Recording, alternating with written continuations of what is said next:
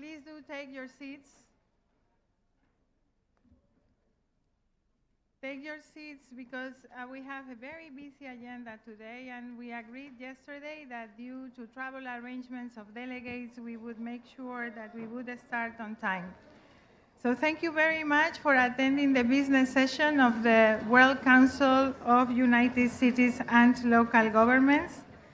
We will start the proceedings under the chairing of Mr. Li Yangbo, Mayor of Daejeon and President of UCLG. President, you have the floor. 네, 감사합니다, 총장님. 존경하는 동료 여러분, 좋은 아침입니다. UCLG 세계 이사회 2부에서 다시 오신 것을 진심으로 환영합니다. 여러분께서 아시는 바와 같이 오늘 우리는 새로운 집행부의 선출, 이번 총회의 주요 성과 검토, 그리고 향후 수년간 우리 조직 활동을 이끌어갈 우선 과제 논의 등 많은 안건을 앞에 두고 있습니다. 시간 관계상 이사회 예부의 개회와 동시에 6번째 안건인 2026년 회장단 보고를 하고자 합니다. 여러분께 배포된 보고서는 2026년 상반기 동안 우리 조직이 추진한 주요 활동과 성과를 정리한 것입니다. 이는 탕헤르 세계 총회를 준비하는 과정에서 우리 조직에게 매우 중요하고도 바쁜 시기였습니다. 이번 상반기 동안 지방정부는 지정학적 불확실성, 민주주의에 대한 도전, 기후위기, 그리고 지속되는 불평등 등 점점 더 복잡한 국제 환경 속에서 활동을 이어왔습니다. 이러한 도전에도 불구하고 UCLG 회원들은 사람과 공동체 그리고 지역을 공공정책의 중심에 두겠다는 의지를 바탕으로 굳건히 단결해 왔습니다. UCLG는 미래를 위한 협약이라는 공동의 힘에 기반하여 사람을 돌보는 것, 환경을 돌보는 것, 민주적 거버넌스를 구축하는 것이라는 세 가지 상호 연계된 우선 과제를 중심으로 활동을 지속해 왔습니다. 이러한 우선 과제는 상반기 동안 우리의 옹호 활동, 파트너십, 학습 프로그램, 정치적 활동 전반의 방향을 형성해 왔습니다. 우리 활동의 핵심 중 하나는 지역사회 협약의 구축이었습니다. 네트워크 전반에 걸친 협의를 통해 지방정부는 돌봄, 평등, 포용, 평화, 지속 가능성을 중심으로 하는 공동의 비전을 발전시켜 왔습니다. 이번 총회에서 확인된 바와 같이 이번 협약은 단순한 정치적 선언을 넘어 지방정부가 다자주의 재활성화 및 2030년 이후의 미래에 기여하기 위한 실질적인 로드맵을 자리매김하고 있습니다. 동시에 UCLG는 성평등, 여성 리더십, 인권, 접근성, 이주, 평화, 구축 및 사회적 포용을 지속적으로 옹호해 왔습니다. 또한 기후, 생물 다양성, 물 거버넌스 관련 국제 논의에 대한 참여를 강화하는 한편 글로벌 의사결정 체계 내에서 지방정부의 역할 확대를 지속적으로 주장해 왔습니다. 글로벌 태스크포스와 전략적 파트너십을 통해 우리는 지방정부가 글로벌 과제 해결에 필수적인 주제임을 계속해 입증해 왔습니다. 특히 이번 상반기는 네트워크 전반의 긴밀한 협력이 두드러진 시기였다고 이기기도 했습니다. 정책위원회, 분과위원회, 지역그룹, 포럼, 학습 프로그램 등은 공동의 활동을 더욱 풍부하게 만들었으며 지역과 정책 분야를 아우르는 회원들의 목소리를 한층 강화하는 데 큰 도움이 되었습니다. 또한 우리의 공동 비전을 뒷받침하는 지식과 정책 도구를 구축하는 데 매우 중요한 진전이 있었습니다. 통역이 잠깐 안 돼가지고 잠깐 중단. 통역이 안 돼?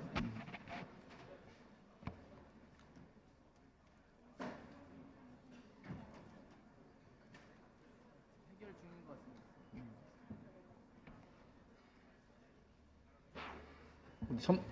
같습니다. 돼? 또한 우리의 공동 비전을 뒷받침하는 지식과 정책 도구를 구축하는 데 매우 중요한 진전이 있었습니다. 골드 7 보고서의 최종 발간은 평등과 돌봄의 경제를 주제로 하여 지방정부가 보다 포용적이고 사람 중심적인 발전 모델을 어떻게 실현하고자 하고 있는지를 보여주는 중요한 공동 성과가 되었습니다. 동시에 도시 인권을 위한 글로벌 현장을 강화하기 위한 노력도 지속되었으며 이를 통해 인권, 존엄성, 포용을 지역 거버넌스의 중심에 두고자 하는 UCLG의 의지를 재확인하였습니다. 이러한 모든 노력은 우리 네트워크가 단순히 변화를 요구하는 데 그치지 않고 지식을 생산하고 공동의 틀을 구축하며 현장에서의 실질적인 행동을 지원할 수 있는 역량을 갖추고 있음을 보여줍니다. 이 탕헤르 세계 총회에서 우리는 함께 이룬 성과에 충분히 자부심을 가져도 된다고 생각합니다. 지난 몇 년간의 논의를 통해 지방 정부가 민주주의, 평화, 지속 가능성, 돌봄의 가치를 지키기 위해 계속 헌신하고 있으며 공동체와 제도 그리고 세대를 연결하는 가교 역할을 지속할 준비가 되어 있음을 다시 한번 확인할 수 있었습니다. 마지막으로 이번 총회 기간 동안 헌신적으로 활동해 주신 모든 해장단 구성원, 지역 그룹 사무국, 파트너 기관 그리고 세계 사무국에 진심으로 감사의 말씀을 드립니다. 이 보고서에 담긴 성과는 진정한 공동의 노력의 결과이며 UCLG의 힘을 보여주는 증거입니다. 감사합니다. 존경하는 동료 여러분, 해장단 보고서에 대한 의견이 있으십니까? 있으시면 말씀해 주시기 바랍니다.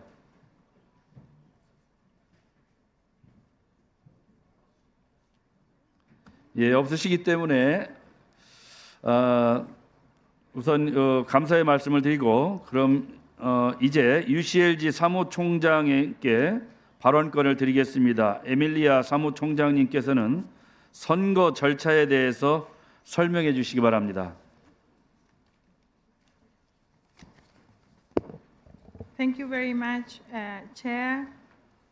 Dear members of the World Council, congratulations with your appointment to this important body that is tasked with defining our policy and the direction of the World Organization. As one of the important tasks of the World Council also is tasked with the duty to elect the leadership of UCLG. The process of elections of our leadership has been discussed by the Committee on Statutory Affairs and has been put forward for decision upon the recommendation of the Executive Bureau to the Council session that took place yesterday. As you know, the elections take place today, and it has been decided that we will have one round of votes for the post of president. The candidate with the highest number of votes will be elected president. We have two candidates for this post, Ugur Ibrahim Altay, Mayor of Konya, and Clara Brugada Molina, Mayor of Mexico City.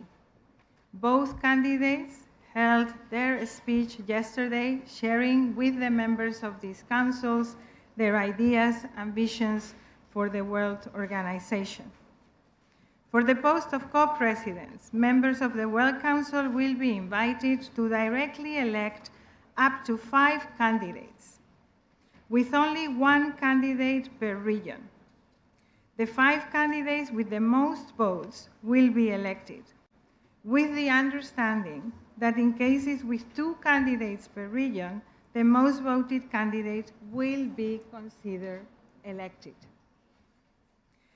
For the chair of the Standing Committee on Gender Equality, and since this position is defined by Article 58 of the Constitution, granting access to the co-presidency post with full rights, the World Council will also hold one round of elections, and the candidate with most votes will be elected. For the post of treasurer, there is only 1 candidate for treasurer at the moment, and so this post will not undergo the voting process. Candidates to the co-presidency.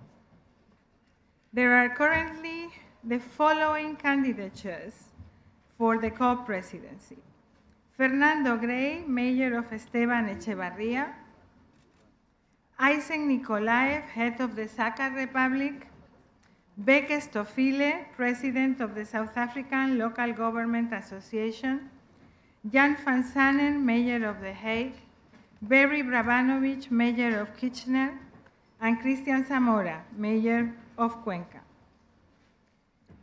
Candidates for the chair of the Standing Committee on Gender Equality: Fatimetu Abdel Malik, President of the Nouakchott Regional Council, and Paola Pavon, Prefect of the Pichincha Province. All of these candidates also put forward their statement yesterday before the World Council. As to the conduct of elections, and to make this a speedy and orderly process, the voting process is organized in 4 consecutive steps, each corresponding to a specific area of the venue. This structure has been designed to ensure that we have an orderly flow of voting members. And this is also the reason why I will ask you to pay attention to the instructions of the UCLG staff and of the Oversight Committee when we guide you through this process. You will not be able to stand all together and queue because there are many votes to be casted. So we advise to do this in groups of around 20 people so that you can be accredited, so that you can queue for not too long and you don't need to stand in the sun outside, because you will need to follow the team through a route that they will be indicating, and you will be needing to go to another tent while you will be casting the votes in this room. On that side of the room, you have the casting tables. The team just informs me that there are long queues outside already. I really beg your patience to do this in the most orderly manner possible. Allow me to describe how this is going to happen. There is a checking voting zone. Voting members are identified. Their identity needs to be verified.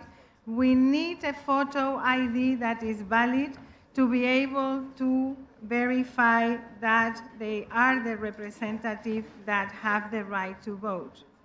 They will receive an assigned voting number and the 3 official ballots.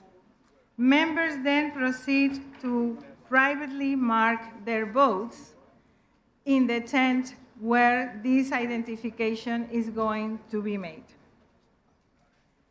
They move directly from the registration area towards the ballot drop area, which I insist is here in this room.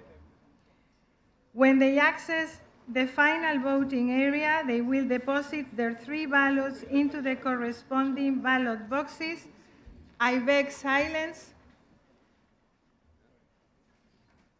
Thank you. And sign the official voting list confirming that their votes have been cast. We will ask members that wish to remain in session of council to take a seat or otherwise leave to additional sessions that might be taking place.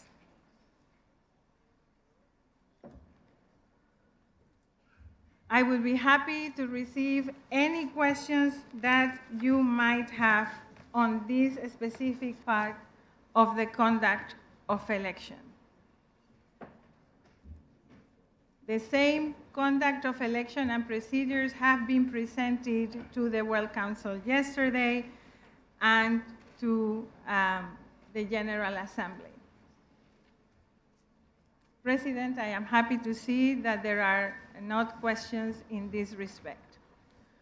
I would then like to clarify the eligibility of the members of the World Council. Only members and their substitutes are eligible to cast a vote.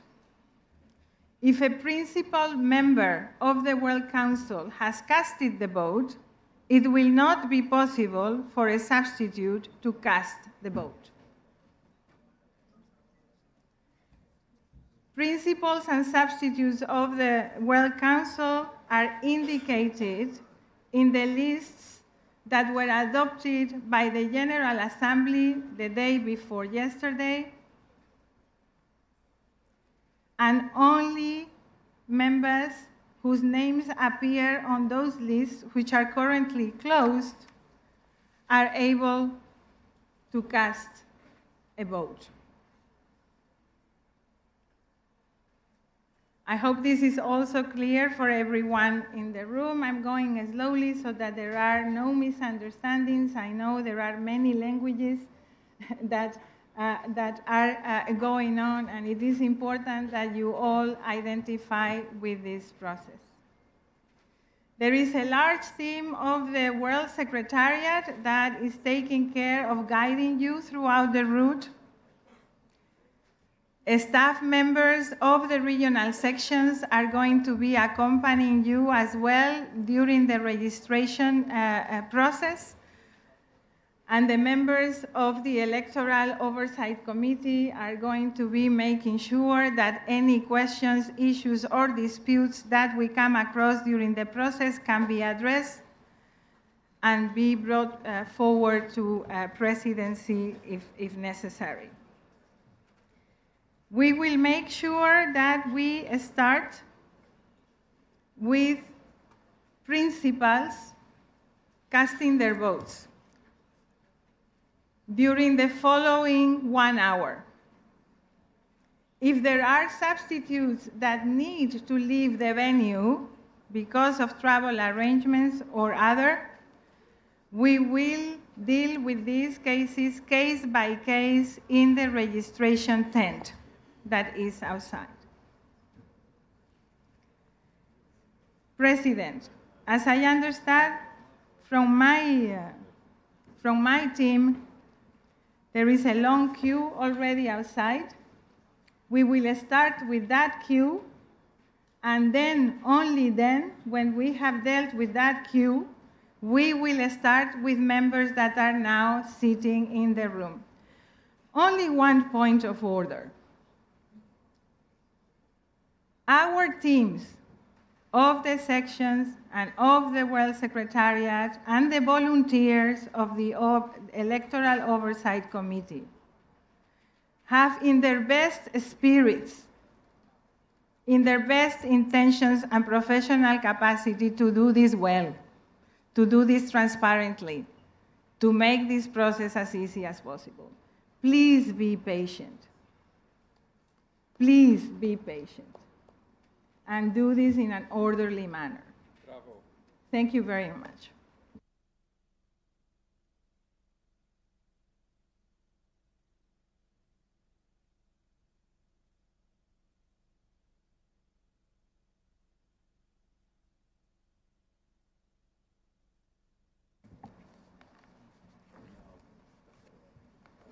No?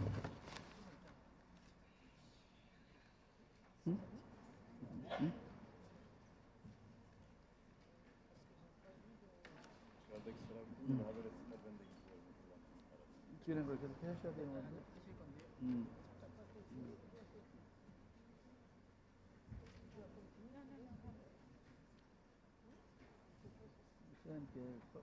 꼭 오시면 연락하시고.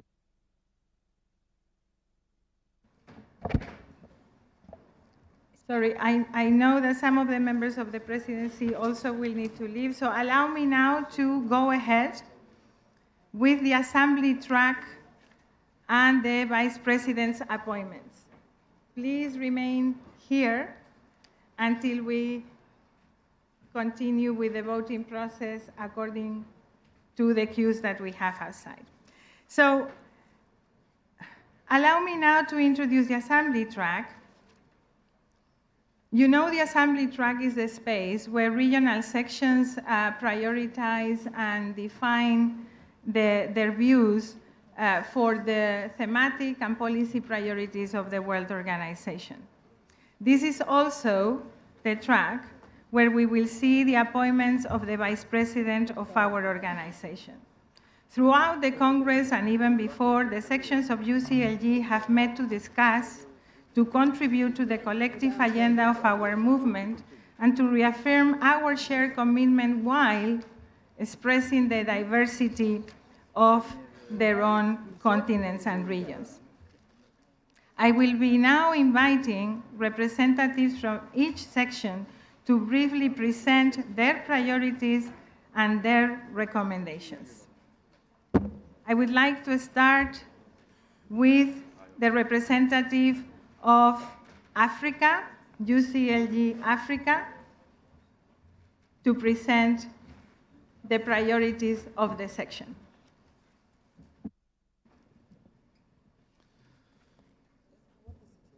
Huh? Let me go there.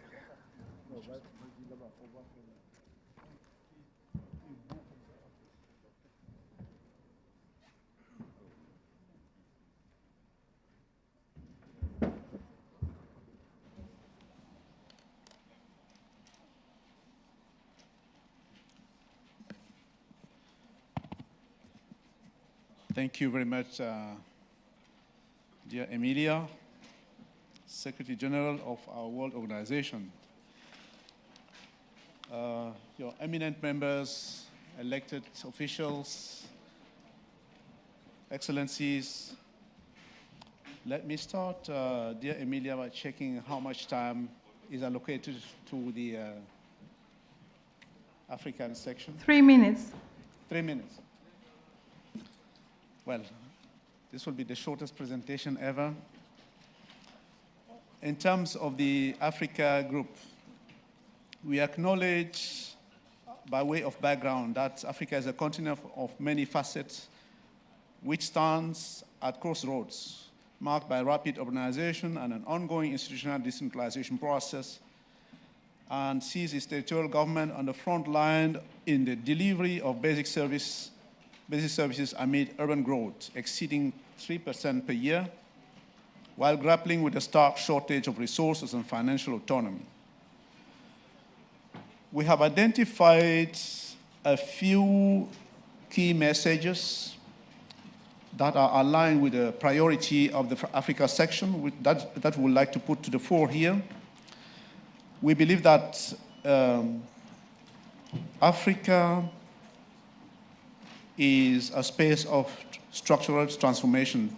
Indeed, territorial governments deliver essential services every day: water, education, housing, health, employment. In a rapidly changing environment, they must be recognized not only as implementing actors, but also as agents of investment, economic transformation, and territorial resilience, who should be placed at the heart of the new sustainable development agenda, post-2030.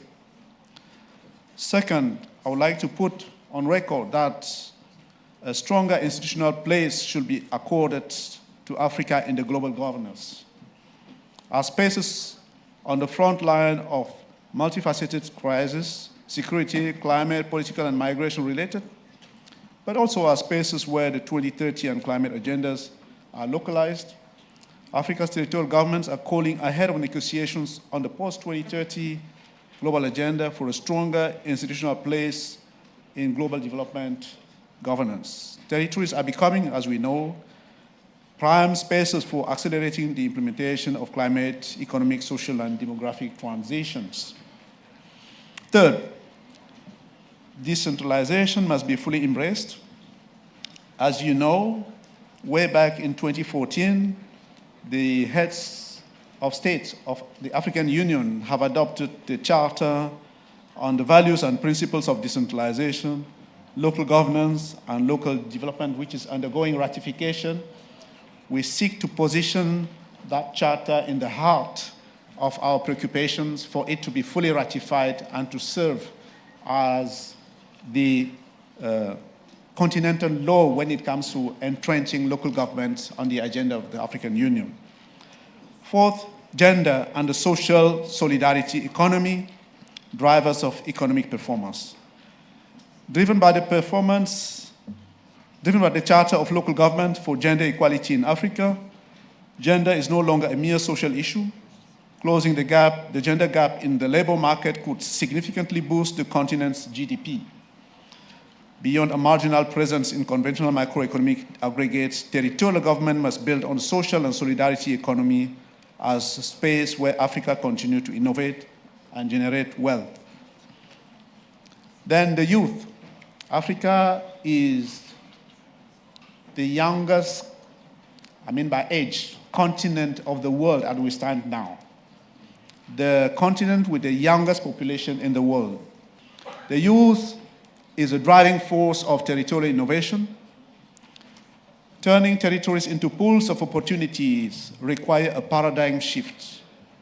African youth is no longer a demographic challenge to be managed, but the primary driver of innovation, job creation, and the economic transformation of territories.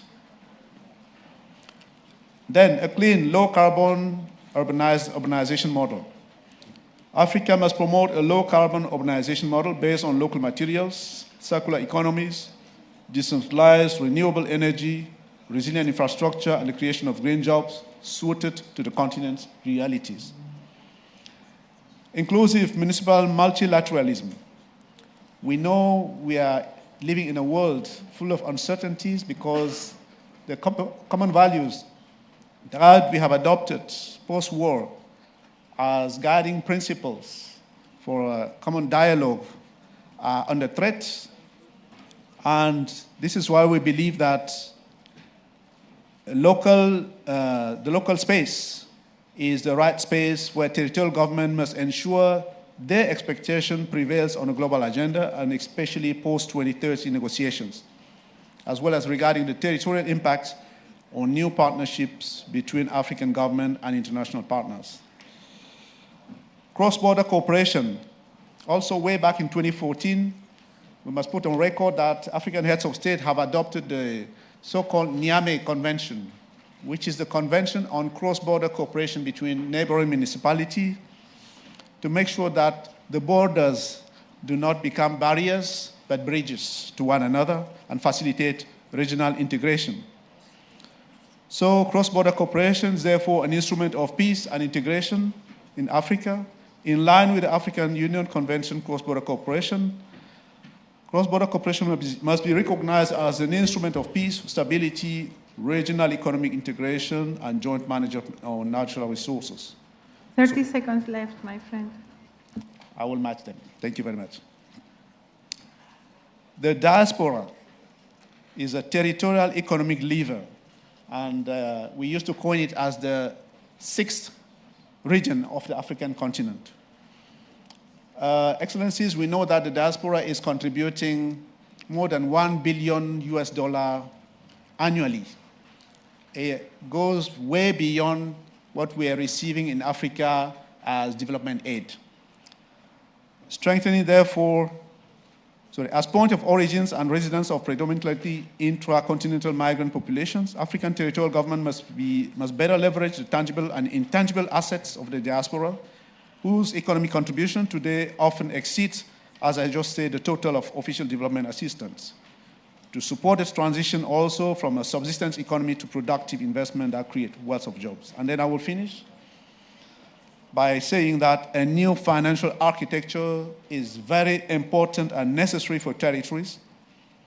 In fact, strengthening the capacities of territorial governments requires greater fiscal autonomy, access to capital markets, the mobilization of innovative financing and climate finance, as well as training for territorial managers that integrate digital technology and artificial intelligence. More broadly, this means shifting African territorial governments from a logic of expressed needs to a logic of mobilized investment into bankable projects and the creation of territorial assets. This, Your Excellencies and Madam Chair, are the priorities of the African group that you would like to put to for of this August body? Thank you very much.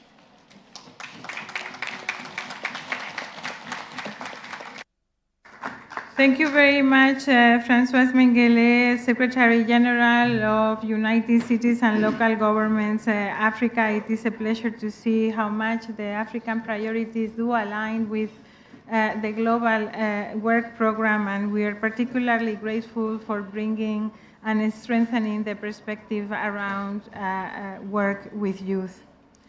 Allow me now to give the floor to the representative of UCLG Asia Pacific, Mr. Lee, Ambassador of GAROC. Sir, the floor is yours.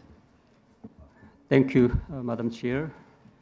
Honorable UCLG President, Co-Presidents, distinguished fellow local and regional government leaders of members of UCLG, on behalf of UCLG Asia Pacific, representing the largest and most diverse constituency within our global network, I am pleased to share the perspectives of Asia and the Pacific.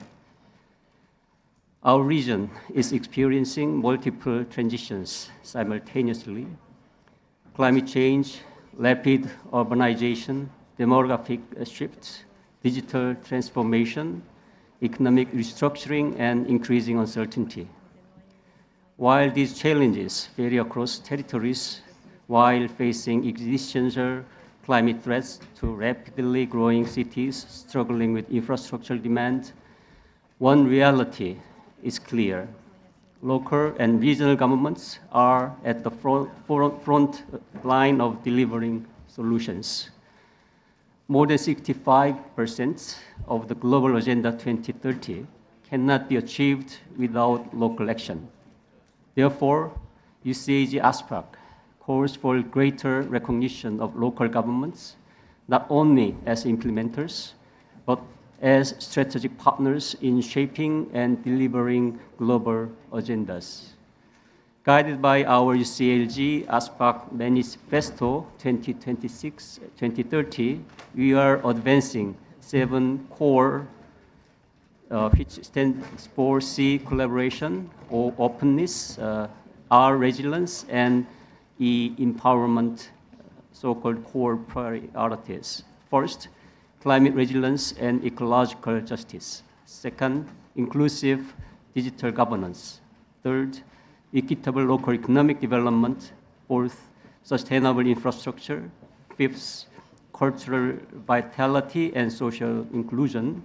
Sixth, localization of global agendas. And finally, seventh, enabling ecosystems through partnerships, knowledge, and financing. We urge the UCLG Action Agenda to strengthen the following 3 key areas. First, accelerate climate action by expanding direct access to climate finance, supporting locally led adaptation, and investing in resilient infrastructure and disaster risk reduction. Second, empower local governments through fiscal decentralization, capacity development, digital innovation, and integrated data system, which no community is left behind in the transition toward sustainable development. Third, reinforce multi-level governance and decentralized cooperation. City-to-city partnership, peer learning, voluntary local reviews, and local diplomacy have proven effective in transforming global commitment into local actions. As we move towards a renewed local social covenant, UCLG ASPAC reaffirms that meaningful localization requires adequate financing, strong institutions, and genuine empowerment of local government. Together, we can ensure that local voices shape global decisions and that no territory is left behind. I thank you, Madam Chair.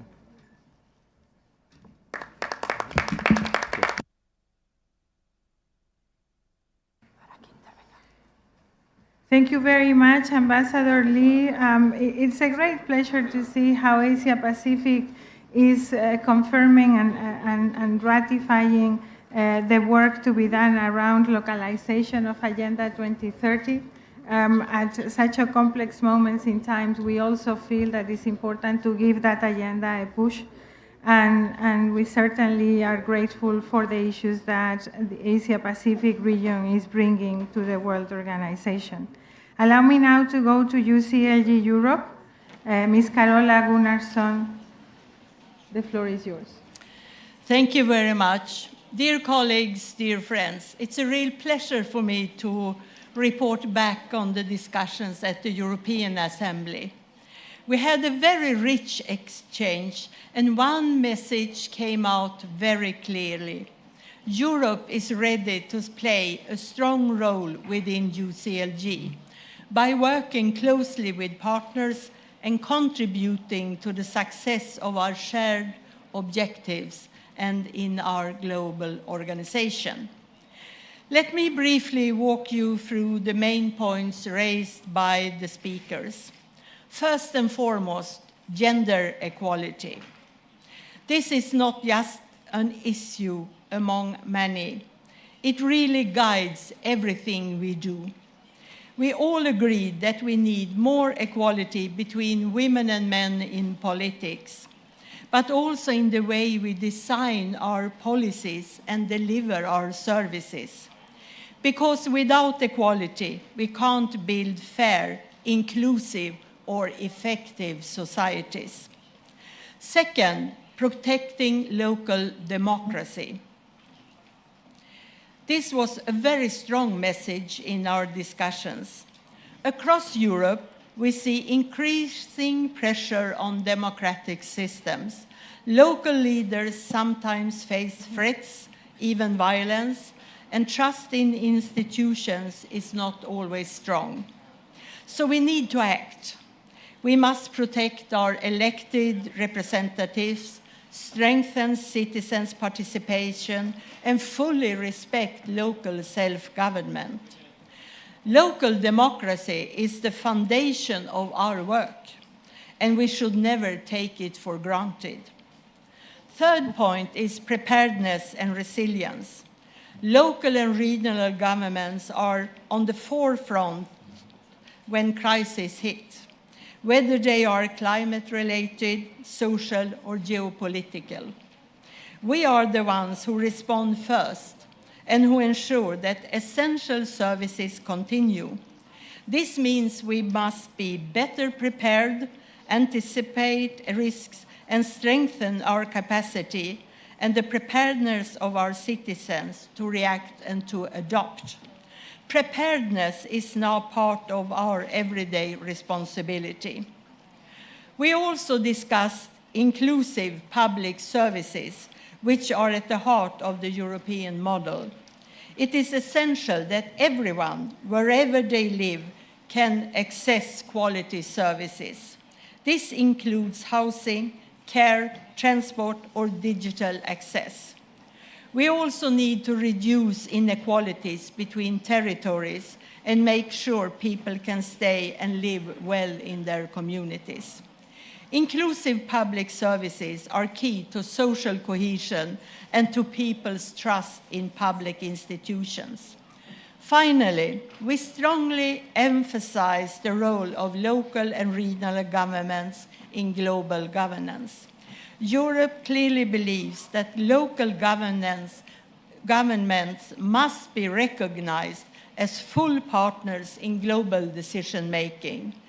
Global commitments, such as the Sustainable Development Goals or climate targets, can only be achieved if they are implemented locally.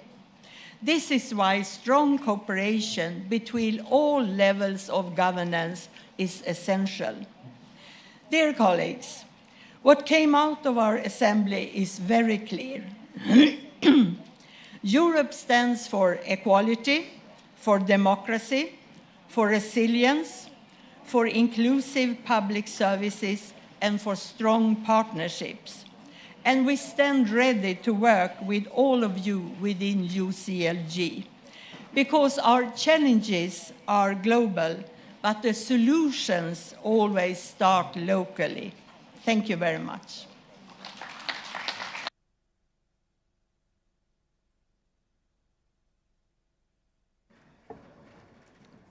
Thank you very much, Vice President Gunnarsson, for sharing with us, in particular, this emphasis on gender equality, which we have been working on, and the defense of democracy, very much in line with your role up until now as a special envoy. Allow me now to give the floor to the representative of Latin America. I think Vice President from Esteban Echevarría is there. The floor is yours. Intendente, a usted la palabra. Muchas gracias.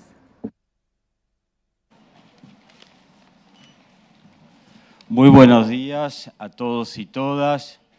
Me dirijo a este recinto como vicepresidente para América Latina con realmente lo que soñamos, lo que pensamos para nuestra región y como una mirada global hacia el mundo. Nosotros creemos que debe haber una gobernanza local centrada realmente en las personas, mirando con una mirada muy fuerte desde lo humano.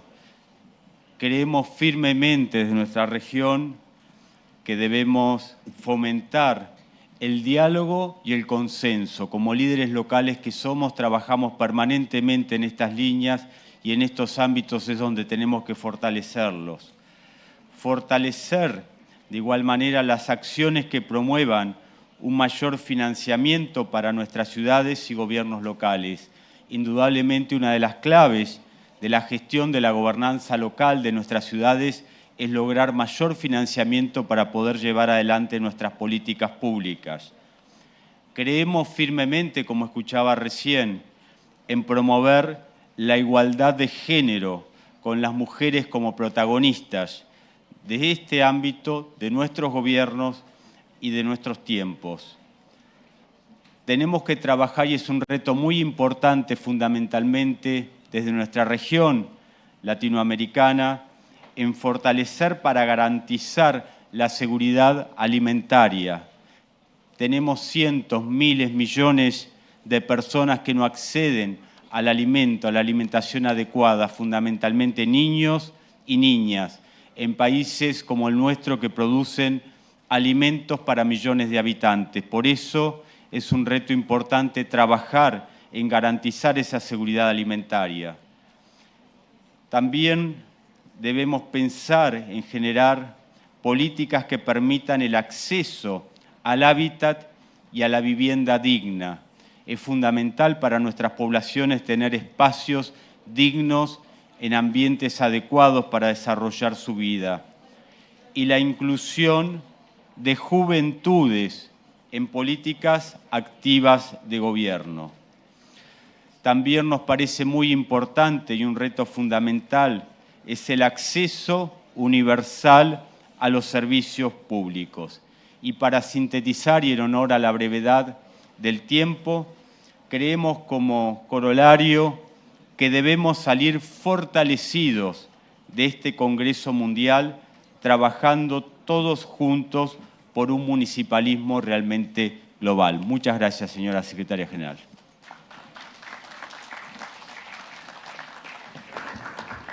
Muchas gracias, Intendente, Vicepresidente por América Latina. Realmente felicito a las secciones por el gran trabajo que se está haciendo de síntesis y por el aporte importante al plan de trabajo de la organización global.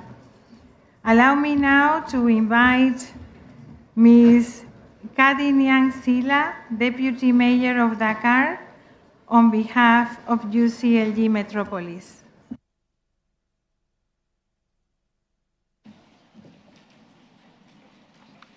Merci, Madame la Secrétaire Générale. Autorités, chers collègues, Mesdames, Messieurs, j'ai l'honneur de vous présenter notre document de prise de position de Métropolis, l'Association mondiale des grandes métropoles, qui résume les points sur lesquels notre association a axé son dialogue et sa coopération. Il s'agit en outre de messages politiques importants pour les grandes villes et des autorités métropolitaines du monde entier, que nous aimerions voir prises en compte dans les documents, les actions de lobbying et les réunions de CGLU.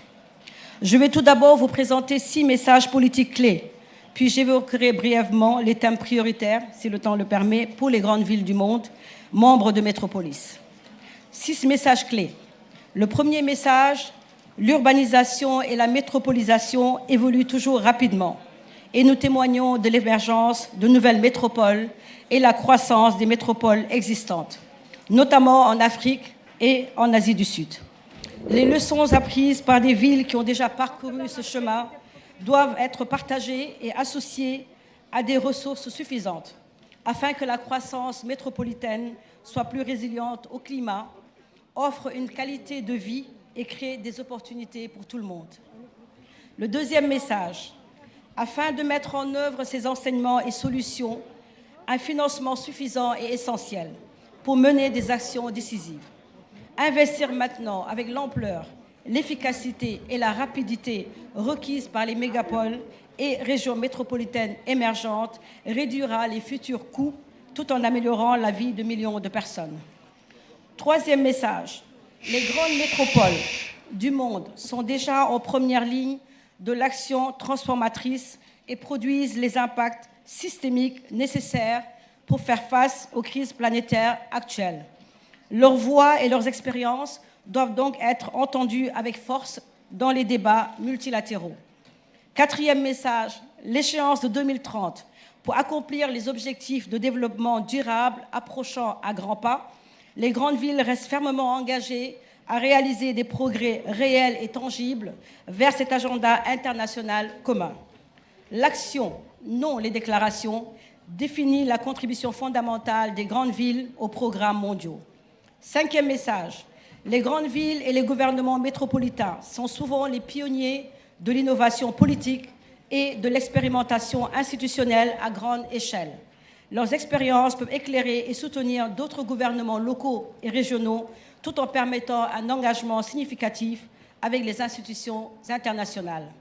Sixième et dernier message, les métropoles tirent des leçons de leurs expériences passées, cultivent une compréhension des réalités actuelles et projettent une vision prospective des futurs enjeux.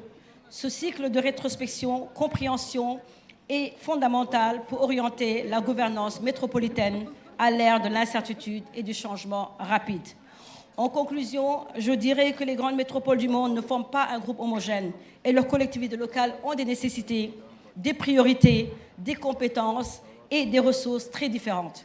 Cependant, Métropolis, l'Association mondiale des grandes métropoles, est depuis 40 ans le lieu d'une conversation métropolitaine internationale qui établit des agendas partagés et pertinents pour toutes les métropoles. C'est sur la base de cette conversation que nous avons distillé ces 6 messages politiques clés auxquels viennent s'ajouter 12 priorités thématiques. Métropolis et les grandes villes qui la composent contribuent, par le biais du document de positionnement qui les énumère, à l'élaboration d'un programme mondial ambitieux et efficace destiné à toutes les collectivités locales, quelle que soit leur taille et quel que soit leur continent. Merci beaucoup pour votre attention.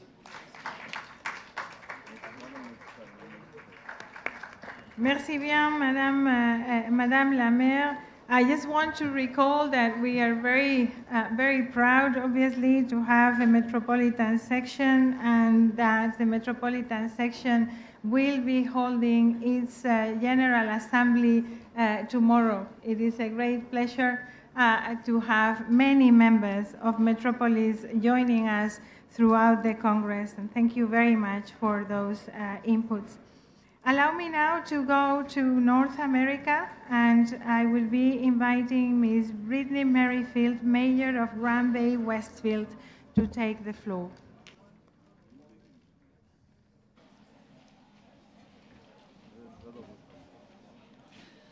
Good morning, colleagues, distinguished delegates and partners. It's an incredible honor to present to you North America's priorities and the feedback that we are offering to UCLG to help guide work in the coming cycle. My name is Brittany Merrifield, and I'm the mayor of the town of Grand Bay Westfield in New Brunswick, Canada. I'm also the president of the Union of Municipalities of New Brunswick, and I'm with a delegation from the Federation of Canadian Municipalities. On behalf of North America, the NORAM caucus has submitted a policy paper grounded in our ongoing international engagement, our international development work, and member policy priorities in infrastructure, housing, climate, and community safety. These are not uniquely Canadian concerns, but they are shared experiences across much of our continent. At the heart of our message is a simple reality. Local governments are essential builders of strong and resilient communities. Yet we are facing mounting pressures such as economic uncertainty, new tariffs and trade challenges, aging infrastructure, and expanding mandates at the intersecting affordability and climate crises, often with limited financial tools to respond. In this context, we have identified key priorities for North America. Municipalities are demonstrating leadership in responding to our shared challenges through city diplomacy, exchanges, and partnerships.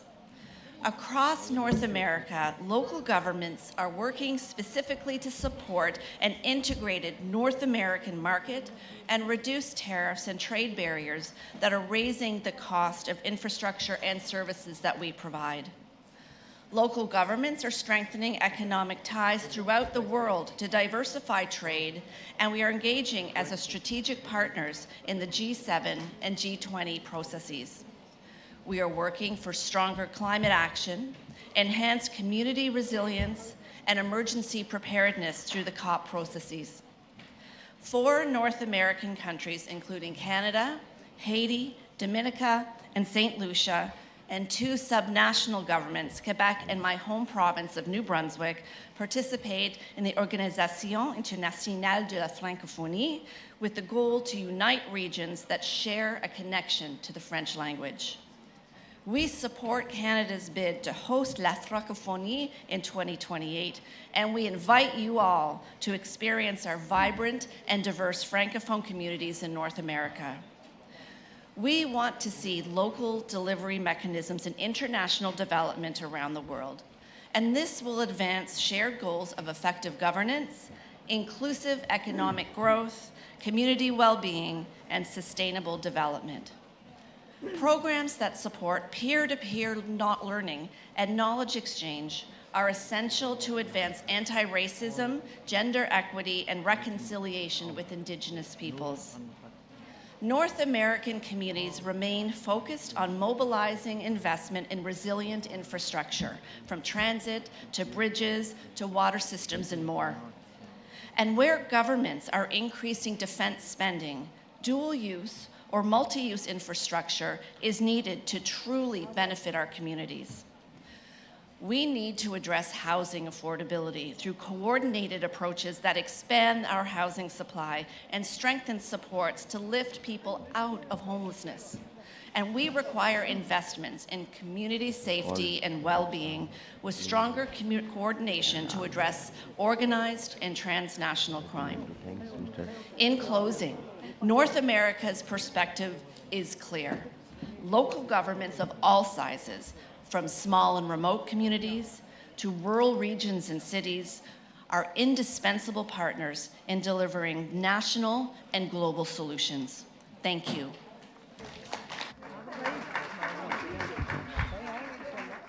Thanks a lot. Thank you very much, Mayor Merrifield, for these inputs from the North American section.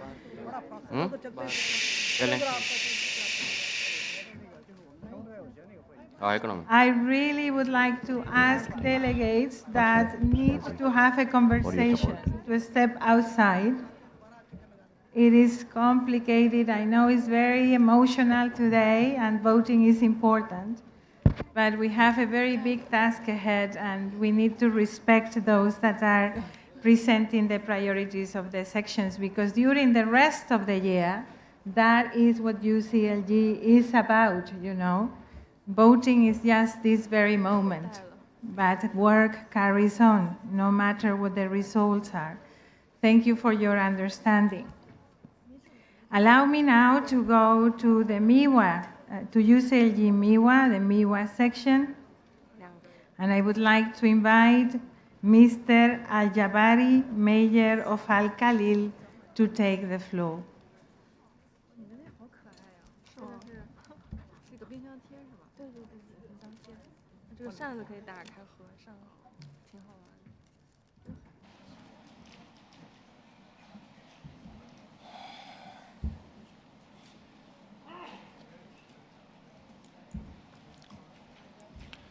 صباح الخير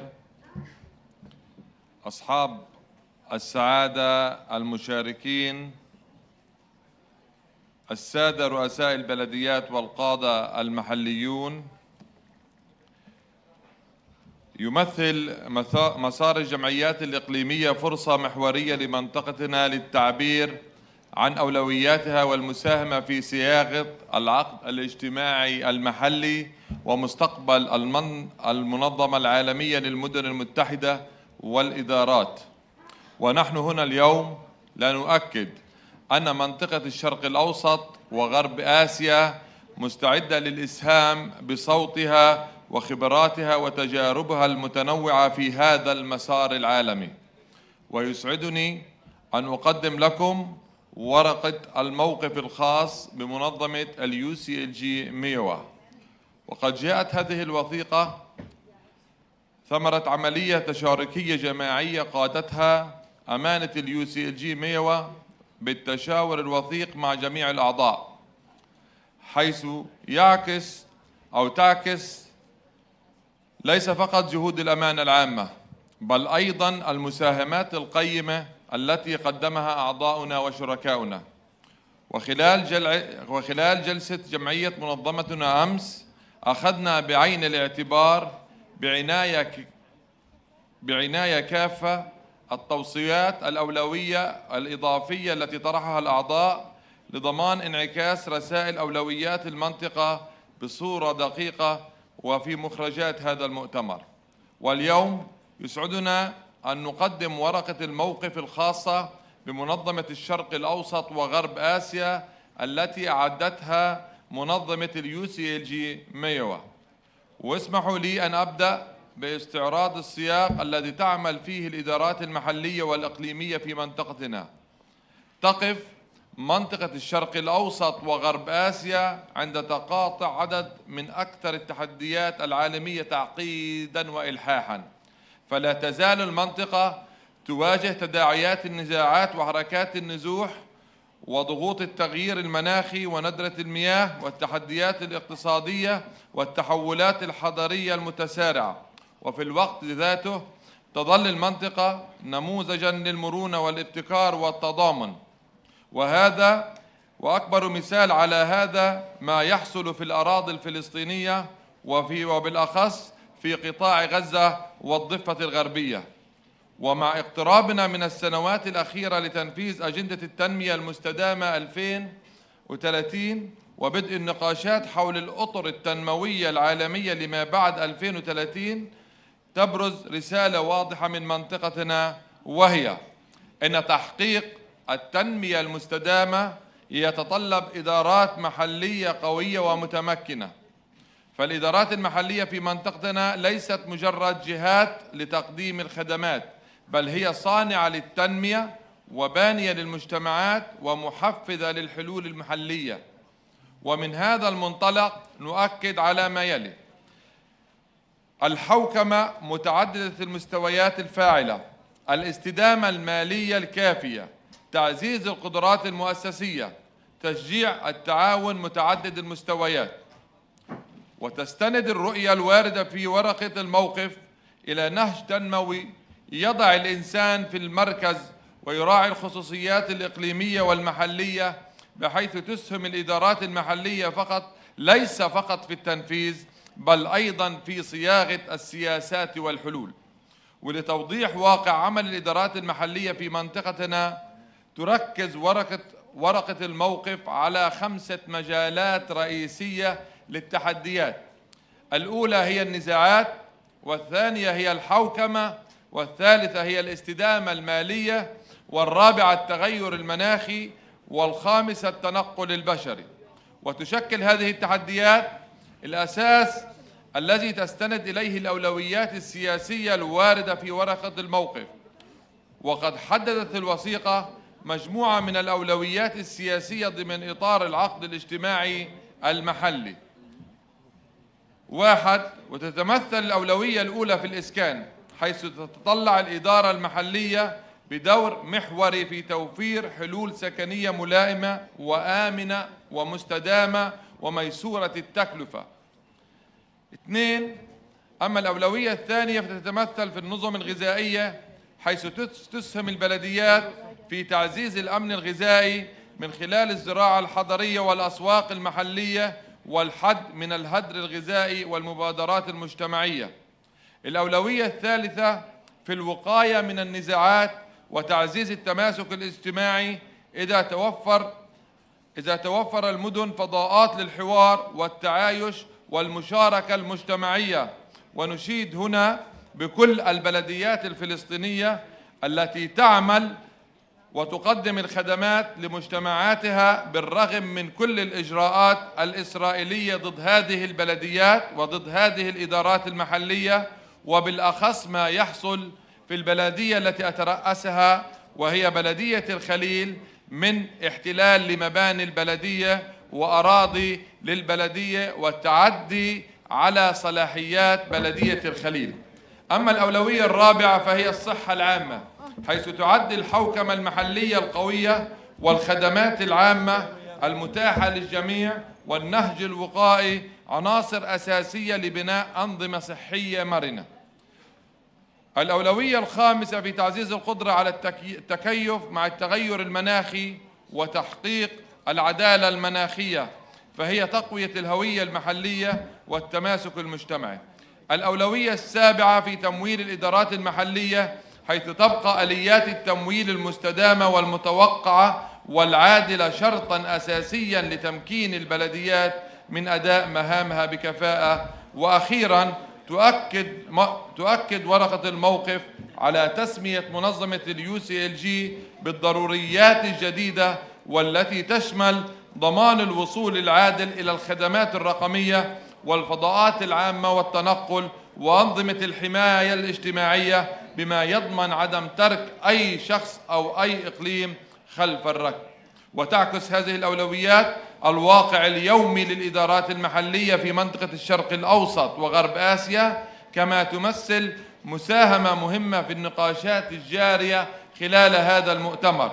وتتضمن ورقة الموقف أيضاً نماذج عملية لسياسات ومبادرات تم تنفيذها بالفعل من قبل الإدارات المحلية في المنطقة، فمن برامج دمج اللاجئين على المستوى البلدي في تركيا والأردن ولبنان، والتي دعمت التماسك الاجتماعي وتحسين تقديم الخدمات، إلى برنامج المدن الصديقة للمرأة في تركيا التي عزز المساواة بين الجنسين والحوكمة الشاملة. وتبرهن هذه المبادرات على الأثر الحقيقي للحلول المحلية.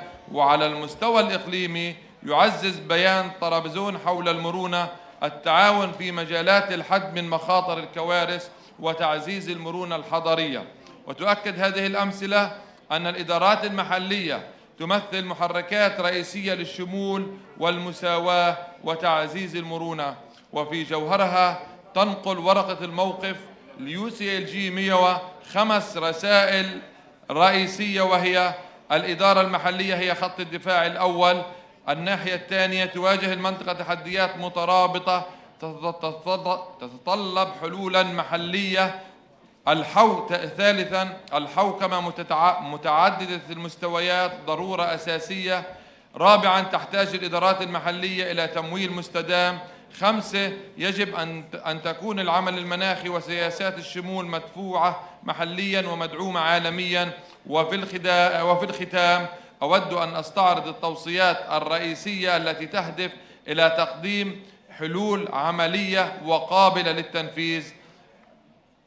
أولها تعزيز دور الإدارات المحلية والإقليمية في أنظمة الاستجابة للأزمات والتعافي، ويجب دعم دور الإدارات والبلديات المحلية في الضفة الغربية وقطاع غزة من فلسطين، دعم اللامركزية وإصلاح منظومات الحوكمة، ضمان تمويل محلي مستدام وعادل يهدف للتنبؤ به، توسيع نطاق المرونة المناخية وتحسين استدامة الخدمات، تعزيز الشمول والتماسك الاجتماعي، وأخيراً تقوية التنسيق والمناصرة على المستويين الإقليمي والدولي.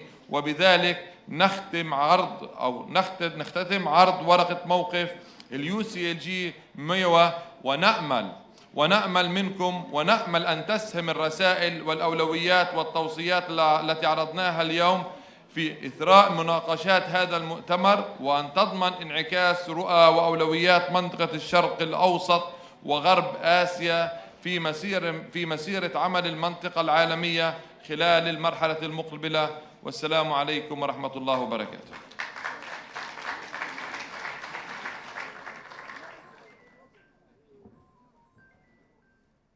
Thank you very much, Mayor, for presenting these priorities of the section and also for recalling, obviously, the important job that local governments are doing under very dire circumstances in Palestine, the continuation of service provision, our solidarity with our membership and the people of Palestine from this World Council, which was also expressed yesterday. Thank you very much.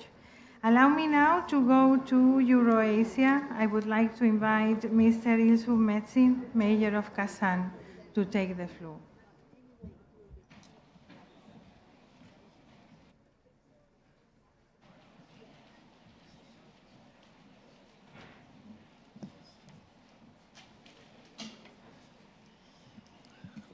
Dear friends, dear UCLG family, I have been involved with UCLG for many years. I passed 4 elections and I know what a hard job it is. First of all, for Secretariat Emilia personally and colleagues with whom we have been working for a long time, I wish success. I am sure that the leadership we will choose today will make our organization stronger and the voice of local government will be heard more powerfully. And now allow me to switch to my mother language. Уважаемые участники Всемирного совета, главный приоритет городов Евразии – это прежде всего счастливый человек. Наши муниципалитеты работают в условиях колоссального культурного, климатического и социального разнообразия, но нас объединяет общее стремление обеспечить достойную жизнь каждому жителю и сделать города более справедливыми, устойчивыми и инклюзивными. В сфере жилищной политики мы рассматриваем жилье в первую очередь как фундаментальное право человека и общественное благо. Наш приоритет – обеспечить возможности получить достойное, безопасное и доступное жилье для всех, сократить социальное и территориальное неравенство, развивать инклюзивную жилую среду и создавать жизнестойкие населенные пункты, способные адаптироваться к экстремальным климатическим условиям.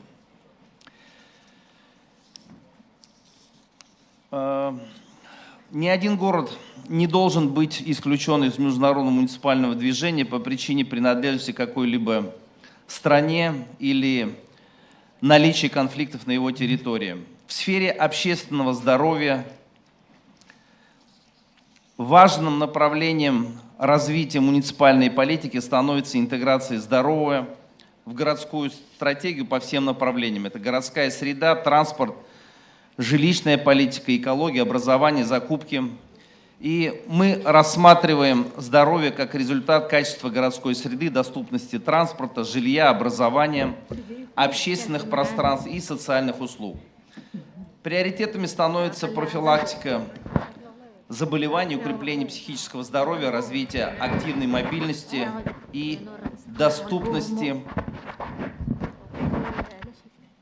повышение устойчивости городов к будущим эпидемиологическим вызовам. Особое значение Алексей, у меня там, Жень, 4-я страница выпала. Дайте, пожалуйста, со стола. Особое значение для евразийского региона имеет культура. Мы рассматриваем ее не только как наследие прошлого, но и как ресурс будущего, основу социальной сплоченности, идентичности, устойчивого развития. Именно поэтому мы поддерживаем продвижение самостоятельной цели по культуре в повестке дня 2030 года. Города Евразии также едины во мнении, что в международные документы в области культуры необходимо включить, такое направление,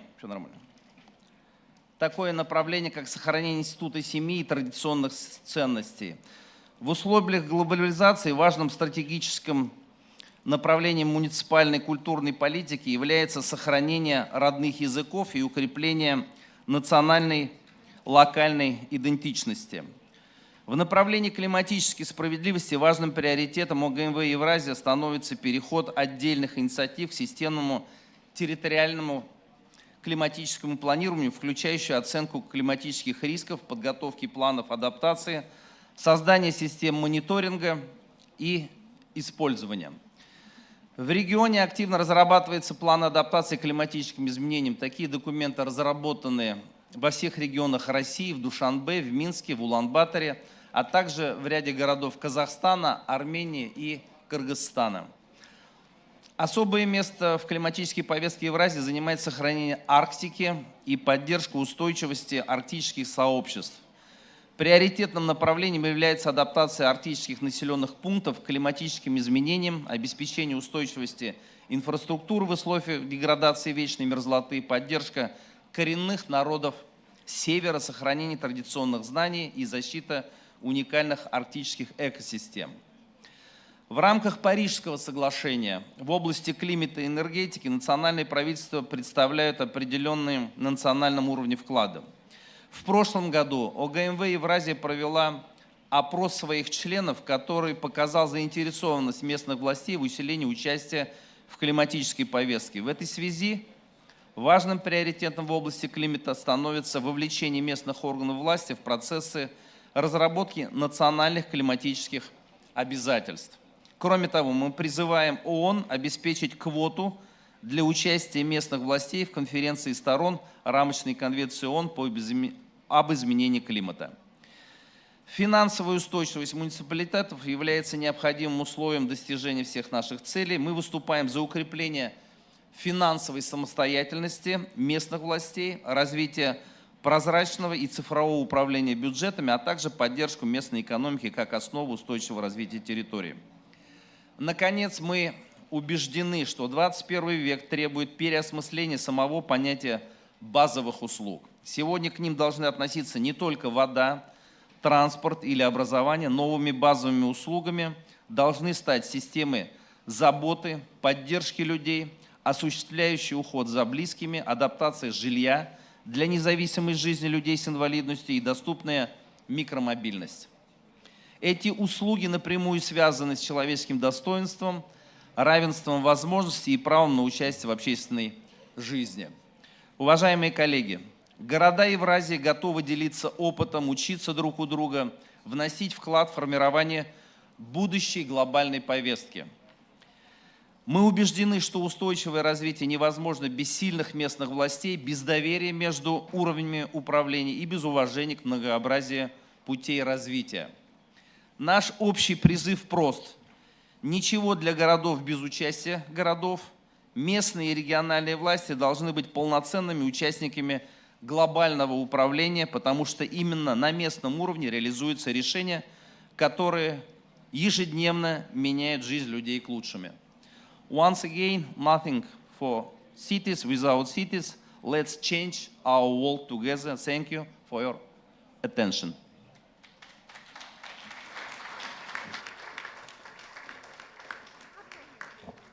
Thank you very much, Mayor Metzin, for the inputs from the Eurasian section and for that commitment of cities to continue working towards the development goals.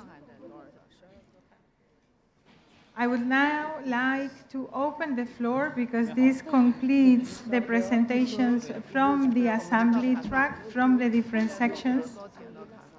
Allow me to open the floor if there are any comments or remarks that members of council would like to make in this respect. Paula. Yes, of course. I understood that there was going to be no presentation, but please go ahead. Forum of Regions. Gracias, Emilia. Buenos días a todos y todas.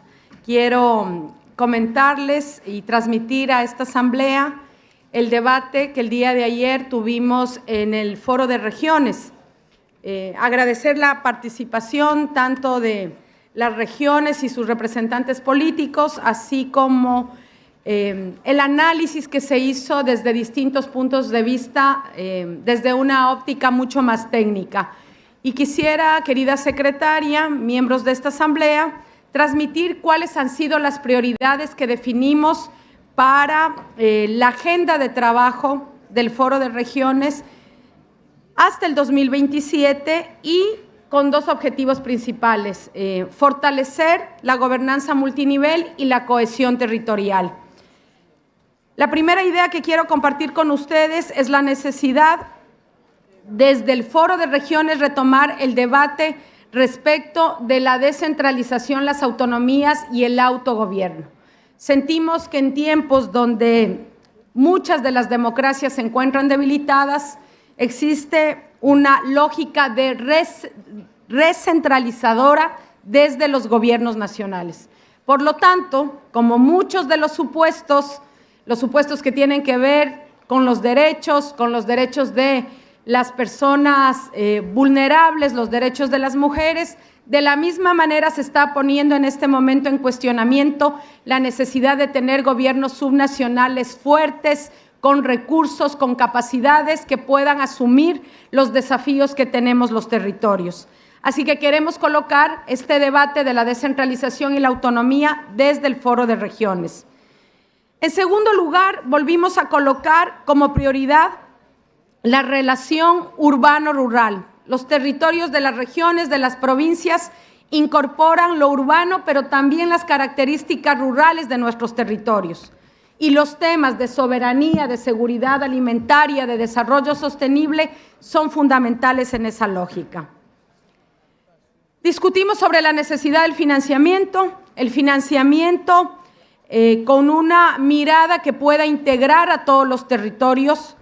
Creemos que es fundamental que la banca de desarrollo pueda mirar a las regiones como un motor de integración y de redistribución de lo que significan esos recursos. No vamos a lograr cumplir los objetivos de desarrollo sostenible, no vamos a lograr superar la pobreza si no tenemos los recursos necesarios. Y finalmente, un tema que no es menor, democracia y desarrollo van de la mano. Este ha sido un tema en el que nuestros miembros insistieron, tenemos que seguir fortaleciendo la democracia. La democracia es el único camino que nos permite el respeto a las diversidades, que nos permite colocar en el centro de la prioridad de nuestra política pública a las mujeres y a los sectores más vulnerables. Finalizo esta corta intervención poniendo a disposición a los miembros de esta asamblea este espacio de debate en donde las regiones y las provincias son fundamentales. Lograr esta conexión y esta gobernanza multinivel es uno de los objetivos fundamentales para lograr el desarrollo y la articulación de esta familia, la familia de los territorios. Muchísimas gracias, secretaria. Muchas gracias, presidenta.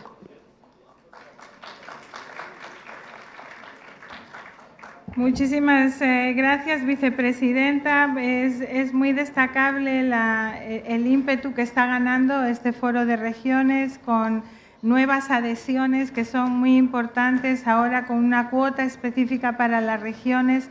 Esperamos que aquellas regiones que son ya activas dentro de las diferentes secciones se unan a este espacio de debate tan interesante que estamos convencidos será parte de la llave de nuestro hacer internacional también para la agenda de las ciudades. Muchísimas gracias. And now If there are no additional comments or remarks, I know everybody is very busy with several things, I would like to go through the nominations for Vice Presidency. And I am pleased to share with you the following list that has been nominated and informed to the World Secretariat. I will read all the names, and then I suggest that we do an acclamation together. So for Africa, Mr. Amadou Kone, Mayor of Bouaké, President of the Union of Cities and Municipalities of Côte d'Ivoire, will be the Vice President of UCLG for Africa. For Asia Pacifico, Mr. Dakila Carlo Ekua, Governor of Quirino Province, President of the Union of Local Authorities of the Philippines, President of UCLG ASPAC. He will also be the Vice President for ASPAC to UCLG. For Eurasia, Mr. Aybek Dukukaliev, I am sure I read this wrong, sorry sir, Mayor of Bishkek, he will be the Vice President of UCLG for Eurasia. For Europe, Ms. Carola Gunnarsson, Councillor of Sala. For MEWA, Mr. Youssef Al-Khazbarev, Mayor of Amman. We have one nomination that has not been made known yet, which is the one of Latin America that will be coming probably throughout the day to this council, and we will duly inform. For North America, Ms. Brittany Merrifield, Mayor of Grand Bay Westfield, President of the Union of Municipalities of New Brunswick. For Metropolis, Ms. Fatiha El Moudni, Mayor of Rabat. And for the Forum of Regions, Ms. Paola Pavon, Prefect of Pichincha Province. So with this, I would suggest we applaud and congratulate all of the Vice Presidents.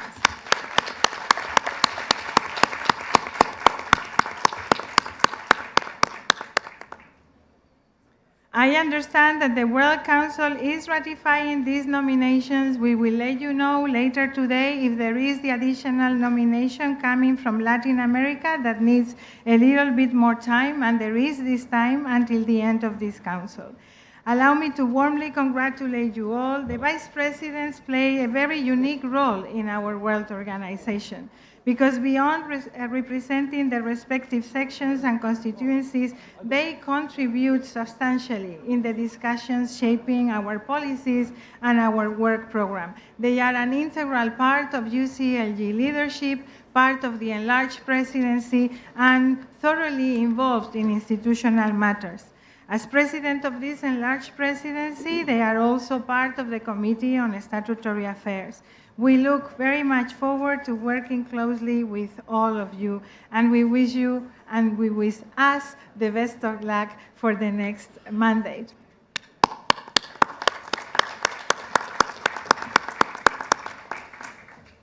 So before I give the floor to the chair of the segment covering our work program, we have a very important celebrative moment. We think we would like to invite you all to pay attention to the Guangzhou Award ceremony.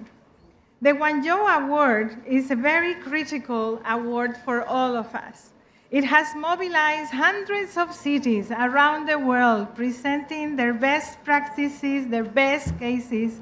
It has supported them not only to innovate, but also to become known.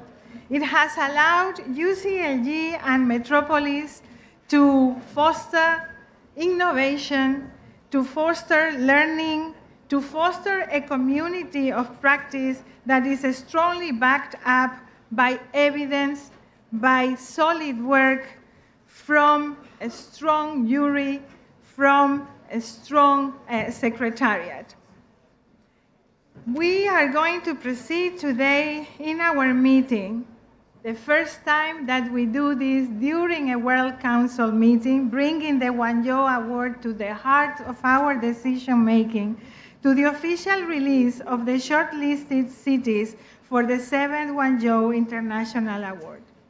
Since the co-founding of this award already in 2012, alongside the city of Guangzhou and Metropolis, UCLG has championed the initiative with the belief that only working together, only putting through innovation and practices, only learning from each other, and only making sure that global agendas are localized, we will be able to meet the goals of sustainability and development of humanity. Metropolis and UCLG are certainly very, very grateful for the leadership of the city of Guangzhou, part of our political leadership for many years, and now the driver of an important milestone.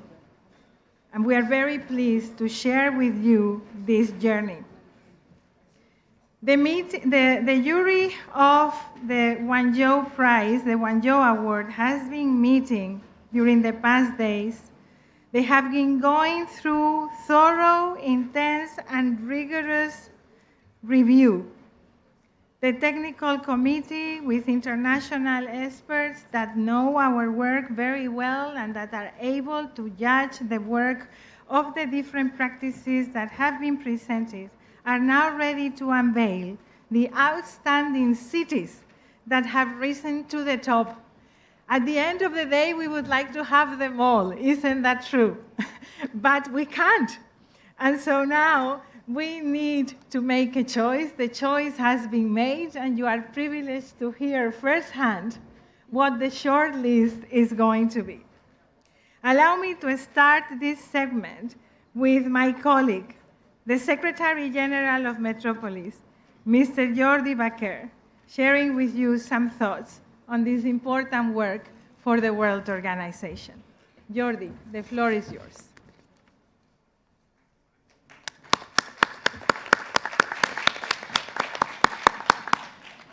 Muchas gracias, Emilia. Voy a hablar en español para contribuir a la globalidad de un premio del cual estamos tan orgullosos de ser copatrocinadores. El premio Guangzhou se ha convertido en una referencia internacional de buenas prácticas, en una referencia internacional de innovación, no solo por las buenas prácticas que estamos viendo cada año, sino también por la metodología rigurosísima que ha convertido este premio en un referente internacional. Estamos no solo orgullosos, sino además inspirados por esta manera de trabajar que hemos desarrollado a lo largo de los años con la ciudad de Guangzhou en el liderazgo. Y quería hacer dos cosas. La primera, agradecer a los cientos de ciudades grandes y pequeñas que han presentado sus prácticas, que son quienes realmente le dan vida a este premio.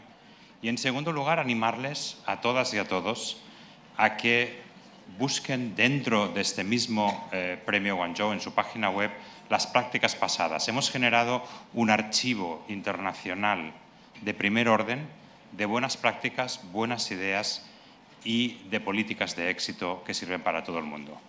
Así que gracias por hacer parte de este premio, gracias sobre todo a la ciudad de Guangzhou, y vamos a desear la mejor de la suerte a todos los que han sido candidatos en esta ronda. Gracias.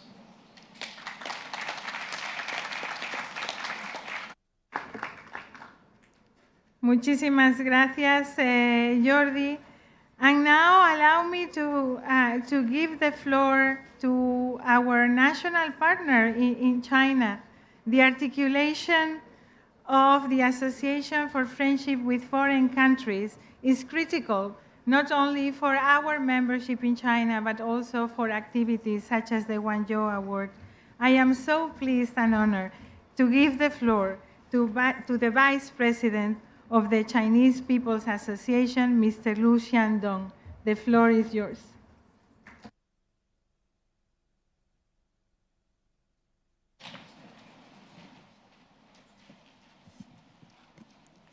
尊敬的艾米莉亚·塞兹秘书长、乔尔迪·巴克尔秘书长、胡靠副市长、各位来宾、女士们、先生们、朋友们，今天我们在世界城地组织世界大会期间，共同迎来第7届广州国际城市创新奖的初评结果的发布。首先，我谨代表中国人民对外友好协会，衷心感谢东道主丹吉尔市政府及会议组织团队的热情接待和周到安排，同时向世界城地组织、世界大都市协会以及全球各地城市代表、专家学者致以诚挚的问候。推动中国城市走向世界，深化中外地方城市交流合作，一直是我们中国人民对外友好协会的重要工作方向。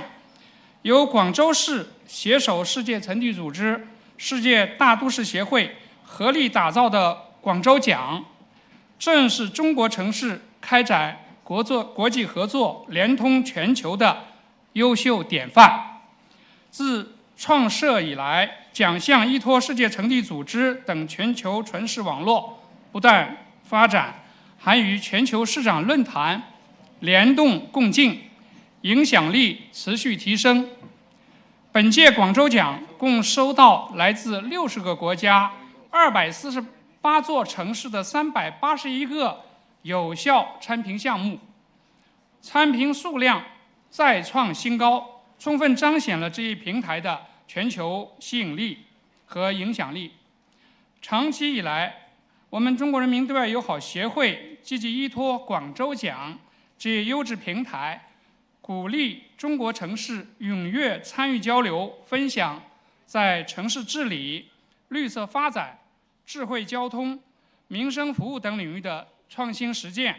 一大批优秀的中国城市创新项目借此走出国门，走向国际视野，既展示了中国城市的发展成果与治理经验，也为全球城市发展提供了务实参考。此刻，本届广州奖15个入围创新项目即将揭晓，在此，我向所有成功落围的城市表示热烈祝贺。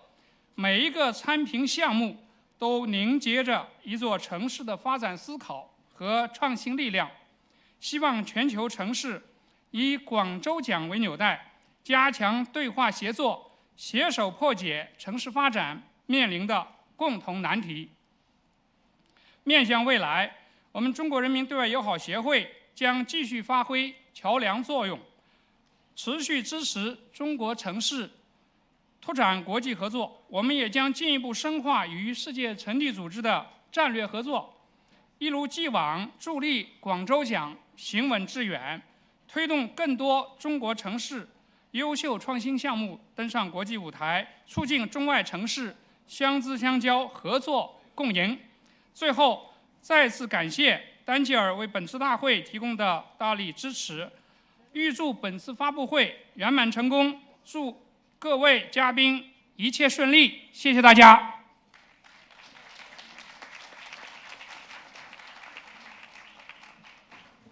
Thank you very much, Vice President Liu. It's always a great pleasure and an honor to have you join us. Thank you for the commitment of the association, for the openness of Chinese cities internationally, and for the great work that is being done within the framework of the Guangzhou Award. Welcome again. Now it is my pleasure to invite the representative of our host and co-founding city, our city of Guangzhou.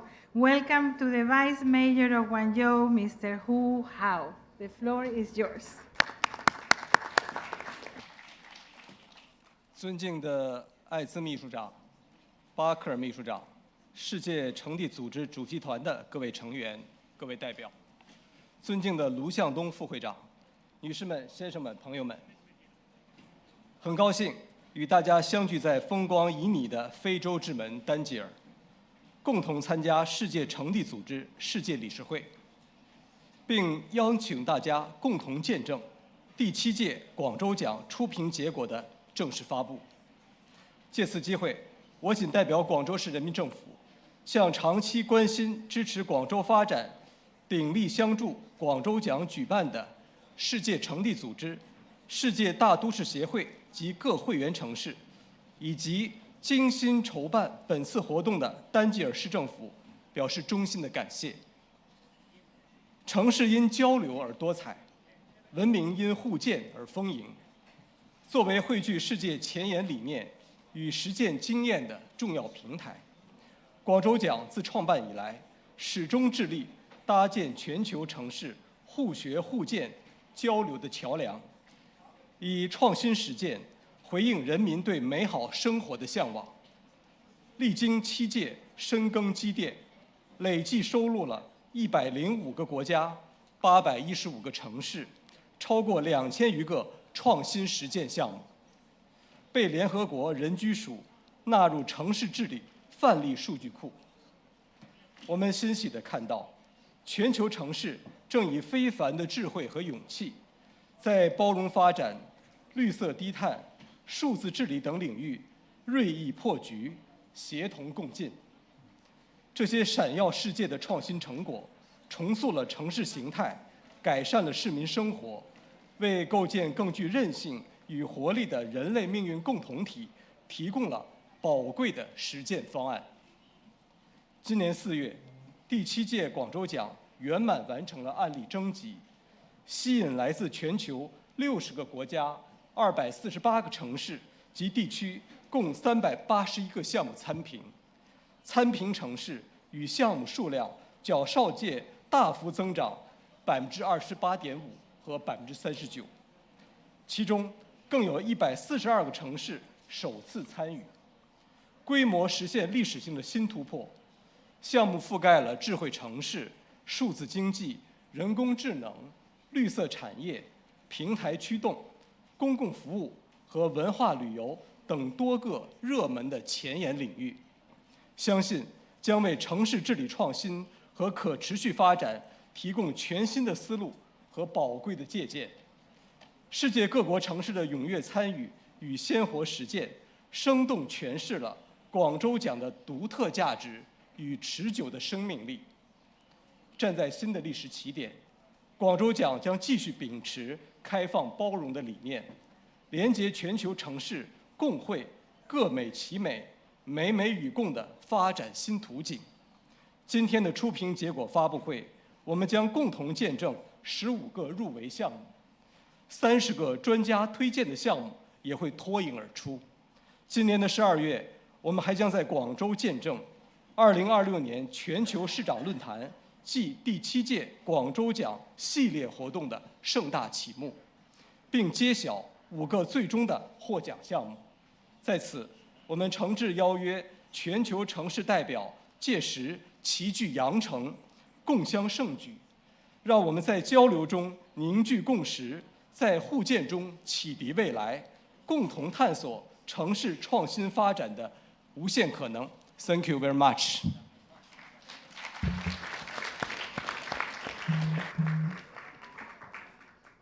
Thank you very much, Vice Mayor. We have a very, very busy end of the year in China with many proposals for us to join.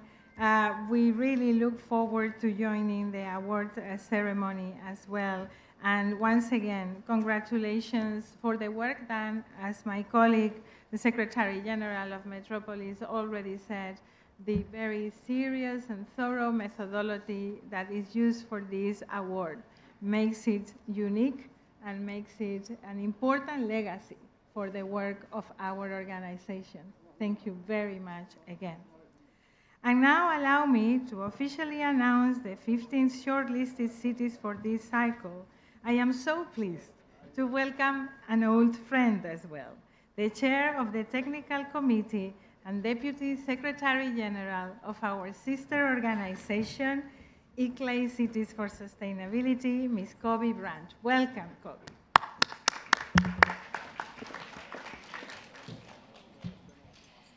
Thank you very much, Honorable Chair and Secretary General Emilia Zayas from UCLG and our friend Secretary General of Metropolis, Jordi. It's a real honor to be here, and to the leadership of Guangzhou, thank you very, very much for making this award possible, making it a reality to celebrate the wonderful work that is happening right now as we speak in our towns and cities around the world. Our technical committee, and I'm speaking here on behalf of the technical committee as chair, but we really came together as one voice after 3.5 days late last night with this list of 15 cities. And I can say we're speaking as one voice when we present the 15 cities. It was no easy task.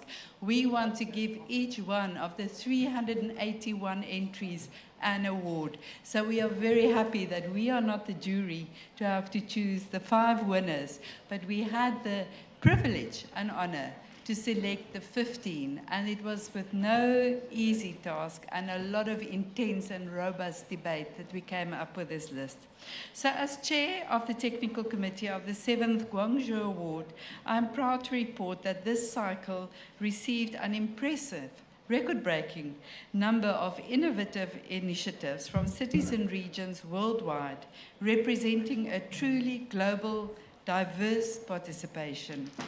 Through a rigorous 3-step evaluation process, our committee successfully identified the exemplary cases and further narrowed them down to the final outstanding shortlisted projects that demonstrate the exciting future of urban sustainability, a shared imperative for all of us.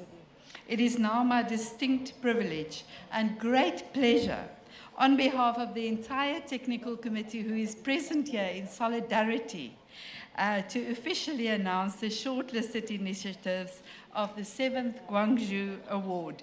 I'm going to ask, we need 381 rounds of applause for all the entries, but I'm going to ask that we only applaud at the end of number 15.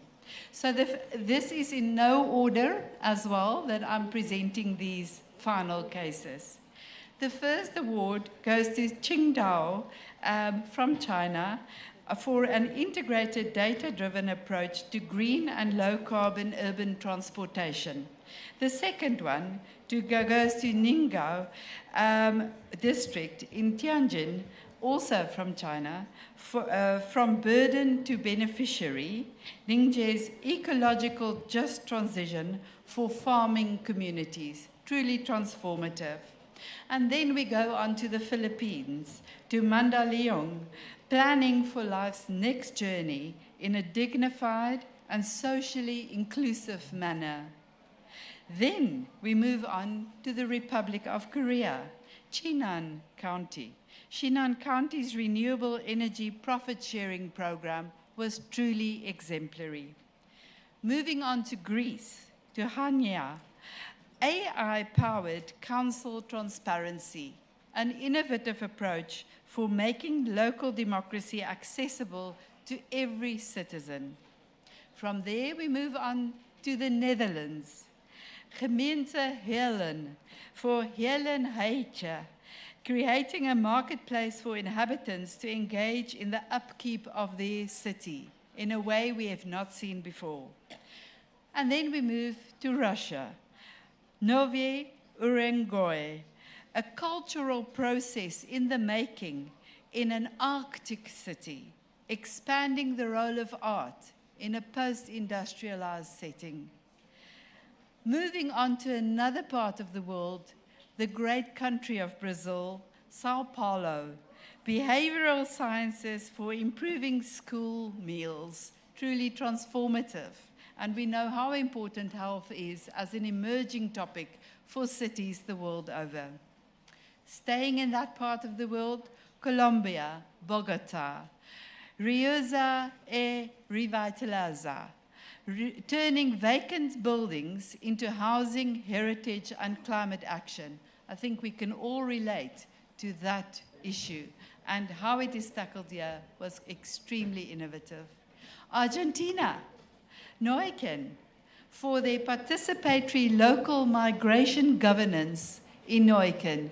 There they welcome migration in a proactive way and getting ready for a future world.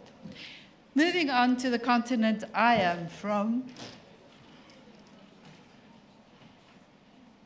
very proudly so. Taraka.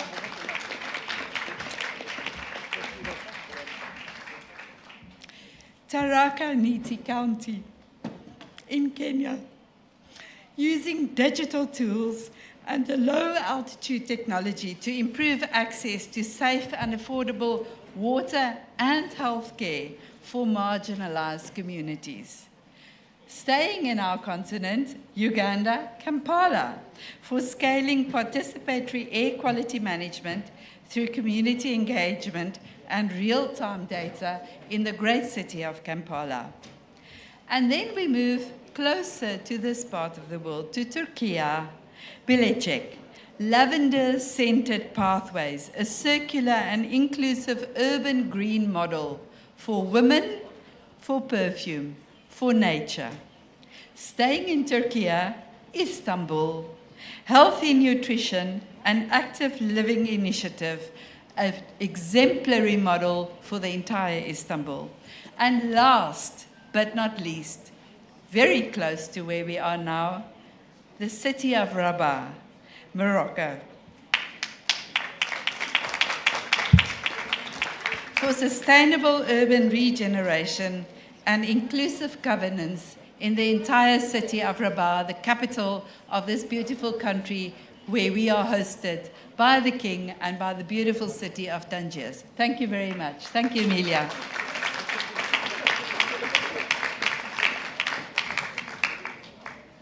So I understand that we are going to have a video now. Thank you very much, Kobe, for that great job of going through all these wonderful cities. Let us watch the video, please.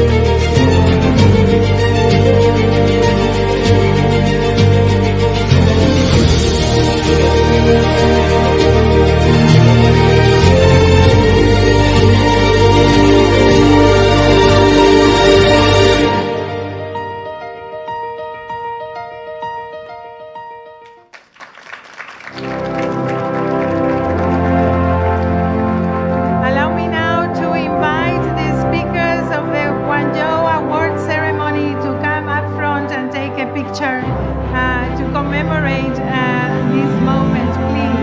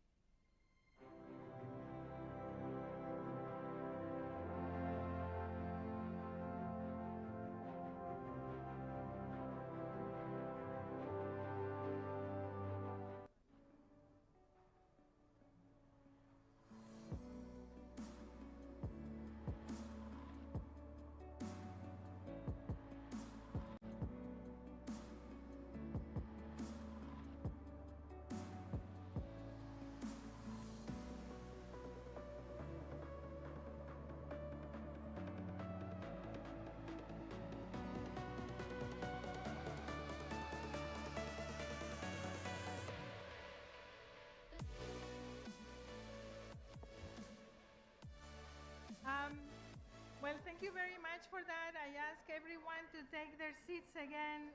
We continue work now. We continue with the Presidents of the World Council. This is what United Cities and Local Governments is. You know, we go from celebrations to hard work and vice versa. So allow me now to invite Fatimetu Abdel Malik, the President of the Nouakchott region and Co-President of UCLG, to carry on with our agenda. And we will be starting covering the work plan for 2027. Madame la Présidente, c'est à vous la parole. Merci. Merci beaucoup, Emilia. Comme d'habitude, prenez vos casques parce que je parle français. Chers collègues, tout au long de ce congrès, nous avons réfléchi aux défis auxquels nos communautés sont confrontées. Renouer nos instances statutaires et réaffirmer notre engagement commun à bâtir des territoires plus inclusifs, durables, démocratiques et pacifiques. Nous nous tournons désormais notre attention vers l'avenir et vers la mise en œuvre concrète des priorités ici de Tangier. Pour présenter le plan de travail pour 2027, j'aimerais bien inviter ma sœur, Madame Carola Golnasson, conseillère municipale de Salah et vice-présidente de l'Europe.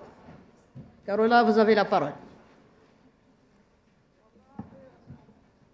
Thank you, Madam President. Dear colleagues, the work plan before us is the first roadmap of the new mandate and the first concrete step towards implementing the commitments emerging from Tangier. It builds on the Pact for the Future adopted in Daejeon, the work undertaken throughout this mandate, and the priorities reaffirmed during this Congress. At its core lies a simple conviction that care must guide our action. Care for people, care for the planet, care for democratic governance, and care for our network. In 2027, our organization will continue strengthening its commitment to human rights, equality, accessibility, culture, migration, and care-centered public policies, while advancing the implementation of the renewed Global Charter Agenda for Human Rights in the city and supporting the growth of the feminist municipal movement.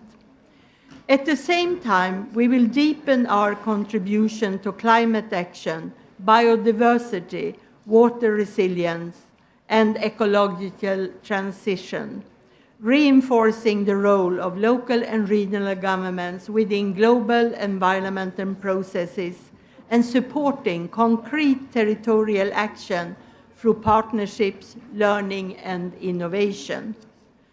The work plan also reflects our commitment to renewing multilateralism from the ground up.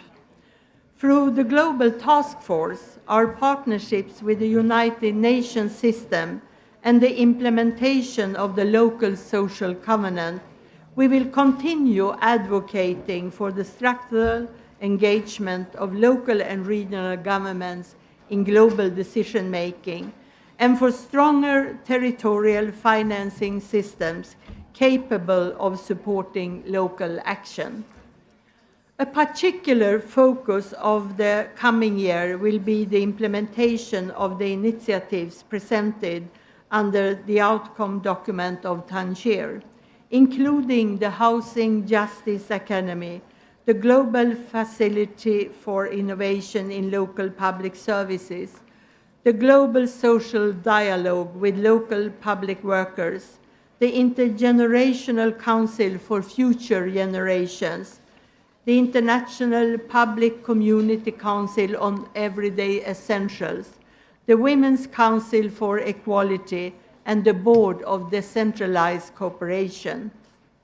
Finally, the work plan reaffirms the importance of our network itself, our sections, committees, fora, policy councils, and partners. The strength of UCLG has always resided in its capacity to connect territories, generate knowledge, and turn local experiences into global influence. The year ahead will be an opportunity to further strengthen those connections and ensure that the outcomes of Tangier translate into meaningful action for our members and our communities. Thank you.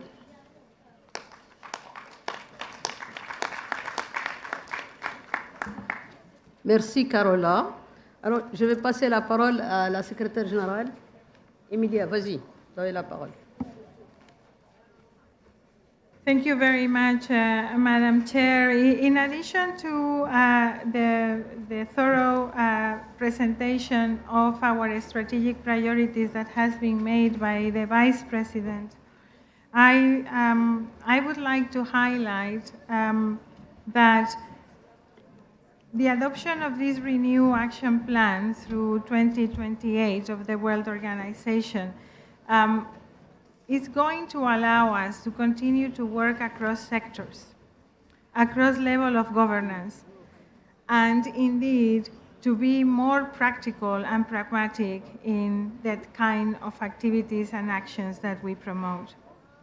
We are going to put particular emphasis in strengthening the link between local service provision, sustainability, democratic governance, while advancing equality. The definition of a new generation of universal public services that are capable of responding to the needs of communities is not an abstract notion. It's a very critical instrument to achieve the global objectives that we all agreed in 2015. So it is important for us to confirm the commitment of the World Organization with those global objectives on the one hand, while on the other hand, emphasizing that there is additional investment needed, additional capacities developed to make the achievement possible, and that local and regional government services, public services, are critical to do that. At the same time, and as we are demonstrating throughout this Congress, the work plan clearly signals that local multilateralism needs to be a tool for peace, a tool for development. We are well aware of the dire situations that our membership in many different parts of the world are going through. Let us take a few examples: Palestine, Lebanon, Ukraine, Yemen, the Congo. The situations are dire, and we do realize that the World Organization has a role to play developing city-to-city cooperation and city diplomacy. I know that we will be hearing from different members about this. The link between development and democracy cannot be broken. The link between democracy and equality needs to be highlighted. And I think this work program will allow us to do that. As I finish my intervention around the work program, allow me to share with you and to express our solidarity with the people of Venezuela that, as you know, are in a state of emergency because of an earthquake. Toda nuestra solidaridad con el pueblo venezolano que en estos momentos está pasando unas horas y días difíciles que se suman a horas y días muy difíciles durante estos últimos años. Y con esta última tragedia se ven muy agravados. La solidaridad desde la Organización Mundial, también a la parte de mi equipo que lo está viviendo en primera persona. Carolina, un abrazo.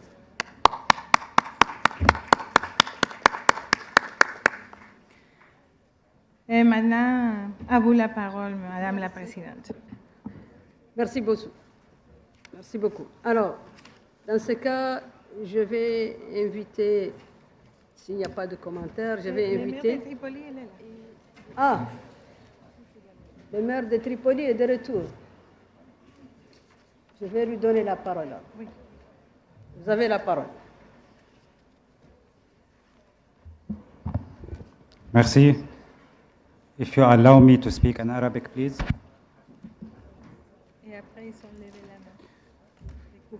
أصحاب المعالي والسعادة، يشرفني أن أتحدث إليكم باسم مدينة طرابلس العاصمة الثانية للبنان وعضو المجلس العالمي والمكتب التنفيذي UCLG، ناقلا إليكم صوت البلديات اللبنانية التي تواجه منذ سنوات تحديات استثنائية ومتراكمة.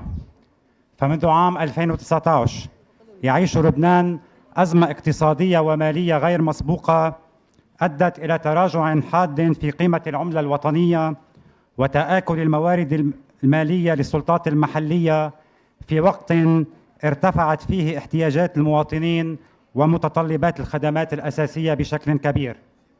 ثم جاءت الحرب الإسرائيلية الأخيرة على لبنان لتفرض أعباء إضافية على المدن والبلديات مع موجات النزوح الداخلي وتزايد الاحتياجات الإنسانية والاجتماعية والخدماتية. وفي كثير من الأحيان وجدت البلديات نفسها في الخطوط الأمامية للاستجابة لهذه الأزمات بإمكانيات محدودة وموارد لا تتناسب مع حجم التحديات. لقد أثبتت التجربة اللبنانية أن البلديات والسلطات المحلية كانت المستجيب الأول للأزمات، فاستقبلت النازحين وقدمت الخدمات الأساسية وحافظت على الحد الأدنى من الاستقرار الاجتماعي رغم محدودة الإمكانيات. ورغم هذه الظروف الصعبة استمرت البلديات اللبنانية في أداء دورها متمسكة بمسؤوليتها تجاه مجتمعاتها المحلية، لكن واقع الحال يفرض علينا اليوم الانتقال من منطق إدارة الأزمات إلى منطق التعافي والتنمية المستدامة. ومن هذا المنبر نطلع إلى إطلاق شبكة دولية داعمة للبلديات اللبنانية تجمع المدن الأعضاء وشركاء التنمية والمؤسسات الدولية بهدف مواكبة البلديات اللبنانية في مسار التعافي. ونتطلع إلى أن تشكل هذه الشبكة منصة للتعاون اللامركزي وتبادل الخبرات وحشد الدعم الفني والمالي وتطوير شراكات مباشرة بين المدن، بما يتيح للبلديات اللبنانية تنفيذ مشاريع تنموية ذات أثر ملموس على حياة المواطنين. أيها السادة، ونحن نجلس على مقاعدنا الآن كممثلين عن السلطات المحلية، هناك رئيس بلدية يستشهد في جنوب لبنان، وعامل نظافة يستشهد في غزة، وشرطي بلدي يستشهد في مدن أخرى. ألم يحن الوقت للمطالبة بحصانة دولية لكل عمال وموظفو وأعضاء بلدية لحمايتهم من الحروب الهمجية على بلادنا من كل حدب وصوب؟ أخيراً، شاركت بالأمس في ندوة عن حقوق الإنسان، وهي تتلخص ب37 نقطة وستعرض على مجلسكم الكريم للتصويت. أقولها وبالفم الملآن: إني أتحفظ وأرفض البند 36 الذي يتكلم عن حقوق LGBT. قولوا ما تشاءون، قولوا عني متخلف، قولوا عني متعصب، قولوا عني منغلق، قولوا عني متشدد، قولوا ما تشاءون، لكنني أرفض المساس بمعتقداتي ومبادئي التي نشأت عليها في مدينة طرابلس لبنان. فإني أدعو من هنا لتشكيل جبهة مناهضة لهذا الفكر لحماية مجتمعنا وأسرنا وأطفالنا. من مدينة طرابلس العاصمة الثانية للبنان، نؤمن بأن صمود المدن هو صمود للإنسان، وأن الاستثمار في السلطات المحلية هو استثمار في السلام والتنمية والاستقرار، ونجدد التزامنا بقيم التعاون والتضامن والعمل المشترك، إيمانا منا بأن المدن عندما تتكاتف قادرة على تحويل الأزمات إلى فرص وبناء مستقبل أفضل لأجيالنا القادمة. كل الشكر لمدينة طنجة ولعمدتها على حسن الإضافة، وشكرا لUCLG، والسلام عليكم ورحمة الله وبركاته.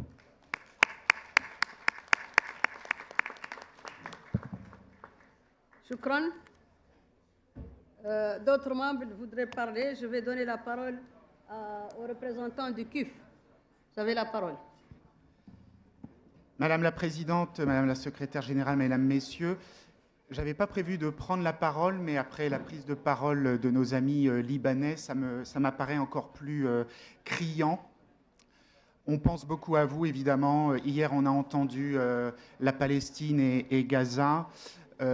Aujourd'hui, nos amis libanais qui se font agresser, en effet, comme vous l'avez dit, par Israël.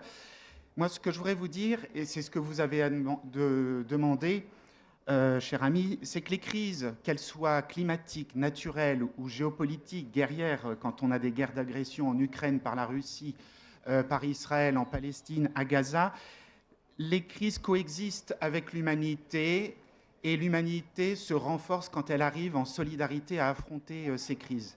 Et donc, votre appel à créer un fonds de solidarité, je l'appelle aussi de mes voeux dans ce plan de travail 2027. Il faut que nous nous structurions, que nous unissions nos forces pour, ensemble, fraternellement, en solidarité, nous puissions répondre quand une crise apparaît, qu'elle soit géopolitique, climatique, dans le monde.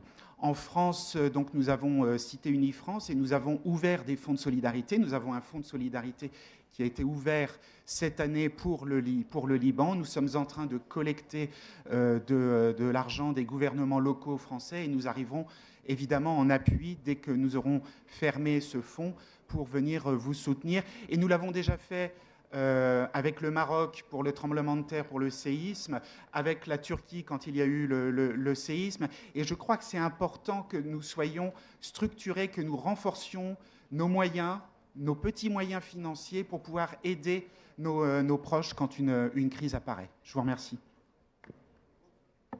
Merci beaucoup. Je rappelle que nous aussi, au niveau de l'IMF, on a pris des résolutions importantes dans ce sens aussi. Alors, je vais donner la parole à monsieur le représentant de Quiaca, Argentine. ¿Qué tal? Muy buenos días. Un agradecimiento muy profundo por formar parte de este encuentro, de poder dirigirme a esta asamblea, en este congreso. Recién escuchaba a quienes precedían la palabra y con mucha atención. Una reflexión. El mundo está convulsionado. El mundo discute políticas y creo en la responsabilidad de los municipios, de los alcaldes, los mayores, los prefectos, la responsabilidad necesaria de generar mejor integración y mejores resultados para los pueblos. Y escuchaba muy atentamente esta mañana cuando hacía uso de la palabra una de las representantes de África.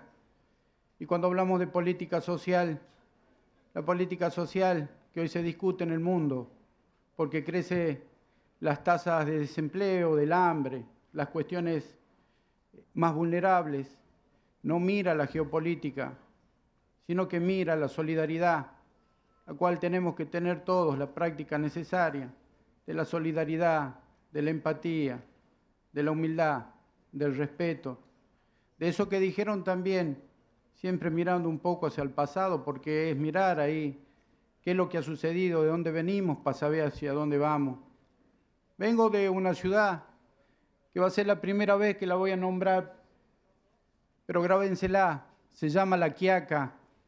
La Quiaca es la puerta norte de la Argentina, 3.442 metros sobre el nivel del mar.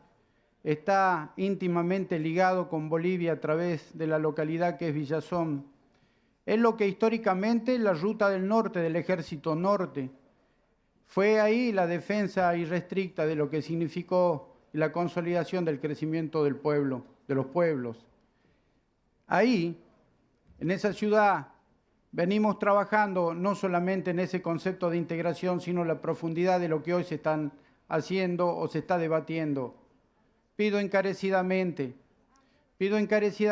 a esta prestigiosa institución y a todas las intermedias que las nucleen, lo que hablamos días pasados, de no tener que desclasar a las comunidades o los municipios más pequeños, los más chicos. Porque también lo decía, yo para venirme acá tuve que hacer lo que hizo Colón, hizo más de 10.000 kilómetros para tener que trasladarme hasta acá. Y esa es la posibilidad cierta. Venimos con ilusiones, venimos con sueños, venimos a abrazar las políticas estas, venimos a aprender también. Pero queremos dejar bien sentado que queremos mejores y más oportunidades también para los pequeños, no solamente para los grandes, porque el mundo se debate en estas cuestiones. Por último, de esa bendita tierra traigo también el mensaje de lo que significa la Manca Fiesta, que es la fiesta más ancestral de Sudamérica, es la fiesta del trueque, donde los pueblos, cuando empezó a surgir el mundo, en esa zona todavía se practica en la economía el trueque, el intercambio, el cambalache, que es en cada mes de octubre. Ahí los esperamos con los brazos abiertos, decir que tenemos posibilidades concretas. Argentina se debate en un momento muy triste, en un momento muy difícil, pero estamos convencidos que con el apoyo también de todas las instituciones como ustedes, de este prestigioso Congreso, seguramente vamos a lograr mejores cosas. Auguro que el mundo va a ser mejor si es que la responsabilidad de lo que dije al comienzo, caracterizada por la solidaridad, la empatía, por la unidad y la hermandad de los pueblos, de tener que mirar no solamente el pasado constituirse sobre el presente proyectando un mejor futuro, pero entre todos, porque nadie se desarrolla solo, todos nos desarrollamos en el colectivo. Por eso y mucho más, muchas bendiciones, agradeciendo primero a Dios y a esta madre tierra que hoy nos recibe, que nos cobija. Hoy Marruecos nos recibe, Tánger nos recibe, agradecido por esa profundidad inmensa.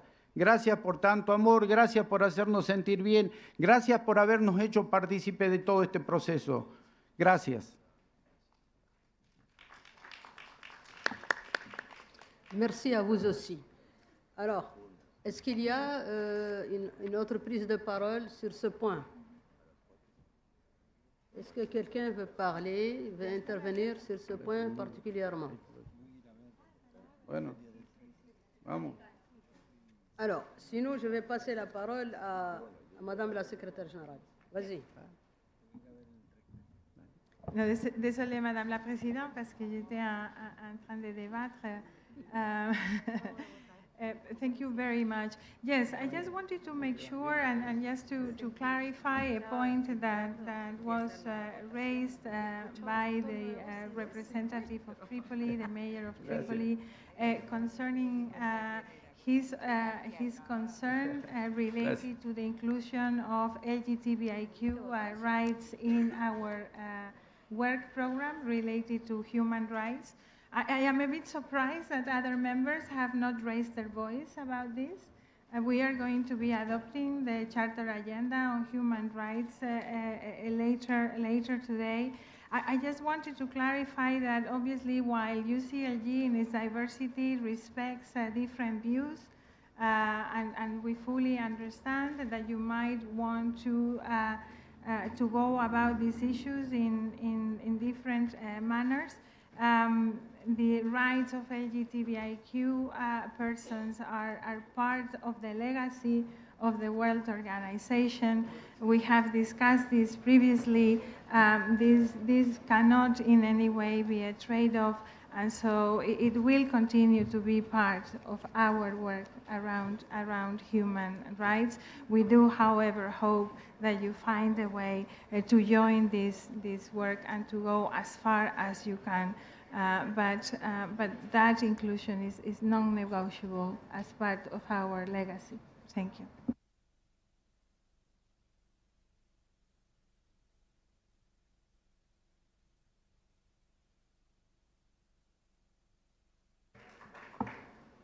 Merci.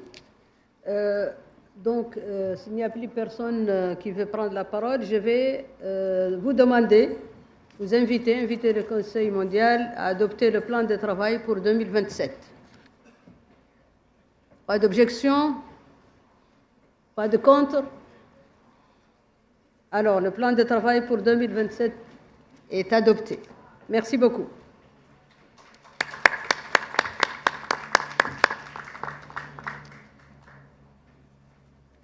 Chers collègues, le document final de Tangier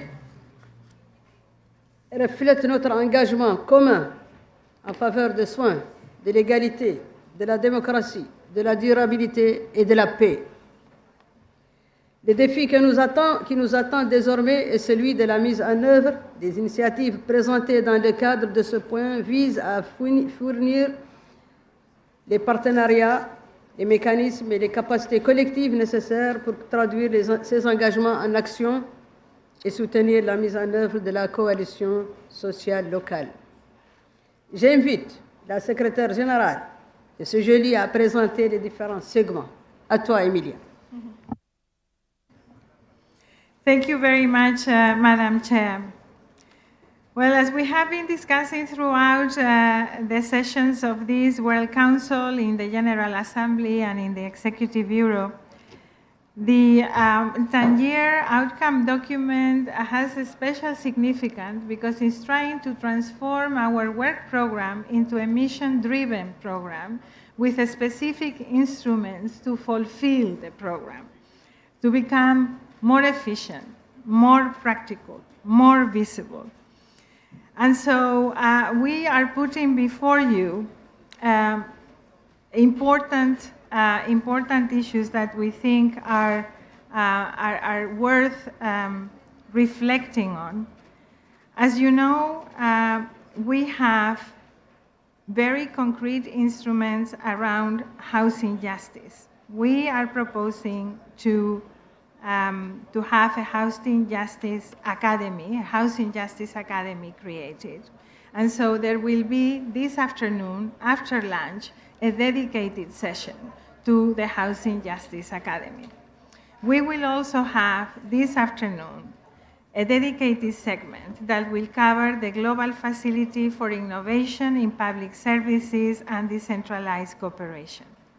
Furthermore, we will have a segment on Global Social Dialogue Agreement with local public workers, building on the session that we had during the Executive Bureau. And finally, an Intergenerational Council for the Future Generation and International Public Community Council on Everyday Essentials. These are the items that we will be discussing this afternoon and that we hope you will be approving as part of our outcome document. A very significant part of our work program, as I was advancing before, is the Global Charter Agenda for Human Rights in the City. It is a global charter that has been promoted from the roots of UCLG by our Committee on Social Inclusion and Human Rights that has been progressing and working over the past years and has now been renewed in a very practical fashion, in close collaboration with all the cities that are already human rights cities, but also with the High Commissioner on Human Rights of the United Nations. Human rights have been at the heart of the work of our organization, and what the Global Charter is now trying to do is to provide a guidance to those that want to do more, that are not certain how to go further. This is from the perspective that human rights are not a mere declaration, but that they need to be translated in action, in service delivery, in practical arrangements. So I now would propose to have my colleague, Adrià Duarte, who is the head of the UCLG Committee on Social Inclusion, Participatory Democracy, and Human Rights, to facilitate the flow around this important global charter that is going to be guiding our work on human rights. Adrià, I see you there. You have the floor. Thank you very much, dear Secretary General, dear colleagues. It's really a pleasure to being introduced this instrument before the World Council. as the Secretary General has been mentioning, has been a really long process of more than 3 years of co-construction of this document with a lot of cities, a lot of partners, and also with this dialogue with the Office of the High Commissioner on Human Rights. And it's a pleasure to being introduced that with some of our key cities and key members of this process. So first, to explain about what is this Charter agenda, I have the pleasure to give the floor to Marta Villanueva, who is a councillor of the city of Barcelona, who will be introducing what is the Global Charter Agenda. Marta, tienes la palabra. Muchas gracias. Buenos días. Primero querría mostrar la solidaridad de la ciudad de Barcelona con Venezuela, con el pueblo de Venezuela por el terremoto sufrido. Es para mí un honor tomar la palabra en nombre de la ciudad de Barcelona para presentar la nueva Carta Agenda Mundial por los Derechos Humanos en la ciudad, un documento que hoy sometemos a la consideración de este Consejo Mundial. Esta carta es el resultado de un largo proceso colectivo de reflexión, diálogo y construcción conjunta. Durante los últimos años, ciudades, gobiernos locales y regionales, redes internacionales, organizaciones de las sociedades civiles, universidades y expertos de todo el mundo han contribuido a su elaboración. A todas ellas, nuestro más sincero agradecimiento. Y creemos que este documento puede convertirse en una referencia fundamental para el movimiento municipalista internacional, en un contexto global marcado por el aumento de las desigualdades, las tensiones democráticas y los desafíos sociales y ambientales. La Carta reafirma una convicción que compartimos. Los derechos humanos se hacen realidad, ante todo, en el ámbito local. En un contexto global en el que crecen los discursos que quieren hacer retroceder los derechos, esta apuesta colectiva por la protección, el respeto y la garantía de derechos en las ciudades es un posicionamiento claro, valioso y valiente en la defensa de la democracia. La Carta recoge una visión integral de los derechos humanos en la ciudad. Reconoce no solo derechos fundamentales ya reconocidos a nivel internacional, sino también nuevos derechos humanos. Al mismo tiempo, ofrece orientaciones y recomendaciones concretas para que los gobiernos locales podamos avanzar en su implementación. Habla del derecho a la vivienda, a la salud, a la educación, a los cuidados, a la participación democrática, a un medio ambiente sano, a la igualdad y a la no discriminación. Reconoce derechos indispensables en nuestras sociedades como el derecho a la energía, al agua, el derecho a Internet, a la sostenibilidad del turismo, a la justicia climática, a la accesibilidad y a la proximidad, por mencionar algunos ejemplos. Para Barcelona es un orgullo haber acompañado este proceso y apoyar la Carta. Barcelona ha sido siempre una ciudad comprometida con los derechos humanos y con los movimientos municipalistas y desarrolla sus políticas bajo la guía de los estándares internacionales en derechos humanos. La ciudad trabaja en muchos de los derechos reconocidos en la nueva Carta, en los que no me extenderé, pero sí querría destacar algunos ejemplos de mi ámbito competencial. Barcelona ha asumido el reto de hacer frente a un fenómeno creciente en el mundo, la soledad no deseada, y para ello ha creado un pacto de ciudad que busca el apoyo de las entidades, el tejido asociativo, el mundo académico, las empresas y el conjunto de la sociedad. Barcelona cuenta con una estrategia de accesibilidad universal que busca transformar la ciudad en un entorno completamente a nivel físico, accesible a nivel físico, comunicativo, sensorial y cognitivo para todas las personas. Y esta estrategia se lleva a cabo a través del Instituto Municipal de Personas con Discapacidad, organismo que trabaja para lograr la plena inclusión. En Barcelona sabemos que no hay salud sin salud mental y por eso disponemos de un plan específico que trabaja en la preservación y en la promoción del bienestar emocional a lo largo de todo el ciclo vital y siempre bajo la perspectiva de la equidad y el respeto a los derechos humanos. Y como ciudad valoramos mucho el impulso de un consenso internacional que promueve los derechos humanos. Esta carta es sin duda un paso hacia adelante. Además, muchos de los derechos que recoge están directamente vinculados a responsabilidades que asumimos cada día desde los gobiernos locales, como la salud pública, el bienestar, los cuidados y los derechos de las personas con discapacidad. La Carta nos recuerda que construir ciudades más saludables, inclusivas y accesibles no es únicamente una cuestión de gestión pública, es una cuestión de derechos humanos y garantizar la autonomía, la accesibilidad universal, la igualdad de oportunidades y el acceso a servicios públicos de calidad es esencial para que nadie quede atrás. Hoy damos un paso importante, pero la adopción de esta carta no es un punto de llegada, sino un punto de salida, de partida, un compromiso renovado para seguir construyendo ciudades que sitúen la dignidad humana, la igualdad y la justicia social dentro de sus políticas. Les invitamos a apoyar esta nueva Carta Agenda Global por los Derechos Humanos en la ciudad y a hacerla suya. Muchas gracias. Muchas gracias, regidora. Muchas gracias también por presentar que esta Carta Agenda, evidentemente, es mucho más allá que el reconocimiento o el listado de derechos, pero también hablamos de acciones concretas, como también has mencionado, la vinculación también con los cuidados, que también se vincula perfectamente con la agenda de CGLU y también, obviamente, con la intención de ser un instrumento útil para las políticas de las ciudades. Muchísimas gracias. Y ahora, de lo que es la sustancia de la Carta, vamos a movernos un poco a entender el porqué de la necesidad de esta Carta y también la conexión con el resto de procesos. Y para eso tengo el placer de dar la palabra a Lorena Zárate, que también ha sido una de las personas muy vinculadas al proceso de la Carta. Lorena. Gracias. Thank you, Adria. Thank you. Hello, everyone. It's a pleasure to be here. Thank you for the invitation. Why now? Why we need a new global charter for human rights in the city now? Well, I think the answer is fairly easy. And I think it's at least twofold. On the one hand, because human rights are under attack. Human rights are under attack everywhere, in every region of the world, in many cities around the world. And that means human rights are under attack. Not only people are under attack, but also communities are under attack. Civil society organizations, and of course, human rights defenders are under attack, and indigenous peoples are under attack. So we need this, and we need that now, very urgently, to protect all those people and to be able to advance the human rights for everyone, everywhere. But not only that, it's also because the multilateral system is under attack. It's kind of an implosion mode, but also being attacked from the outside.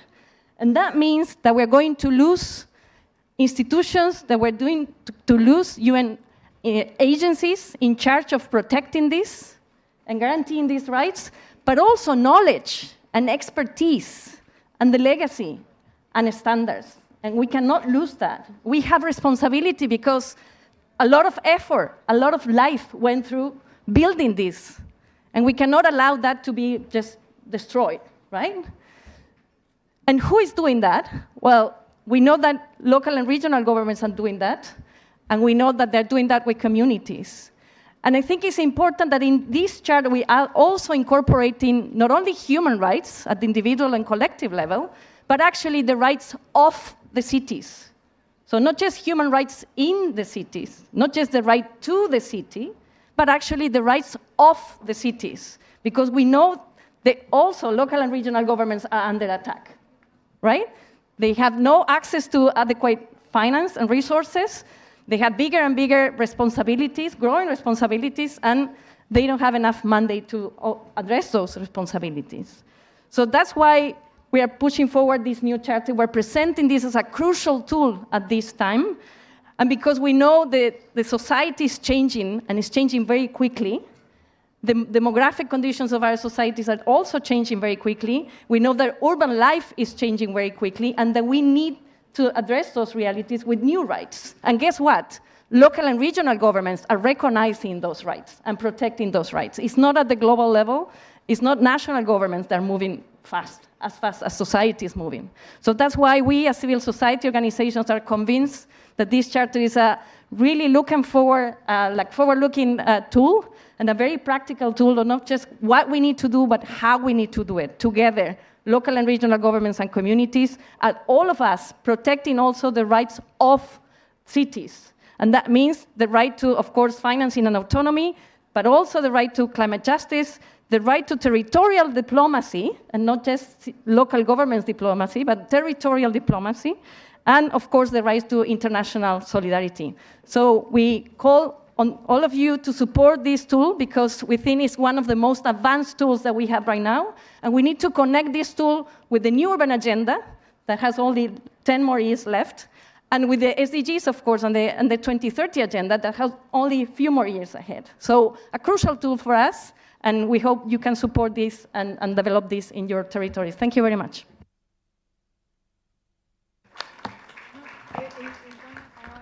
Thank you very much, Lorena, for addressing the importance of the Charter in really a few moments. And again, this document, it's a tool, it's an opportunity for all the cities.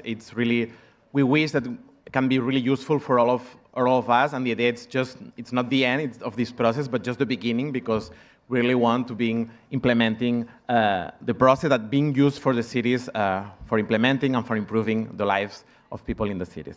So now, after these two interventions, we have a final one from Shams Asadi, who is the Commissioner for Human Rights of the City of Vienna, that has been also really included in this process. So how was this charter has been built and how we can continue and be implemented through the time? Shams, thank you.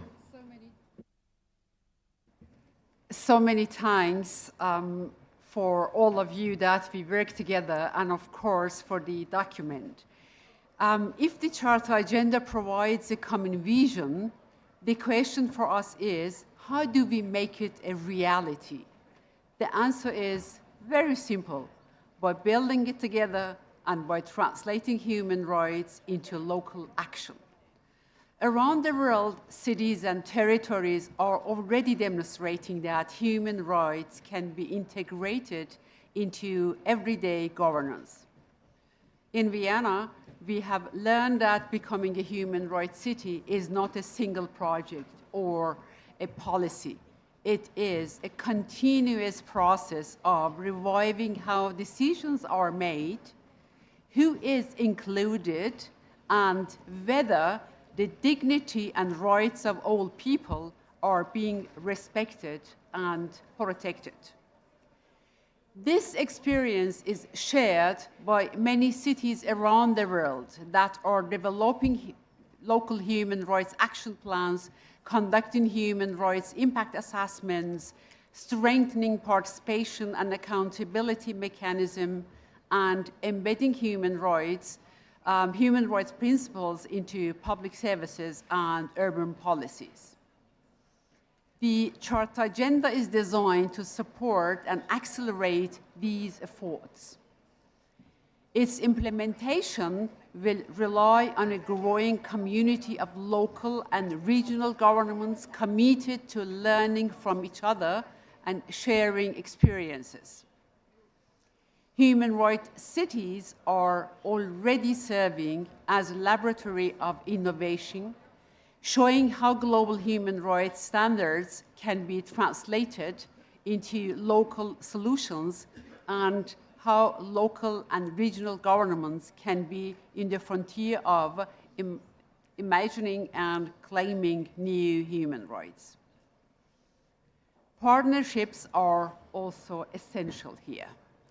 Throughout the preparation process, we have worked with civil society, with academic institutions, international networks, and especially with the Office of the High Commissioner of the Human Rights from the United Nations. Together, we are building bridges between international human rights framework and local implementations.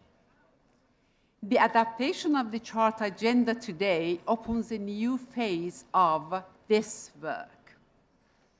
In the coming years, we want to support more cities and territories in developing human rights plans, monitoring and self-assessment tools, and participatory mechanisms that help turn commitments into measurable progress. The ambition is also reflected in the campaign 100,000 Human Rights Cities. We know it, all of us. Our goal is not only to expand to this movement, but to create a global community of practices where local governments can support each other in advancing human rights. Because human rights are not implemented in conference rooms. They are implemented in schools, in housing policies, in public spaces, in social services, in care systems and in the daily decisions that we make at our local governments. This Charter agenda gives us a shared roadmap. Today, by adopting it, we reaffirm our collective commitment to place human dignity, participation, and inclusion at the center of local governance. Now, it is our responsibility to turn this vision into reality. Thank you very much.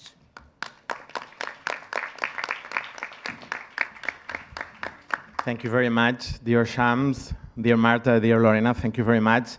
And again, I want to thank you, all the people, because a lot of people has been involved in this process, many cities, many partners. And again, the invitation to use this Charter agenda as a reference for the different local and regional governments, as a tool also for the process of implementation of the local social covenant. And also we'd like to introduce a message from the High Commissioner of the UN for Human Rights, Mr. Volker Turk, who sends us a message by video. The Office of the High Commissioner has been really involved in this process, and it's really a great partner for us of UCLG. So please, colleagues, when you can, we have this video from Mr. Volker Turk. Distinguished participants, my warm regards to everyone who participates in this event. Cities and regions shape the most basic features of our lives: an affordable home for every family, a classroom for every child, a clinic that is there when you need it, clean water, and so much more. But today, around the world, cities are under growing strain. Deep inequalities, often visible from one street corner to the next, mean that some communities are better served than others. Cities are growing fast. By 2030, more than 60% of people will live in urban areas. Housing shortages and aging infrastructure mean that sometimes existing systems can't keep up with needs. Floods, droughts, and other climate shocks are disrupting sanitation, transport, and other services. Meanwhile, different city departments compete for bigger pieces of the public budget. Each request is urgent, each necessary. Many of you confront these realities and challenges every day. You're responding with creativity, commitment, and solidarity. And many of you are human rights cities, integrating human rights in your governance, policies, and services. Intergenerational communities are combining healthcare, childcare, and other services with opportunities for connection and support. Some cities are asking a fundamental question: who is being left out? They are working hard to make services inclusive and accessible to everyone: women, older people, people with disabilities, migrants, refugees, and more. Universal public services provide a baseline that reflects the right of every person to live in dignity with their human rights respected. Technology can help deliver services in an equitable way, even to marginalized and isolated communities. Information inequality is growing, and it is a powder keg. It can fuel disinformation and even ignite unrest. Cities can prevent this through stronger digital infrastructure, by subsidizing connectivity, and by supporting local media. Local authorities are also ensuring that people's voices are heard in decisions about the design, delivery, and funding of public services. The success of these services is measured by whether every person is seen, counted, and able to access their rights. This builds trust, solidarity, and social cohesion. Distinguished participants, your network is a valuable expression of multilateralism at its best, by sharing experiences and driving solutions. And we stand with you. Working with cities and regions, many of you, is a major focus of the work of my office. From Kenya, Iraq, and the Philippines to South Africa, Tunisia, and Uzbekistan, my office works with local authorities to integrate human rights across policies and budgets, and to ensure that all people's voices are heard in local decision-making. Earlier this month, we launched the Global Alliance for Human Rights with a signature initiative to boost the Human Rights Cities movement. I hope we will all participate to grow the number of human rights cities globally to 1,000 over the next 3 years, when we are going to commemorate the 80th anniversary of the Universal Declaration of Human Rights. By joining forces, by being creative and innovative, we can deliver better for all the people we serve.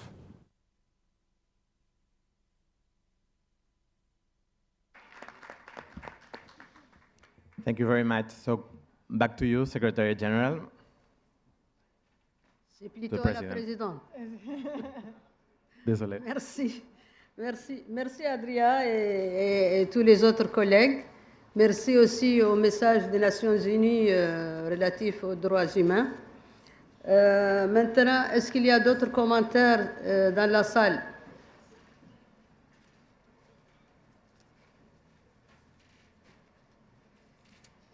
Ok, je ne vois pas de commentaires. Sur ce, je vais inviter le Conseil mondial pour adopter le nouvel agenda mondial pour les droits humains dans les villes et à la diffuser auprès de ses membres et partenaires.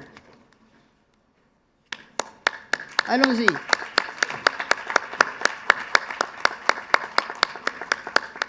Merci.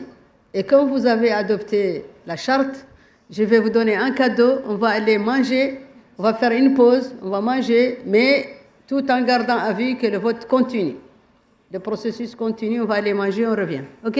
Et puis, il y aura d'autres segments en salle. Merci beaucoup. La séance est levée. We will be back here at 2 o'clock. Please be on time so that we can go on with the process and the agenda. Thank you very much.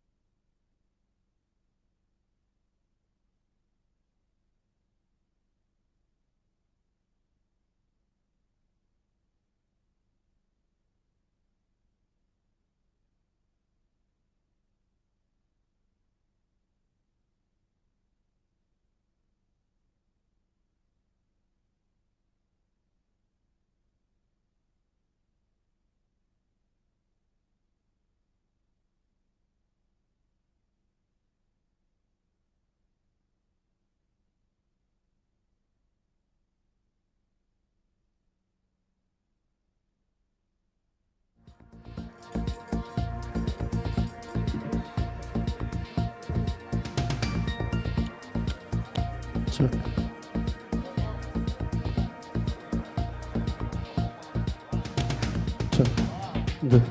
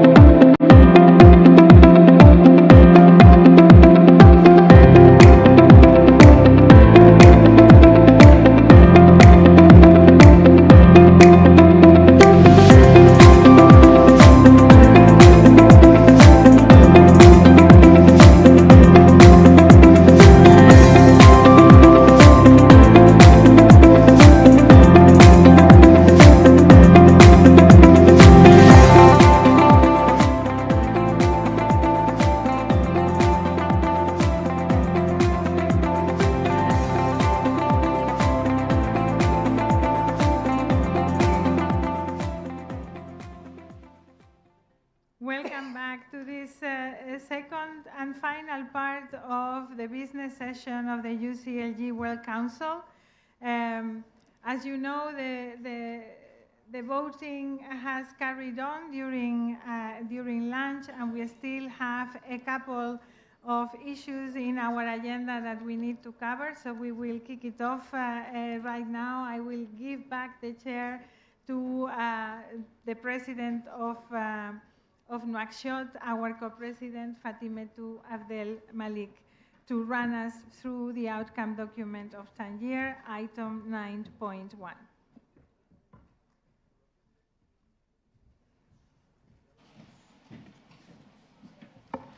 Merci beaucoup. J'espère qu'on a bien mangé et qu'on ne va pas dormir. Il faut se réveiller. Voilà. Alors, je vais te repasser la parole, Emilia, parce qu'on revient sur le document final. Donc, je te repasse la parole. Vas-y. Merci, Madame la Présidente. As I shared with you all this morning, we are going to have several segments where members of the Council and partners of UCLG are going to take the floor according to the key issues that are covered by the outcome document. So I am very pleased to have the support of the head of policy of UCLG, Albert Jadot, to guide the discussion on the Housing Justice Academy to start with, and also the Global Facility for Innovation in Local Public Services and Board on Decentralized Cooperation. Albert, you have the floor. Thank you, Secretary General. This first point, as you were going through, will cover the Housing Justice Academy, then we will follow with the Global Facility for Innovation in Local Public Services, and then we will go to the Board on Decentralized Cooperation. These three mechanisms are part of the outcome document of Tangier and are the expression of the implementation of the political mandate that is contained in this document that you have in front of you and that has been part of the documents ahead of the World Council. Going to the Housing Justice Academy, it translates the political mandate of the local social covenant to place housing justice, housing systems that serves people, and human rights and public facilities at the center of our political movement. The local social covenant includes housing as one of its priorities, and it will do it so by strengthening the capacities of local and regional governments to advance rights-based housing policies through peer learning, practical tools, and shared knowledge. UCLG will count on the International Institute for Environment and Development as knowledge partner of the Housing Justice Academy and as a testament of the letters from the local social covenant that were in discussion with this same organization. For this, I would like to invite Alexandre Absan-Frediani, principal researcher at IIED, to guide us through how this Housing Justice Academy will take shape. Thank you, Albert. Thank you all colleagues here in the room today. It's a pleasure to be able to present this to you and to be part of this process. As we all know, local and regional governments are in the front line of the housing crisis. You are the one first to see and also to respond to many of the housing deprivations that residents in your cities and regions are facing. Unfortunately, the current approaches to housing are not fit for purpose. We know they are too centralized. The decisions are being made far from people's realities and communities. They are focused on supply, and they are promoting speculative housing systems that are exclusionary and exploitative. So we need responses that are new, that they are locally led, that they are collective and democratic to address this crisis. To do this, we need to strengthen local governments, to advocate for housing justice, for more shared tools, for better knowledge, for peer support. Well, we wish to do that through the Housing Justice Academy, which was supported yesterday in the World Council, and we are very excited to work together with you in the room to advance this, which aims to build this global learning and advocacy platform, connecting local regional governments, researchers, civil society, residents to build shared capacity for housing justice. This is a landmark, colleagues. This hasn't been done before, and we are very excited to do this with you. The Academy will do that in 3 ways. First, it will be enabling peer learning between municipalities for you to share innovations as well as the challenges and try to work them out together. Secondly, we'll be creating a fellowship program full of opportunities for local and regional governments to engage with the Academy and to build collective messages and to develop joint advocacy efforts with other stakeholders. And thirdly, we'll be supporting directly specific local and regional governments to strengthen their capacity to translate commitments and lessons learned into concrete local changes in ways that affect their housing systems. Please join us in this journey, and we are here to work with you throughout. Thank you. Thank you very much, Alex, for this. I will now move on to the next mechanism contained in the outcome document. This is the Global Facility for Innovation in Local Public Services. This facility will help local and regional governments to identify, test, and scale innovation in universal local public services, connecting local challenges with knowledge, data, partnerships, finance, and implementation support. Within this broader framework, the Global Scale X Alliance for Cities, developed by UCLG and the United Nations Industrial Development Organization, UNIDO, which was presented to the General Assembly on Tuesday, will support cities in pooling demand, sharing expertise, and creating the conditions for proven solutions to be deployed at scale.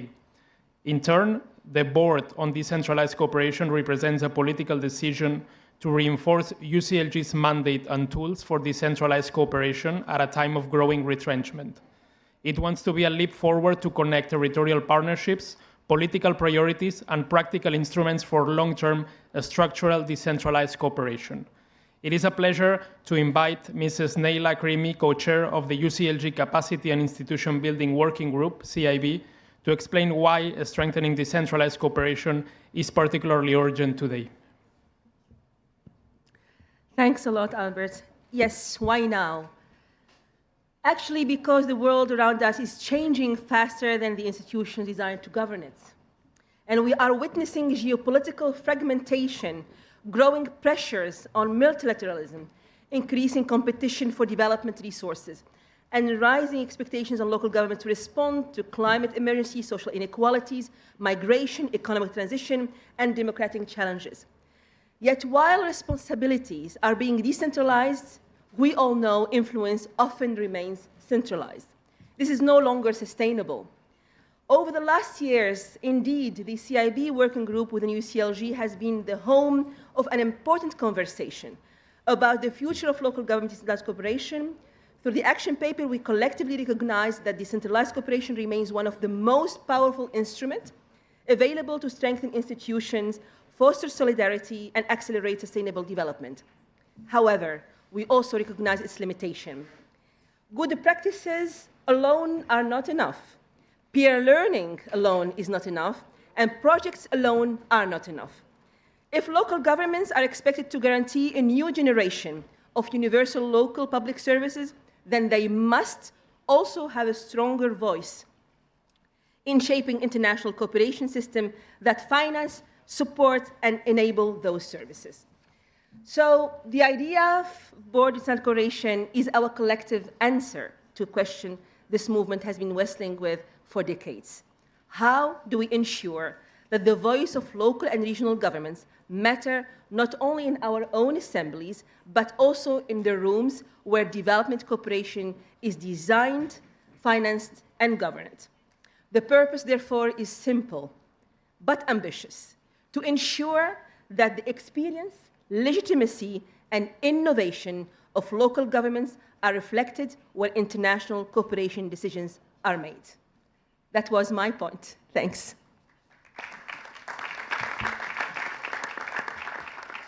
Thank you, Neila, for your contribution. I will move now also on this point with Mr. Eduardo Tadeu, Executive Director of the Brazilian Association of Municipalities, to tell us a bit more around these two instruments. Mr. Tadeu, the floor is yours.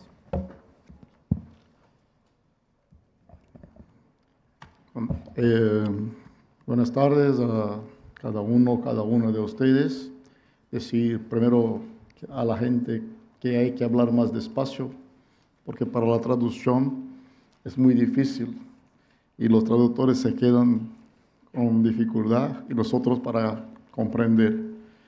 Bueno, desde la perspectiva de los gobiernos locales, la Junta de Cooperación Descentralizada es una herramienta estratégica para fortalecer la acción internacional de los territorios y convertir la cooperación entre ciudad y regiones en una política más estructurada, inclusiva y orientada a resultados. Su creación responde a un desafío cada vez más evidente.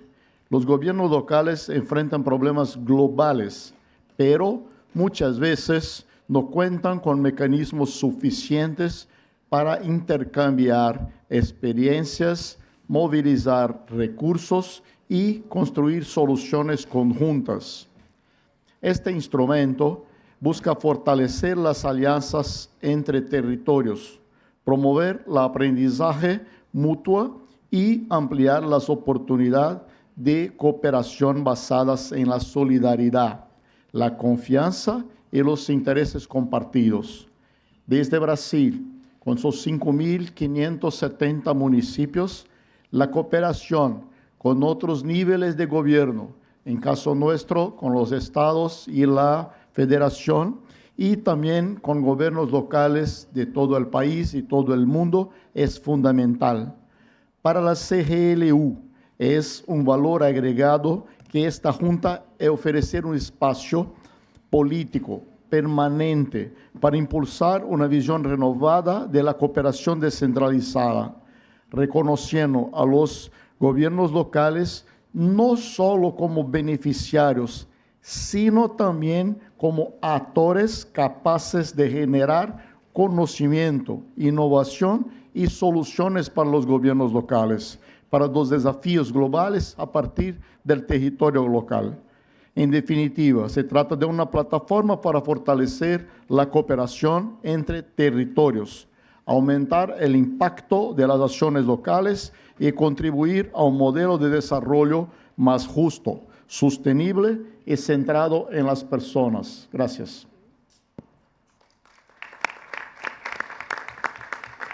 Muchas gracias, Director Ejecutivo. We have heard what these instruments are and why they are needed. The next question is how they can work together in practice, how innovation can travel between territories, how cooperation can move beyond exchange, and how both can lead to implementation and better public services at the local level. To help us understand how the Global Facility and the Board on Decentralized Cooperation are being built as complementary parts of this shared capacity to deliver, I'm pleased to give the floor to Mr. Fabrizio Rossi, the Secretary General of the Council of European Regions, Municipalities and Regions, the CMR. Muchas gracias, Albert. Secretaria General, compañeros y compañeras.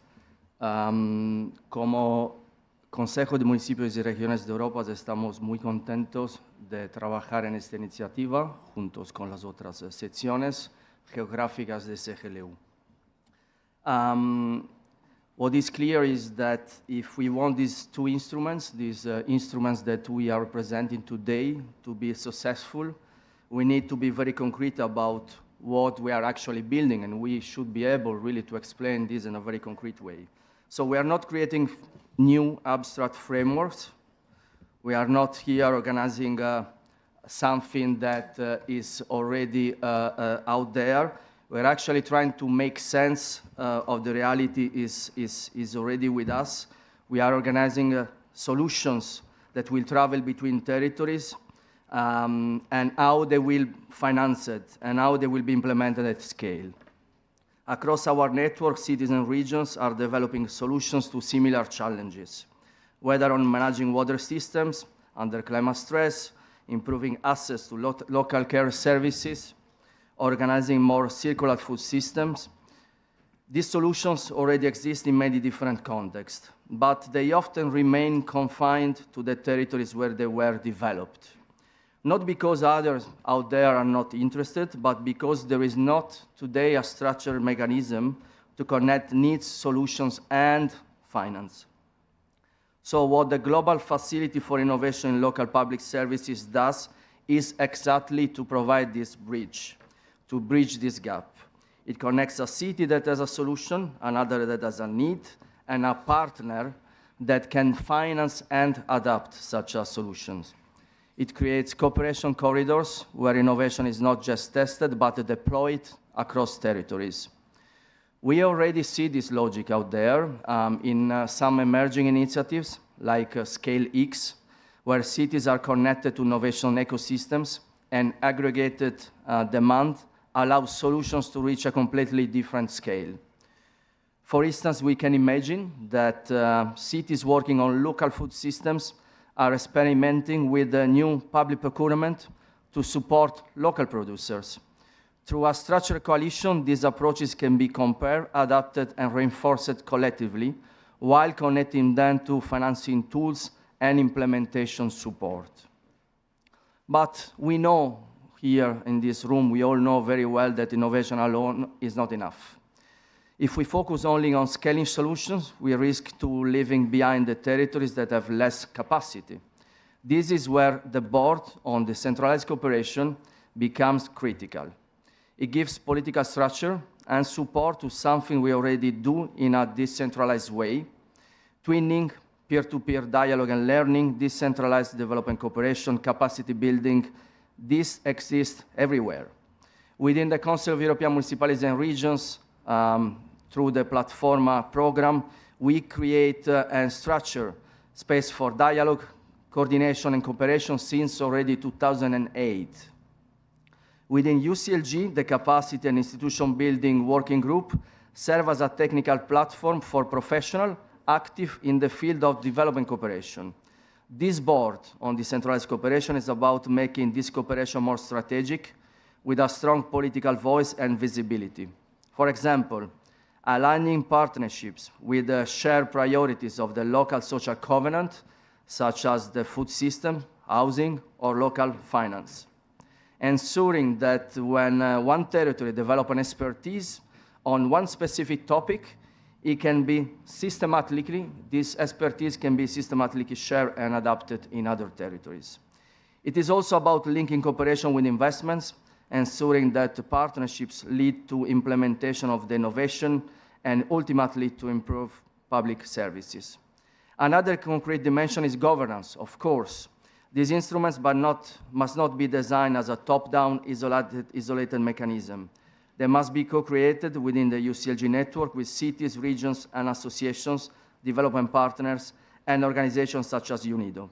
This means that when a solution is developed, it's co-designed with the users, adapted to the specific territorial realities, and backed up by institutions that can support its rollout. And importantly, this must be anchored in a political priorities that we are collectively defining here in Tangier on this World Congress. Universal access to services, reducing inequalities, restoring trust. In practice, this means that innovation financed through the facility should contribute to very concrete objectives, improving access to housing, strengthening local food systems, or modernizing care services. What we are building is a capacity to deliver together. And this is essential for all of us, and for one specific reason, this is building credibility. So the Global Facility and the Board on Decentralized Cooperation are not just new instruments, but tools to achieve tangible impact. And this is exactly what the Global Facility and the Board on Decentralized Cooperation are really designed to enable, a system where cooperation, innovation, and solidarity come together to deliver real change across our territories. Thank you very much.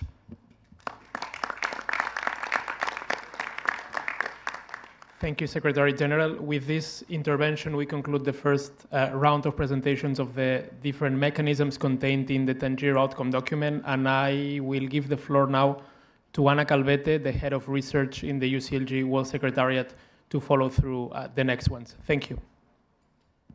Thank you, Albert. Greetings, colleagues.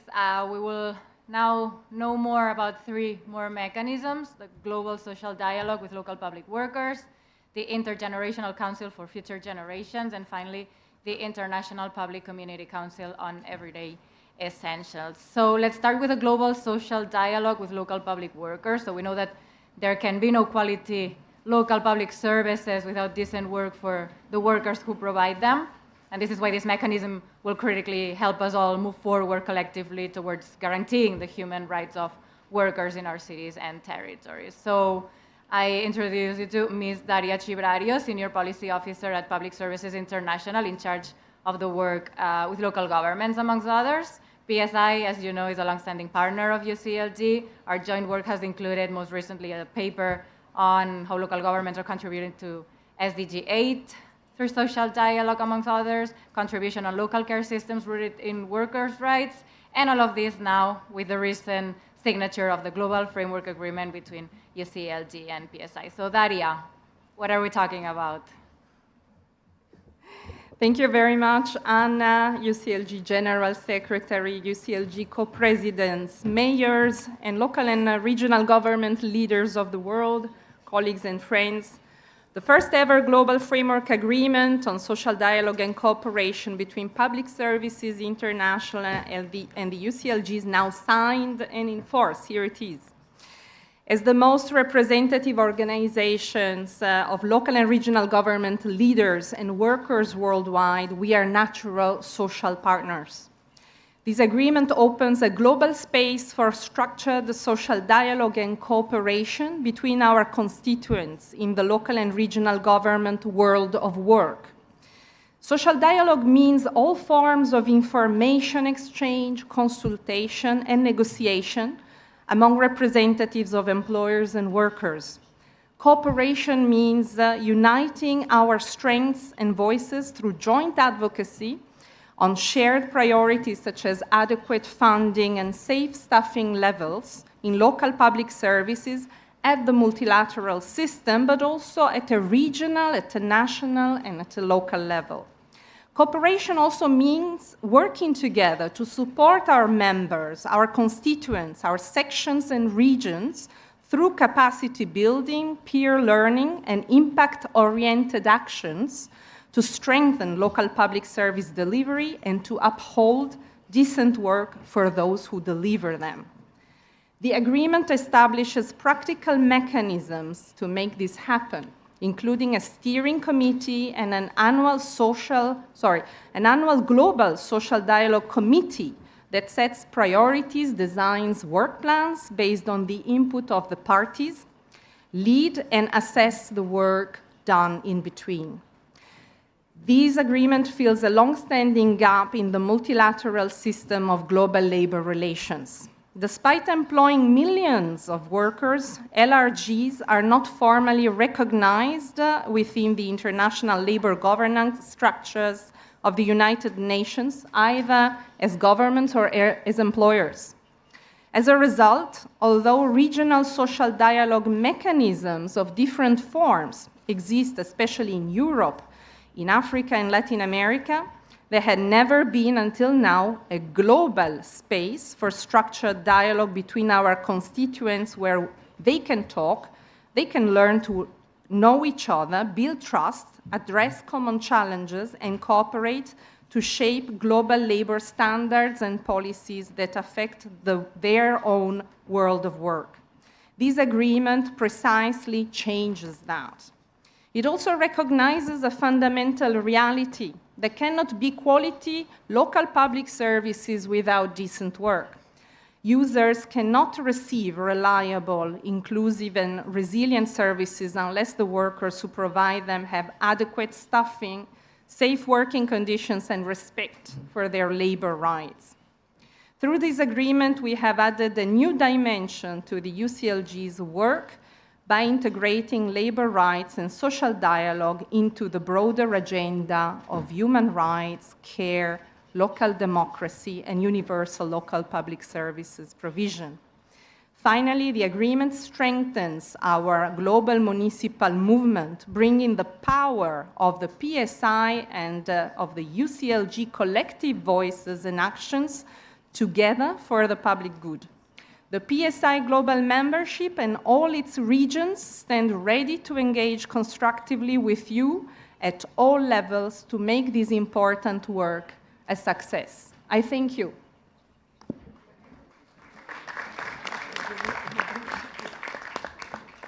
Thank you very much.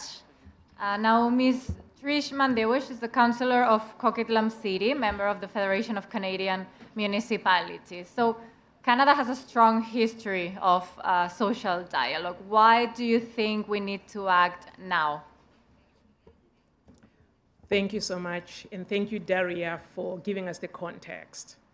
No matter which continent you're from, I'm sure you all agree that local governments are being asked to do more than ever before, while the fiscal framework to support them has stayed the same, and in some cases, it has actually regressed.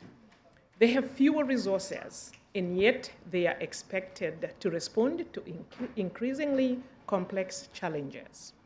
Municipalities are closest to the people, but they cannot deliver alone. They depend on local public workers. Local public workers are not just employees of local government. They are co-builders, they are public trust and community resilience and inclusive democracy. Around the world, our communities are facing climate emergencies, economic uncertainty, as well as growing inequality, demographic change, housing crisis, and declining trust in public institutions. So who delivers and who responds to all these issues? It is local public service workers. They are the people who ensure that essential services continue every single day. They are not simply employees. They are the face of democracy in action. Yet, too often, their voices are missing from the conversations about how public services are designed, funded, or transformed. At the same time, uneven working conditions, workforce shortages, and increasing pressures threaten the quality, continuity, and resilience of the services that our communities rely on. This is why the Global Social Dialogue Agreement is so timely. It recognizes that investing in local public workers is not simply a labor issue, it is a governance issue, and ultimately a community resilience issue. If we want high-quality public services, we need meaningful dialogue between those who govern and those who deliver the services every single day. By establishing permanent framework for social dialogue, local and regional governments are choosing collaboration over conflict, and they're choosing to prevention over crisis management, and partnership over polarization. The timing could not be more important. As we prepare the next generation of universal public services, we have an opportunity to strengthen trust, improve service delivery, and advance decent work, and demonstrate that democracy works best when those public service supporters have a seat at the table. When local public workers have a voice, services become more responsive, innovation and creativity increases, trust in public institutions grows. We should look at a strong social dialogue. We should look at it not as a cost, but rather an investment for better governance. Global goals will only be achieved through local action. Local action will succeed when public workers are recognized as valued partners in shaping that future. Let us continue to build cities and communities where dialogue is not an event, but rather a practice, one that strengthens democracy, improves services, and leaves no one behind. That is why we must act collectively and why the time is now. The future of local government depends on partnership with the public service workers. Thank you.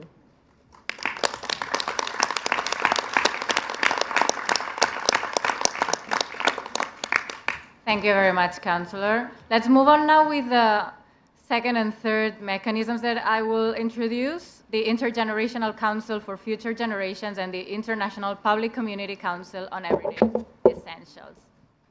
These two instruments will be critical for the advancement of our commitments. They're very much interrelated, and so they will work hand in hand, also, of course, connected to the rest of the mechanisms. So one is around intergenerational justice and collaboration with a strong focus on future generations.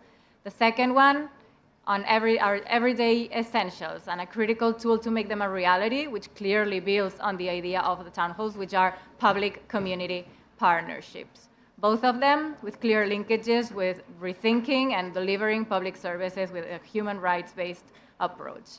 So let's start with the last one, the International Public Community Council on Everyday Essentials. Emilio Jatón, antiguo intendente de la ciudad de Santa Fe, ahora secretario de Derechos Humanos de la provincia de Santa Fe en Argentina. ¿De qué se trata? Bueno, buenas tardes a todos. Gracias por invitarnos a participar y reflexionar juntos la esencia de este Consejo Público Comunitario Internacional sobre Elementos Esenciales. Es un gran título, pero estamos hablando de las nuevas formas de interacción, estamos hablando cómo le entregamos a la ciudadanía lo público.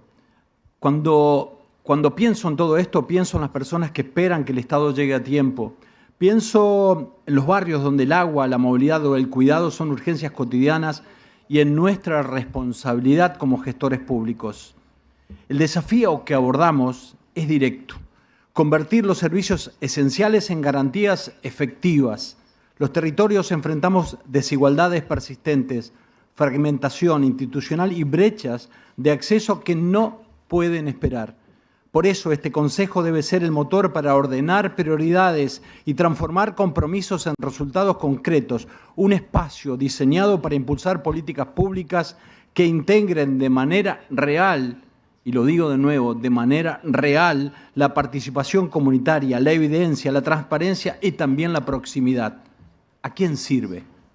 Sirve a la gente, pero también a nosotros, porque nos ofrece un marco global para consolidar políticas de Estado que trasciendan gobiernos y coyunturas. Creemos que este Consejo puede aportar valores fundamentales a CGLU. Primero, traducir compromisos en institucionalidad concreta. Como compartimos en la sesión de Carta Agenda, en Santa Fe estamos reformando nuestra arquitectura estatal o incluso nuestra Constitución, para que los servicios esenciales sean obligaciones permanentes, basadas en evidencias y no en políticas circunstanciales. Segundo, fortalecer la gobernanza público-comunitaria, articular estados, municipios y redes de cuidados locales, como hacemos con un programa que se denomina Santa Fe Cuida, que no es una utopía, es lo que le da sostenibilidad y legitimidad a las gestiones. El Consejo debe estandarizar este tipo de prácticas. Tercero, construir una narrativa basada en la proximidad. Los servicios esenciales son el corazón de la democracia territorial. La otra pregunta es, ¿por qué ahora? Porque las crisis climáticas y las nuevas desigualdades nos estallan primero los gobiernos locales y regionales. Las redes internacionales ya no pueden medirse por sus intenciones, sino por su impacto. Para construirlo proponemos principios mínimos. Primero, institucionalidad sólida para que los derechos no dependan de voluntades individuales, sino de estructuras estables. Segundo, gobernanza activa, profundizando la sinergia con los gobiernos locales y el tejido social, porque la cercanía comunitaria es la que otorga legitimidad y sostenibilidad. Y tercero, resultados verificables, aplicando metodologías e indicadores claros. Al final del día, la política pública demuestra su valor real cuando cambia vidas, no cuando se enuncia. Este Consejo Público Comunitario Internacional sobre Elementos Esenciales es la oportunidad para que CGLU lidere una agenda global donde los bienes comunes y el cuidado se traduzcan en realidades tangibles. Mis amigos, hoy vivimos una sociedad líquida, donde los presentes son eternos y los pasados no existen. Estamos construyendo un sólido, estamos construyendo un anclaje a la ciudadanía. Espero que nos vaya muy bien. Muchas gracias.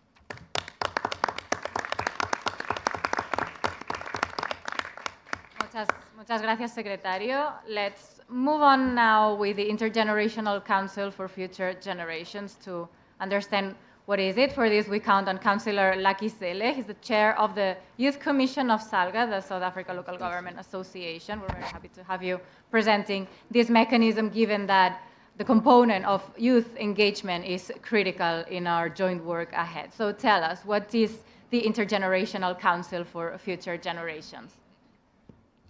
Thank you, Chairperson and fellow members of the UCLG family. The Intergenerational Council for Future Generations is a permanent accountability and co-leadership mechanism that ensures the decisions we take today are tested against the rights, needs, and aspirations of both present and future generations. It is not another symbolic youth platform. It is intended to institutionalize intergenerational justice within the implementation of the local social covenant by creating a structured space where youth leadership, experienced leadership, community voices, and local government practitioners can engage together on the long-term responsibilities of the municipal movement. As SALGA, and from a South African local government perspective, this also means deepening youth participation in municipal planning, budgeting, public participation, and service delivery. It requires institutions where generations do not compete for space, but lead together, learn from one another, and take shared responsibility for the future.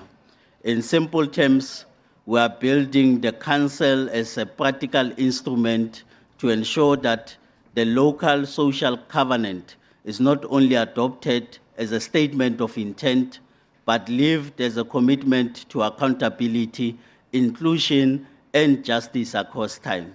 The future is not an abstract idea. It is already present in our communities, in our young people, in our children, and in the decisions we make today. Thank you.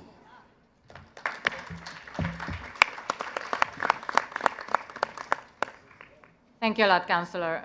We now know what these mechanisms are about, what will be their purpose. So let's see now how we will build them. So let's move back to the International Public Community Council on Everyday Essentials for a second. Mr. Stephen Weiber, manager of IFLA, the International Federation of Library Associations. IFLA has been leading the town hall process as far as culture is concerned, including the first letter that was sent to the UCLG leadership. Tell us, how are we building the International Public Community Council on Everyday Essentials, Mr. Weiber?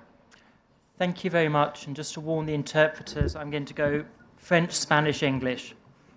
Donc, on a beaucoup parlé du caractère pluraliste et multipolaire de la CGLU et du fait que même si ceci peut être une source de friction et de tension, disons, créative, ce caractère représente une force.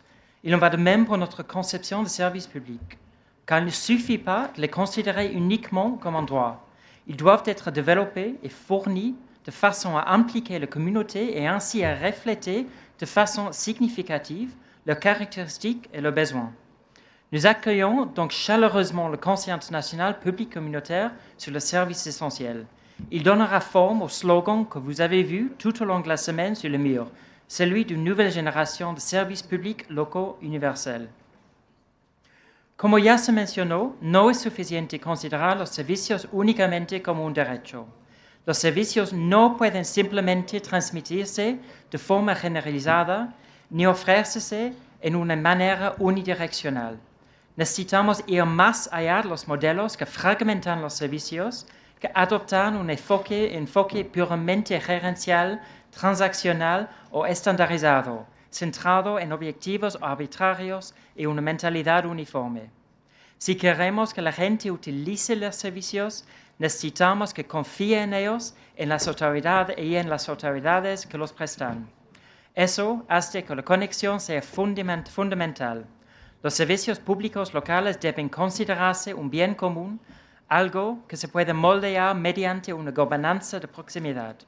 Las comunidades deben ser y verse como coproductoras y actores democráticos. Just like the model it's intended to promote, The Council will also be pluralistic and multi-stakeholder. The model through which UCLG has prepared the local social covenant already provides a powerful starting point, and it's a great sign that it will be co-convened with the global platform on the right to the city. Speaking from the perspective of culture, it is very welcome to see this recognized as an everyday essential. I've heard many times in this Congress already how culture has proven not just to be a policy goal in itself, but a precondition, an essential link, and sine qua non in the chain for achieving other goals. Engaging the cultural sector is an imperative. In turn, libraries are key proximity services which offer an infrastructure for delivering on goals from education to digital inclusion, from culture to civic engagement. But they can only realize this potential when they listen, when they themselves engage. So for us, the questions the Council will address are already firmly on the agenda, and we are happy to share. I also hope that as the Council's work advances, it will also draw on libraries' experience of serving as spaces where authorities and communities can have these wider conversations. This is not to say that it will be easy. Co-governance does mean letting go, sharing power, something that is not always easy. There is also a fine balance to be found. We have rightly invested in the professionalization of public servants. Their talents and judgment must continue to be respected and harnessed. We also need to make sure that the whole community is engaged. Enough libraries in different parts of the world are facing requirements from minority pressure groups, and sadly also sometimes from local governments, to remove or hide or censor books. This has to be resisted for the good of all. As you can see, the work of the Council is going to be hard, and its discussions sometimes difficult. But this only makes them more essential at a time when needs are growing while the capacity to respond to them is under attack. We look forward to supporting this work. Thank you.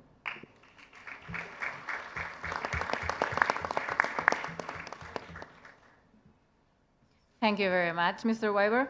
And finally, Mr. Issa Kassis, former mayor of Ramallah. Thank you for being with us. What can you tell us about how we are building the Intergenerational Council for Future Generations? Thank you. Good afternoon. Before thinking how we are building, we need to know the audience well first.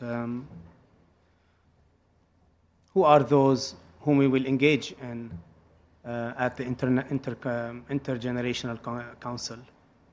Allow me to introduce Ramallah City beneficiaries as a live test. And let me start by giving some facts.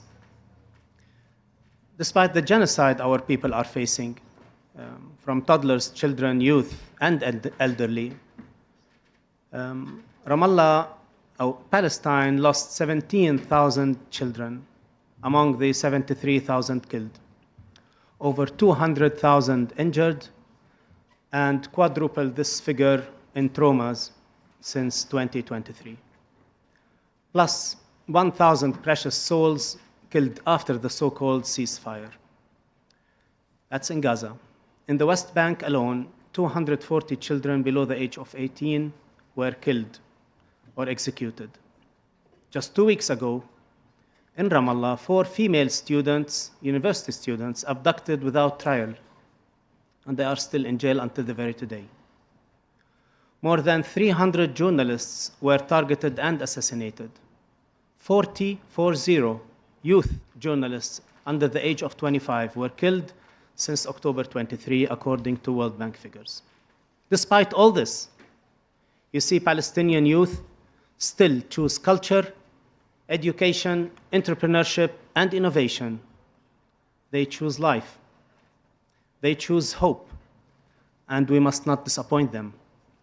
Our youth are highly resilient, and it's our responsibility as cities to create the right structure for them to fly high in accomplishments. Let me share some few beautiful yet isolated, not integrated initiatives in Ramallah, Palestine, on how we engage under multilateralism to help us put steps for intergenerational councils. Student Council, a 12-year-old initiative that proved its success and became a cornerstone in Ramallah child-friendly city. the creation of Youth Forum, a body that enjoys equity, who plans and executes for the largest stake of the society, the youth, the leaders of tomorrow. An innovation hub called Makani, mean in Arabic, my place, a co-working space, an incubator and accelerator fully run by the local government. You see hackathons, pitching days, and lots of beautiful business coming out of this place, also targeting youth, and comes out of youth recommendation. Ramallah, the City of Culture, an initiative to attract youth with passion for art and culture. Under multilateralism, we opened the spectrum wider. And we thought of from mainstream music to alternative music, to techno, to hip hop. Artists are now making their own music through Ramallah Music Hub. In sports, we took the Youth Forum recommendation to introduce paddle, for example, side by side with tennis at a newly established sports village. In environment, the Youth Council asked for an environment lab in Ramallah. And thanks to Barcelona Metropolitan and Metropolis Network, who positively received this initiative, and hopefully we will see it facts on the ground during the coming period. All this and more, and I said in my opening that these are or were isolated initiatives. And here I say all this and more need to be framed within an ownership structure to overlook, plan, govern, scale, partner, and ultimately aim at transforming from isolated efforts to collective actions that deliver more inclusive, resilient, and people-centric public services. I close by saying it's no secret that we are the only country under occupation, but we are not defeated. Eventually, our youth will reach us to freedom. Thank you.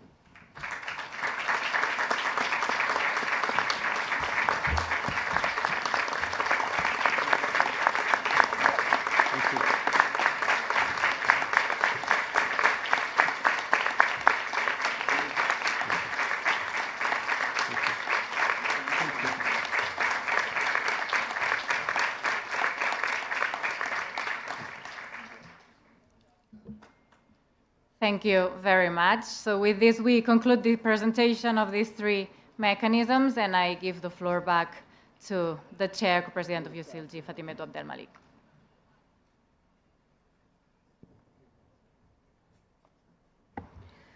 Merci beaucoup. Chers collègues, la discussion d'aujourd'hui a démontré que le document final de Tangier est à la fois un engagement politique et une feuille de route pour la mise en œuvre. Les initiatives présentées fournissent des mécanismes concrets pour faire avancer la coalition sociale locale et soutenir les gouvernements locaux et régionaux dans la construction de territoires plus inclusifs, solidaires, démocratiques et durables. Ensemble, elle renforce la contribution de notre mouvement à la résolution des défis d'aujourd'hui et de demain. Est-ce qu'il y a d'autres commentaires de la part des membres? Je vous écoute. Y a-t-il des commentaires? Je ne vois pas de main levée. J'invite alors le Conseil mondial à approuver le projet de document final de Tangier en tant que résultat politique proposé du Congrès mondial de ce jeudi de 2026. 1. 2. À adopter la coalition sociale locale comme cadre guidant le renouvellement du mandat politique de ce jeudi et sa contribution au prochain agenda mondial pour le développement. 3. Mandater le secrétariat mondial pour intégrer l'ensemble de Tangier, l'ensemble d'éléments évoqués à Tangier dans le plan de travail de ce GLU et soutenir sa mise en œuvre à travers les mécanismes organisationnels identifiés dans le document. Allons-y. Est-ce qu'on adopte? S'il vous plaît.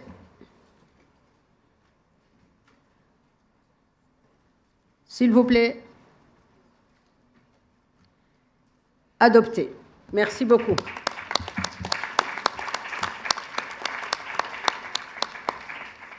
Nous passons maintenant à la suite des points de notre ordre du jour, le point relatif à l'égalité. Voilà.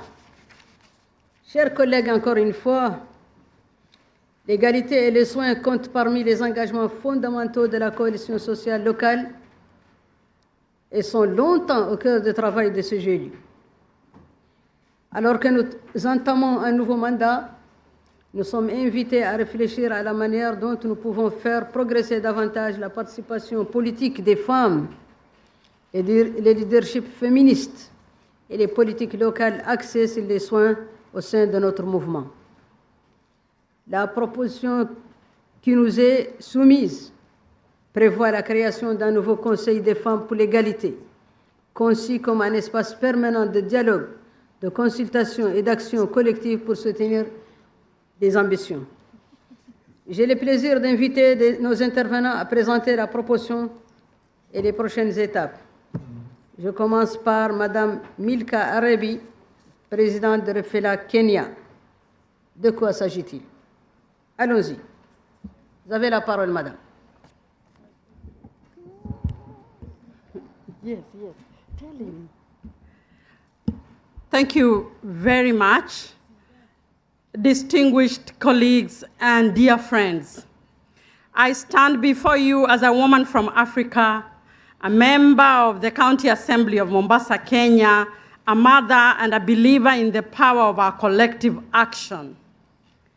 I am here to introduce the Women's Council for Equality, a permanent policy shaping body within UCLG that will advance feminist municipalism globally and place gender equality at the heart of our local and regional governance. Now, what exactly constitutes the Women's Council for Equality? To begin, equality priorities have been increasingly mainstreamed across UCLG's strategic frameworks, and a key milestone in this journey has been the local social covenant, which brings together UCLG members and partners around a shared political vision for the future of local governance. Through this process, perspectives on equality and care have been embedded not as a sectoral concern, but as a structural principle for the future of the organization. Building on this information, the Women's Council for Equality is how that commitment becomes concrete. It translates one of the core equality commitments of the local social covenant into a real mechanism for collective action. Accountability, learning and implementation, responding directly to our constituency's calls for a structured and meaningful engagement of local elected women in UCLG's policy-making spaces and processes. Furthermore, at its core, the Council is a permanent and open consultation mechanism, and this design is deliberate. Rather than a nomination-based body, it is built to be inclusive and evolving, grounded in shaped political commitments rather than institutional gatekeeping. It constitutes permanent and structural space for dialogue and collective leadership.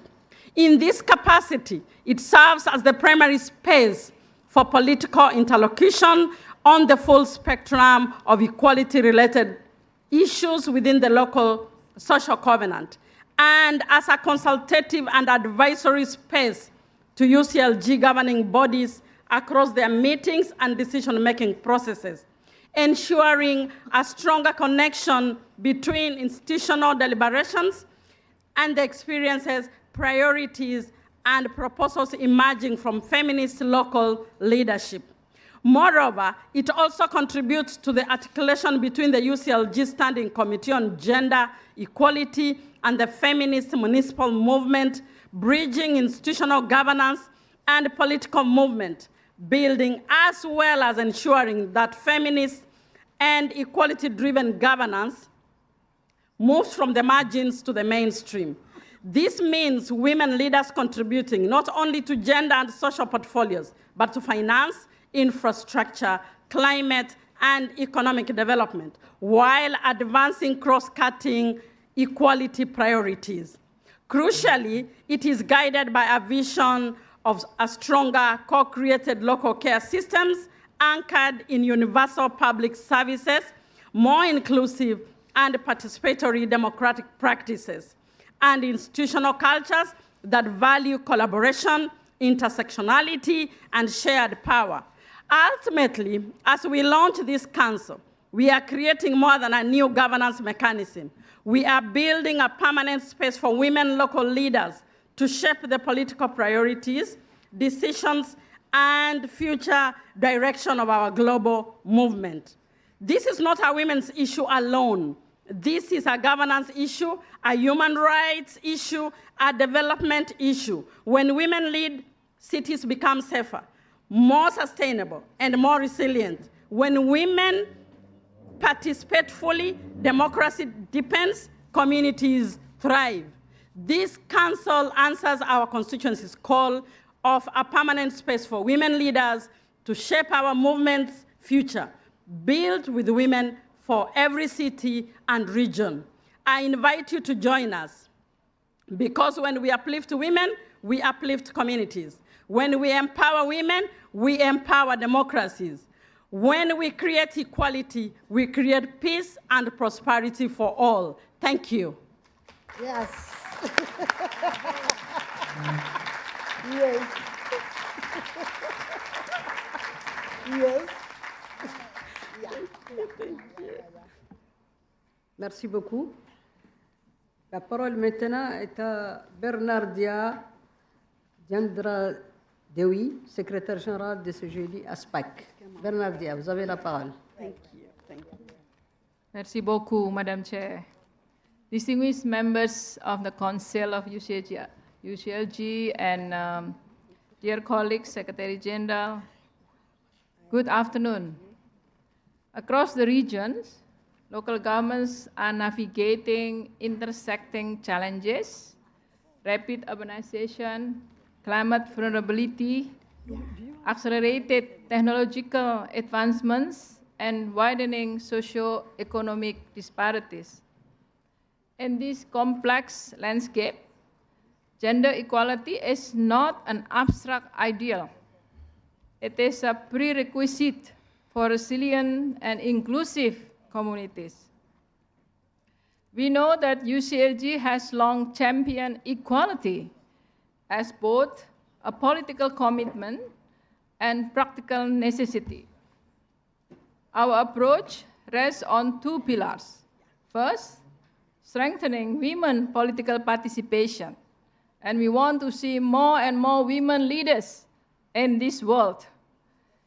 And the importance of women and feminism leadership at all levels of local governments.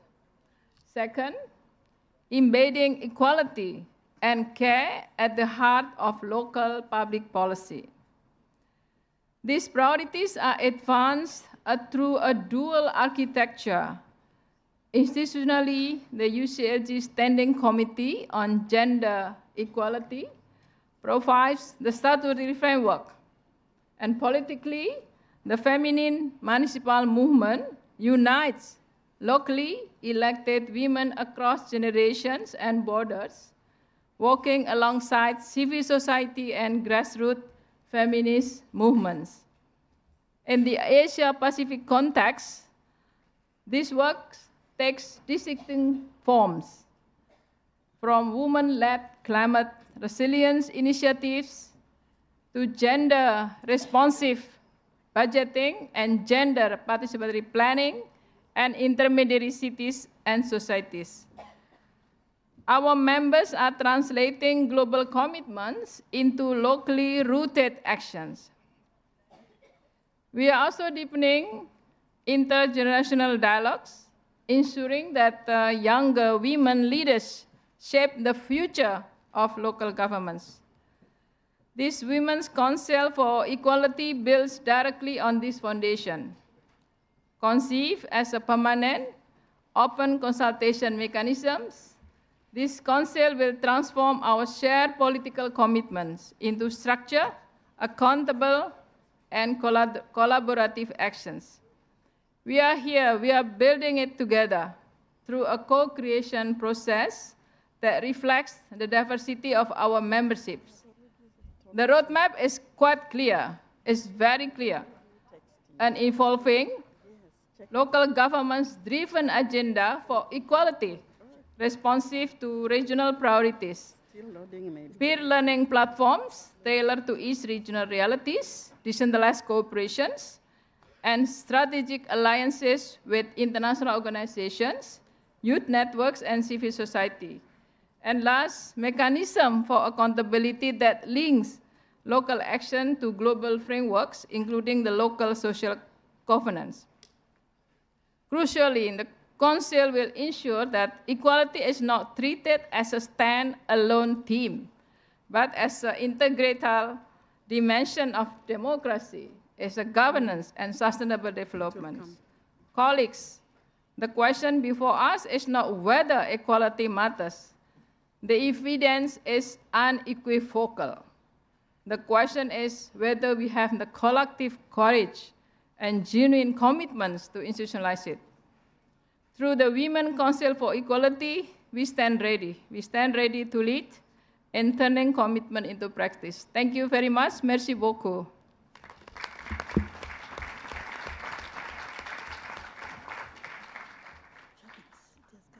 Merci Bernardia. La parole maintenant est à Madame Rohi Malik Loué, maire de Banjul. Vous avez la parole, Madame la maire.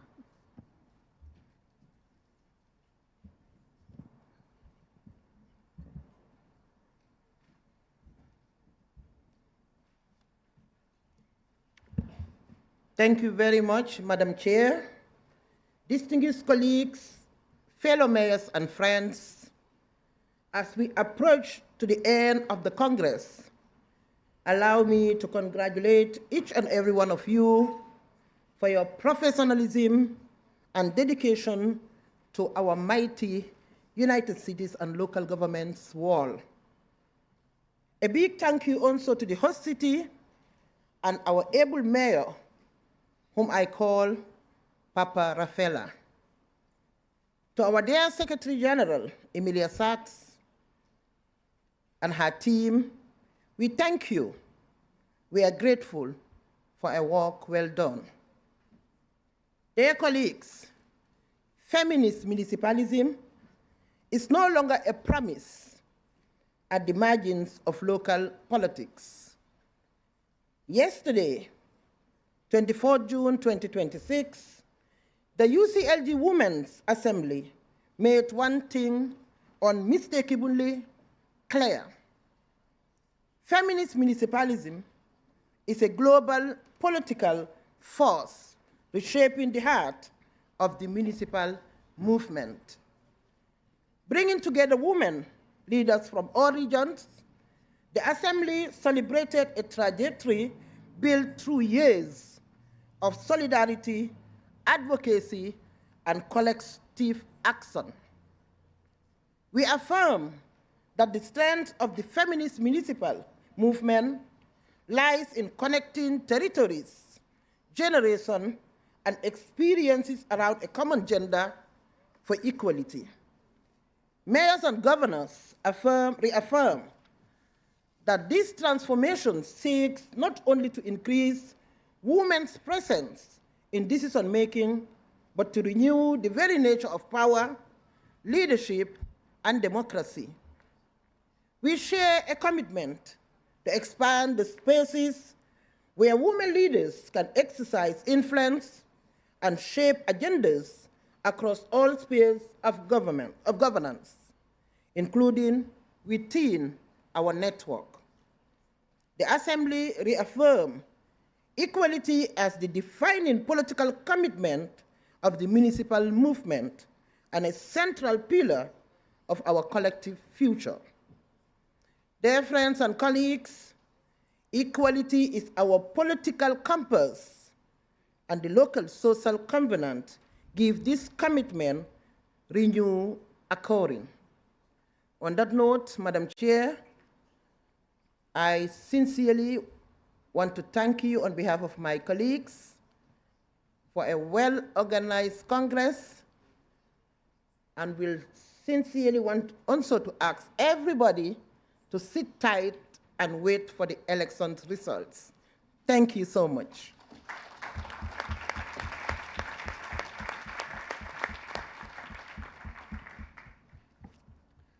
Merci beaucoup, Rohi. Alors, y a-t-il d'autres commentaires dans la salle?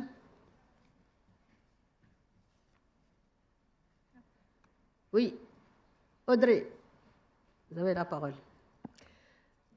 Bonjour à toutes et tous. D'abord, je voudrais remercier le maire de Tanger et toute l'équipe de CGLU pour la très belle organisation de ce moment que nous partageons.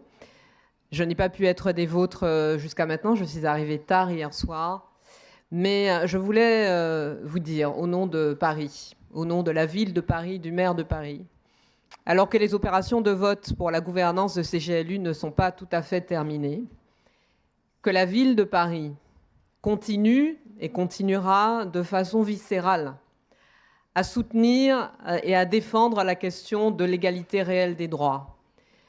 L'égalité réelle des droits pour tous les êtres humains et pour toutes les populations discriminées, quelles que soient les raisons pour lesquelles elles sont discriminées. Puisque nous parlons à l'instant de la question de l'égalité entre les genres, de l'égalité entre les femmes et les hommes. Nous sommes dans un temps de grande violence et de grande incertitude. Nous en avons tous conscience, au bord d'un chaos mondial qui est déjà à l'œuvre, ce chaos, dans beaucoup de points du monde. Et nous sommes dans un temps où, plus que jamais, puisque ça ne date pas d'aujourd'hui, les droits des femmes, la question de l'égalité des genres est remise en cause à une échelle mondiale par des dirigeants des deux hémisphères et de tous les continents. Et je pense par exemple à la première puissance mondiale, dirigée aujourd'hui, je parle des États-Unis, dirigée aujourd'hui par un climato-sceptique, anti-science, anti-égalité, raciste, j'ose le mot, et sexiste, et qui s'est vanté de pouvoir faire des femmes ce qu'il voulait et de les attraper par leur partie intime à sa guise. Le monde est dans une phase où l'Union européenne, le continent d'où je viens, reçoit une délégation de talibans en Europe. Le régime taliban, le régime de l'apartheid de genre, le régime qui enferme les femmes dans des prisons mentales, le régime qui interdit par la loi aux femmes de parler fort. Les femmes afghanes n'ont pas le droit de parler au niveau sonore auquel je m'exprime aujourd'hui devant vous. Ça leur est interdit par la loi. Les enfants, les filles, les mariages d'enfants sont autorisés par la loi en Afghanistan et par le régime des talibans, et pourtant ils sont reçus par l'Union européenne. Et dans le monde entier, on voit bien, on parle des dangers du masculinisme, à quel point les droits des femmes, les droits des populations discriminées en général, je ne parle pas de minorités puisque nous sommes une majorité en réalité, nous tous et toutes les discriminés, et singulièrement les femmes, nous sommes une majorité de l'humanité. Ces droits sont de façon quasi industrielle et institutionnelle bafoués.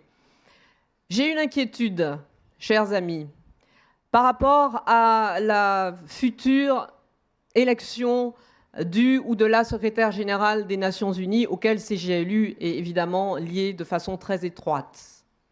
Qui succédera à l'excellent, au brillant Antonio Guterres? Qui prendra les rênes des Nations Unies sous influence et financement américain, alors que les États-Unis sont dirigés par Donald Trump et J.D. Vance?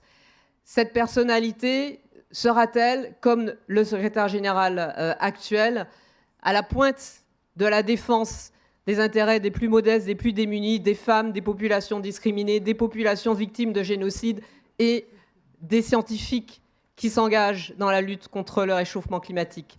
J'ai des doutes à ce sujet. Et donc, alors que nous votons aujourd'hui pour la gouvernance de ces GLU, je veux vous dire, et j'en termine, que depuis l'aube de l'humanité, les femmes sont l'objet de toutes les formes de violence. Et pourtant, elles portent le monde sur leurs épaules.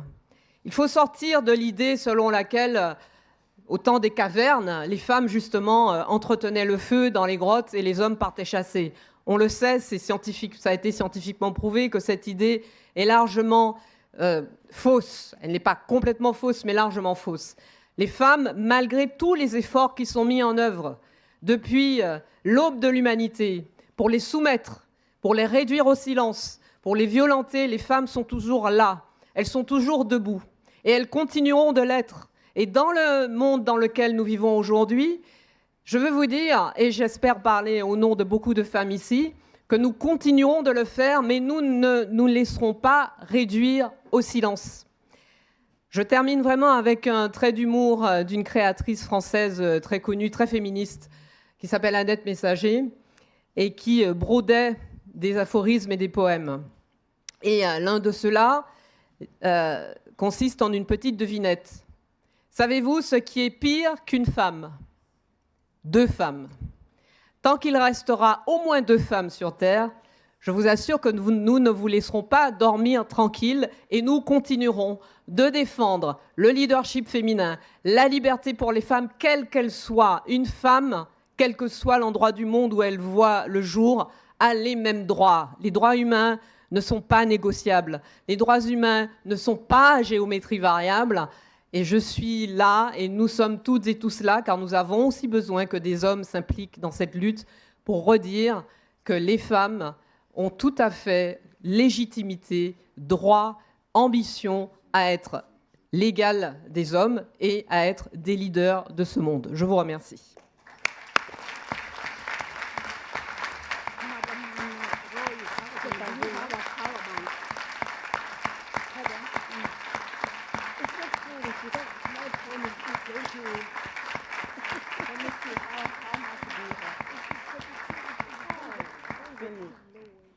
Merci beaucoup, Audrey, pour ce bel message.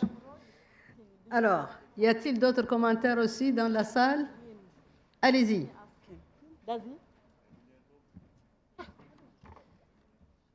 Merci, Madame la Présidente.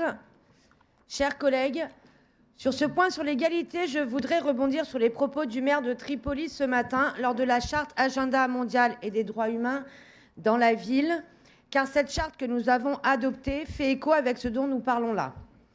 À Cité Unie France, on sera très sensible sur les droits de tous les êtres humains, les droits des femmes, les droits des LGBTIQ+, des minorités, bref, de toutes et tous. Je rappelle que ce ne sont pas des choix. L'inclusivité et l'égalité englobent tout le monde. Il n'y a pas d'opposition aux religions, aux femmes, aux LGBTIQ+. Nous comprenons que dans certains espaces géographiques et culturels, ce n'est pas si simple. Mais pour nous, à Cité Unie France, les droits humains doivent être les mêmes pour toutes et tous, sans distinction ni discrimination. C'est ce à quoi nous devons nous attacher collectivement. Je vous remercie.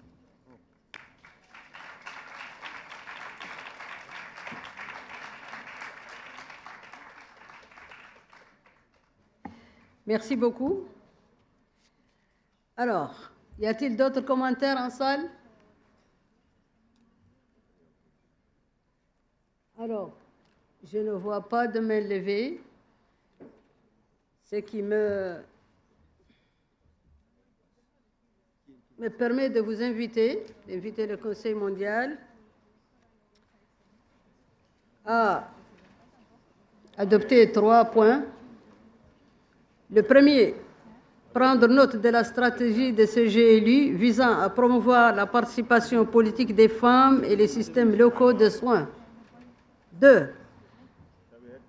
Approuver la création du Conseil des femmes pour l'égalité en tant que mécanisme stratégique de mise en œuvre de la coalition sociale locale. 3. Se mobiliser pour les activités prévues dans les mois à venir. Êtes-vous d'accord par acclamation ou par lever votre... Sommes-nous d'accord pour valider tout ça? هل نحن موافقون؟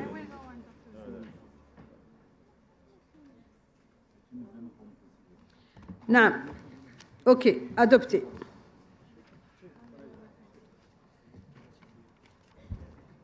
Chers collègues, on continue l'ordre du jour sur le mécanisme de consultation. L'une des forces de ce GLI réside dans sa capacité à réunir les leaderships politiques, l'expertise technique et l'expérience territoriale grâce à ces divers mécanismes de consultation. Par le biais de nos commissions, groupes de travail, forums et communautés de pratique, les membres contribuent à l'élaboration des recommandations politiques, des produits de connaissances et des positions collectives qui soutiennent le travail dans nos instances statutaires et enrichissent notre agenda commun. J'ai le plaisir de donner la parole à quelques intervenants. En tout cas, un intervenant, parce que il semble que le premier n'est pas là. Monsieur Jin Hang, j'espère que j'ai bien prononcé le nom. Il est le directeur du bureau des affaires étrangères du gouvernement populaire municipal de Hangzhou. 5e Salon mondial du commerce numérique du comité CGLU ASPAC sur la coopération locale dans le cadre de la Belt and Road. Monsieur Jin, vous avez la parole. C'est là. Il est où?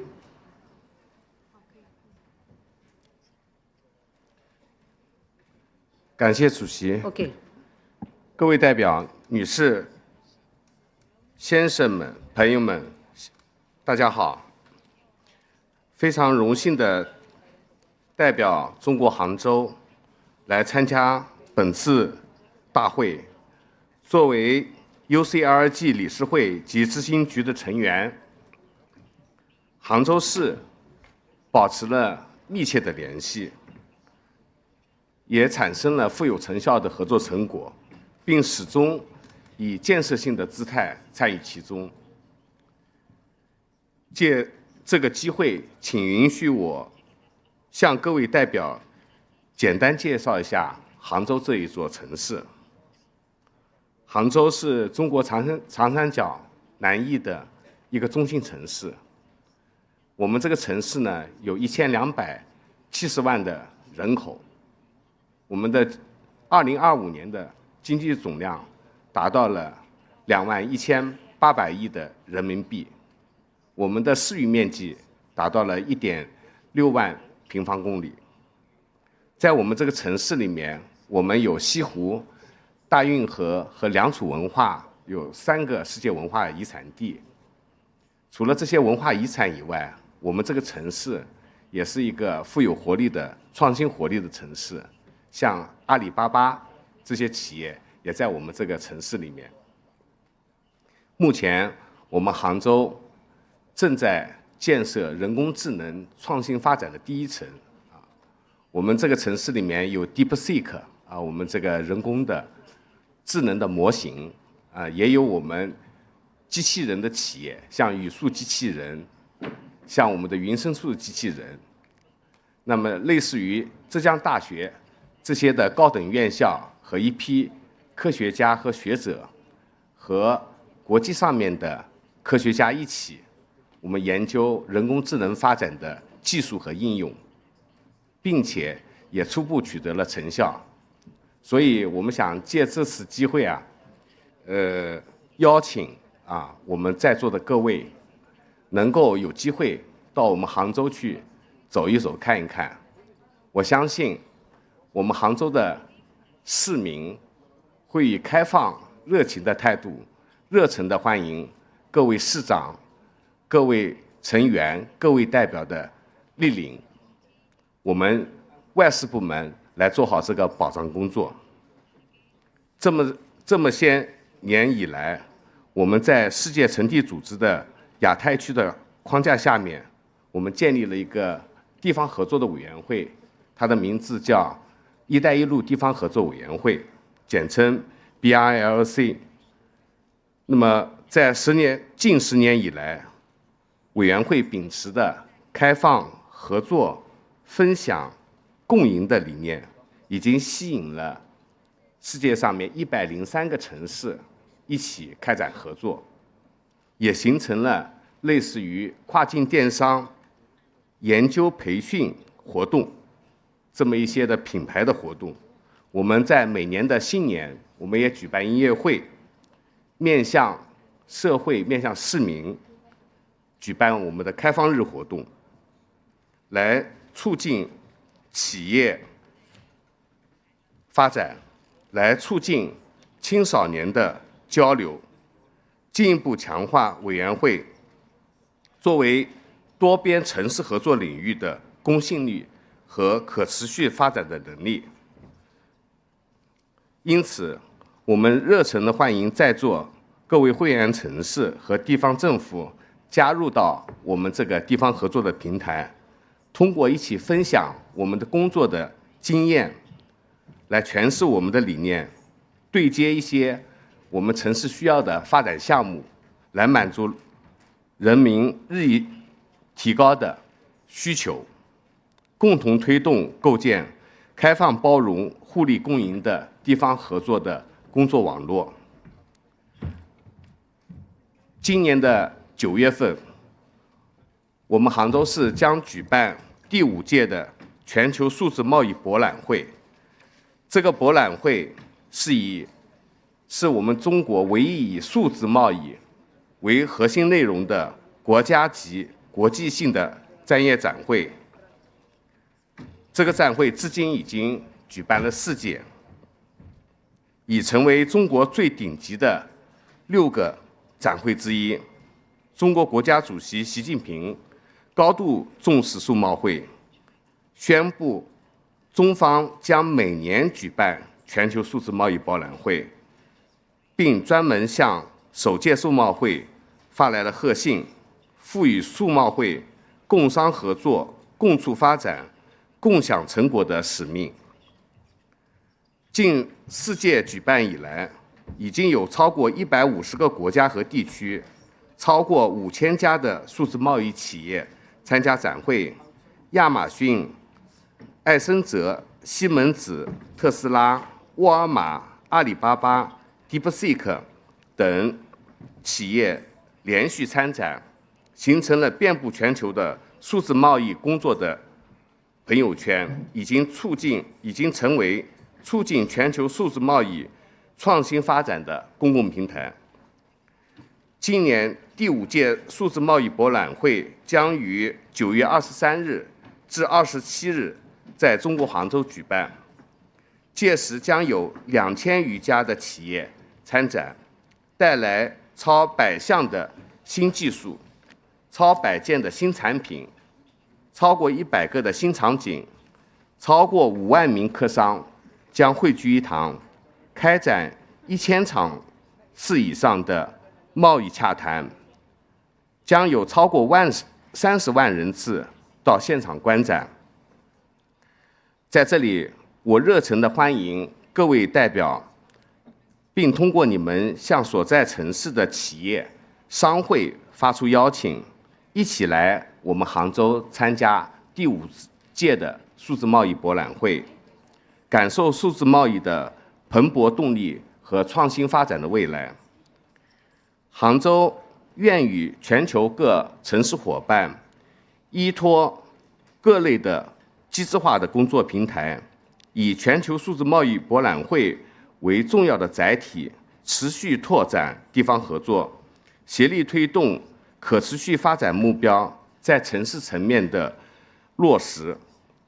诚挚地邀请各位嘉宾，在杭州优美的自然人文的环境之中，在数贸会所构建的开放、包容、数字化的合作生态中，进一步增进互信，深化交流，推动项目合作，共同擘画城市可持续发展的新图景。谢谢大家。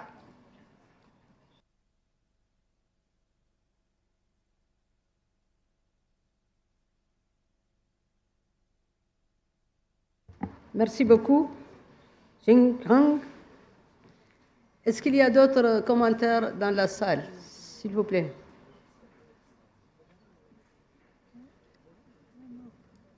Alors, je ne vois pas de main levée. Dans ce cas, je vais considérer qu'on a pris note des informations présentées. Alors, pour continuer, toujours les points de l'ordre du jour, les étapes clés du mouvement municipal.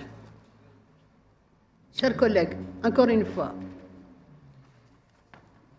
avant de conclure nos travaux, permettez-moi d'attirer votre attention sur un certain nombre d'étapes importantes qui continueront à façonner l'action de notre mouvement dans les mois et les années à venir. De l'innovation urbaine et de la consolidation de la paix à la production de connaissances, en passant par la localisation des ODD et les finances territoriales. Ces initiatives témoignent de la contribution croissante des gouvernements locaux et régionaux à la résolution des défis mondiaux et à la promotion d'un multilatéralisme renouvelé. J'invite donc Madame la Secrétaire générale, chère Emilia, à modérer ce segment. À vous. Thank you very much, Madam Chair. Before I start with this segment, I just want to make a point of order for clarity and transparency. As you know, we announced this morning that we would be closing the voting process at 4 o'clock. A member has some trouble with his ID and has gone to the hotel to fetch it and has assured us that he has read somewhere that he was able to vote until 4:30. The Electoral Oversight Committee has decided that it is agreeable for this member to cast his vote. The voting tables will be closing at 4:30 sharp, and that is in a few minutes from now. So allow me now, this is just the point of order for everybody to understand. And thank you to the Electoral Oversight Committee for looking into these matters.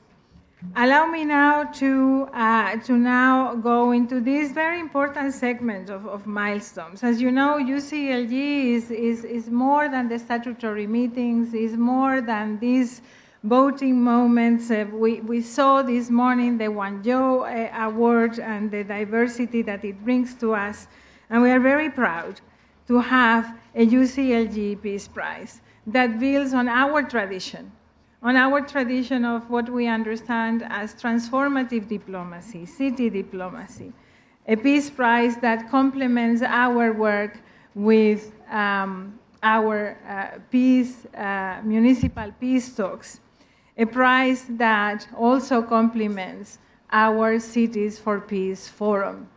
The whole work of UCLG around peace building can be summarized in the exercise that we do with the Peace Prize. So I'm very proud to be able to give the floor to our co-president, Mr. Jan van Zanen, Mayor of The Hague, the City of Peace. Go ahead, Mayor.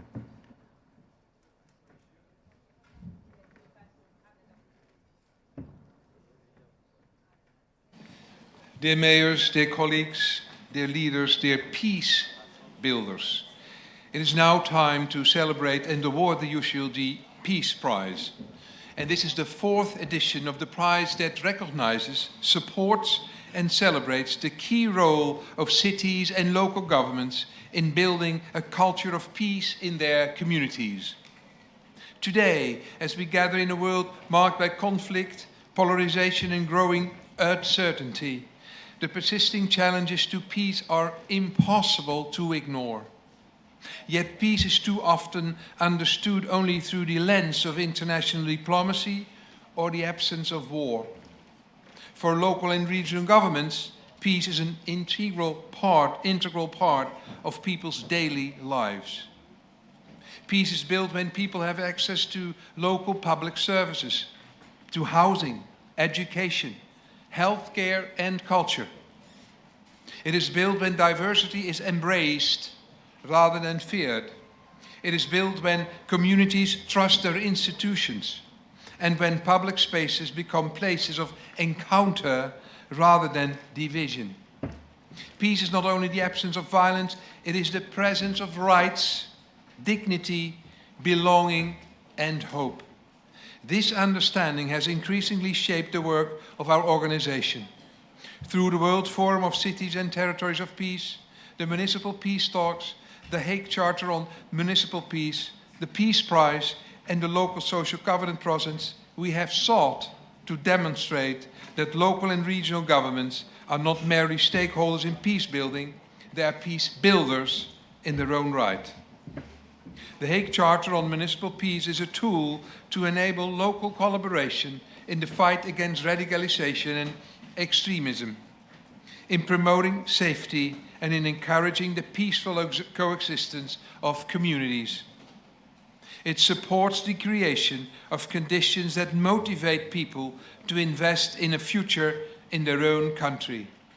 And as mayor of the City of Peace and Justice, I know that true peace cannot only happen in courtrooms or through global agreements. It is cultivated locally, in city halls and neighborhoods, in schools and public spaces. It is driven by local leaders who stand up for dignity, inclusion, and resilience in the face of challenge and change. The UCLG Peace Prize shines a light on exactly that kind of leadership. This year's edition of the award features 5 exceptional finalists from all over the world. From the region of Manabí in Ecuador, to the coast of Lamu in Kenya, from the rural lands of Caputa North in South Sudan, to the metropolis of Sao Paulo in Brazil, and the community of North Minahasa in Indonesia. These local governments are united in our common goal of enhancing peace and can set an example and inspire others. We will now move to the official part of the award ceremony. A warm welcome, please, to the stage to the 5 finalists of the 2026 UCLG Peace Prize. Where are you? There you are.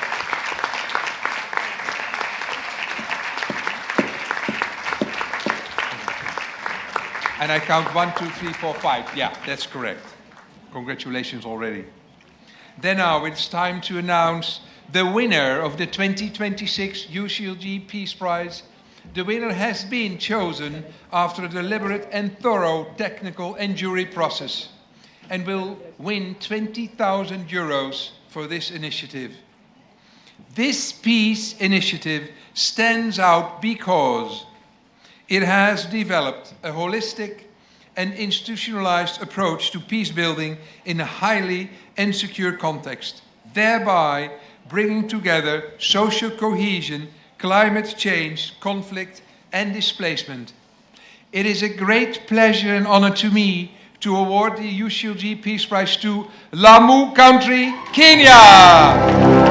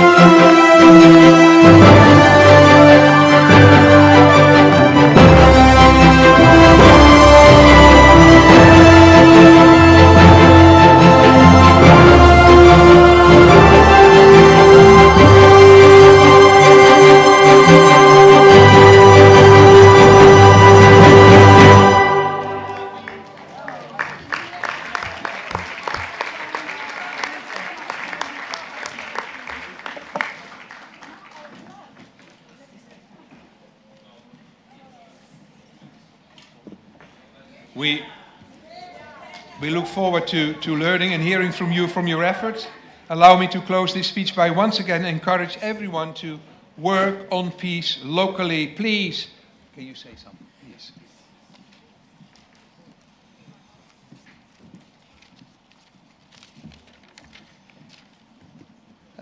Good afternoon. You may wonder why I came with a written speech. I was hoping, but it became a reality. Your Excellencies, distinguished guests, members of the jury, fellow local government leaders in the world, ladies and gentlemen, it is a profound honor to stand before you today in the historic city of Tangier on behalf of the people of Lamu County and the Republic of Kenya. I express our deepest gratitude to UCLG, the Peace Prize Secretariat, the jury, and all partners for this extraordinary recognition. We humbly accept this award, not only on behalf of the county government of Lamu, but on behalf of communities that have chosen dialogue over division, cooperation over conflict, and hope over fear. Lamu is a border and coastal county facing complex and overlapping challenges, including cross-border insecurity, climate shocks, displacement, and social vulnerability. For many years, these were treated as separate problems. Through the Lamu Peace model, we chose a different path. We demonstrated that peace building, disaster resilience, social cohesion, and human dignity can be brought together within one locally led system.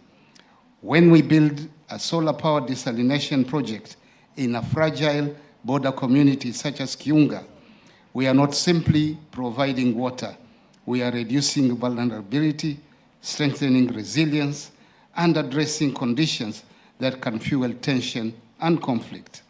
This recognition belongs to the women who mediate disputes, the youth who champion peace, the elders and religious leaders who build trust, and the fishermen who help keep our waters safe. It belongs to every community member who believes that peace is something we build together. We are especially proud that this award recognizes an African solution to a global challenge. It reminds us that local governments are not only first responders to crisis, they are architects of lasting peace. If there is one message we leave with you tonight, it is this: fragile communities are not defined by their vulnerabilities. They are defined by their capacity to come together, solve problems, and build peace from the ground up. Today, you honor Lamu, but you also honor the belief that peace is strongest when it is owned by communities themselves. Thank you for believing in Lamu. Shukran jazila. Thank you very much.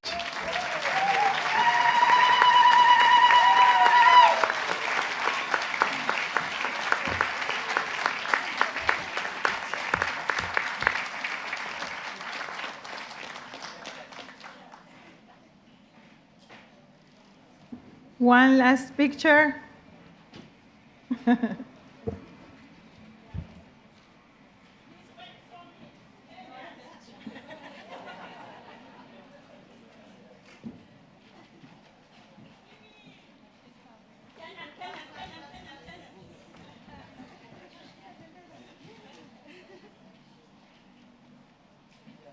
And congratulations to all the finalists as well.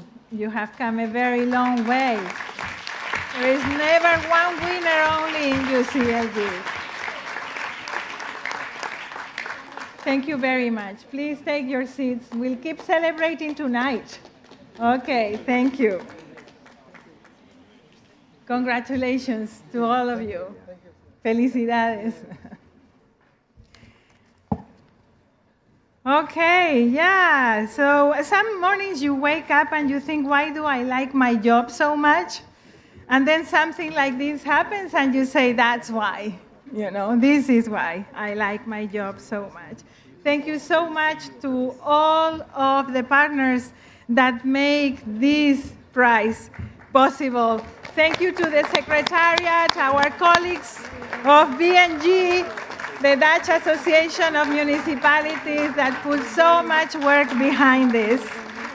Thank you to the province of Barcelona, Without your support, this would not be possible, and obviously Open Society Foundation as well. There is a lot of women and manpower behind an initiative like this. We are very proud. Thank you very much. And now allow me to another very high moment. We are not going to get a check for this. We are not going to get an award, but it is a very important milestone for us as well. It is the announcement, the publication of our journal, our triennial research flagship, The Economies of Equality and Care. It used to be just a report. It is now a full-fledged journal that we have been using throughout our policy making, and we are very proud to have some copies for you, but there is a lot more that you can find in the dedicated platform. This, the Gold Report, our media journal, is how we materialize research into policy, how we try to make sure that local evidence feeds also policy making. So we are very proud of this. And in order to explain to us what these economies of equality and care are meaning for us, what the contents are, I am very pleased to give the floor to Mr. Emil Broberg, Councillor of Östergötland region in Sweden. Emil, the floor is yours. Thank you.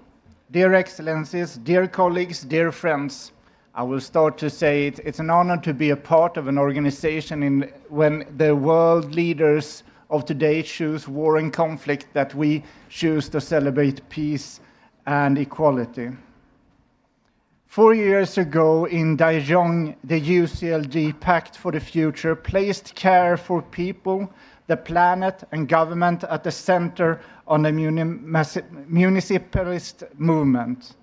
Today, here in Tangier, we can say that this commitment has grown into a collective body of knowledge, evidence, and action. Through the Gold 7 research process on the economies of equality and care, local and regional governments, researchers, civil society, organizations, and international partners have worked together to answer a simple but fundamental question. What does it mean to govern with care? Over the last 3 years, 50 institutions have co-produced this process and contributed more than 100 experiences and reflections from around the world. The Gold 7 multimedia journal has allowed us to explore and share this throughout the process. Together, they show something important. Care is not more than a sector, it's a way of governing. Our research demonstrates that care is already transforming how cities and regions plan public space, deliver services, and organize mobility, design housing policies, strengthen democracy, and respond to climate changes. Care is present wherever life is sustained.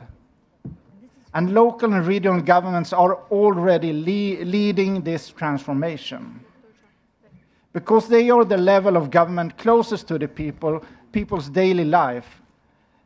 They are often the ones making care tangible through physical and social and institutional infrastructures, public services, social protection, procurement, partnerships with civil society, community spaces, and local democracy. And an important lesson emerged clearly from the hundreds of experiences gathered throughout this process. The knowledge, tools, and solutions already exist.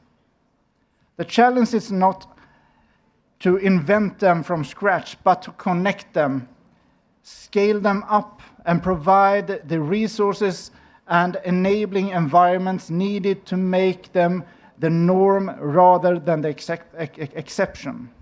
And Gold 7 is the process that has made it possible to bring all of this together. Today, I'm proud that we can present the final report, and it's easy read version. You have it on the tables that Emilia showed, and you have also the easy read version is available. But this report is much more than a diagnosis. It invites us to recognize care as a need, a form of work, a value, and a right. It reminds us that care is everywhere, from our public services to our institutions, and that sustaining life must become a central objective of public action. It offers actionable recommendation for adopting care as a core principle of local governance, an invitation to pause, rethink, and act in order to radically transform our cities and regions and achieve true equality and well-being for all.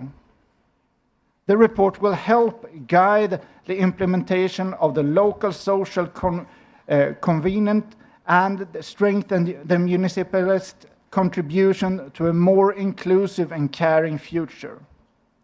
Today, we celebrate the end of a research process, and let us also celebrate all the co-workers within UCLG and other partners who has made this possible. For tomorrow, the real work continues, ensuring that care becomes visible in our policies, our budgets, our institutions, and our territories. Let us turn this knowledge into action. Thank you very much.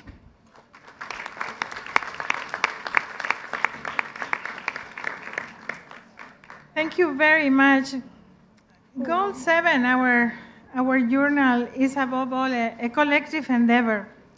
More than 100 representatives from local and regional governments, beyond all the other partners, associations, international organizations, and research centers, as Emil was saying, they have contributed to share experience, reflections, proposals, thought-provoking pieces. This process affirms that local and regional governments have a wealth of knowledge, that they are actors actually very capable of generating grounded evidence. That is the type of work that we are trying to support from our research department. And as tiny as it is very powerful. And I want to acknowledge Ana Calvete, the head of our department, and of course, Mateo, who is also close to her. Thank you very, very much, because there is people behind this effort. There is always, always people. Thank you so much.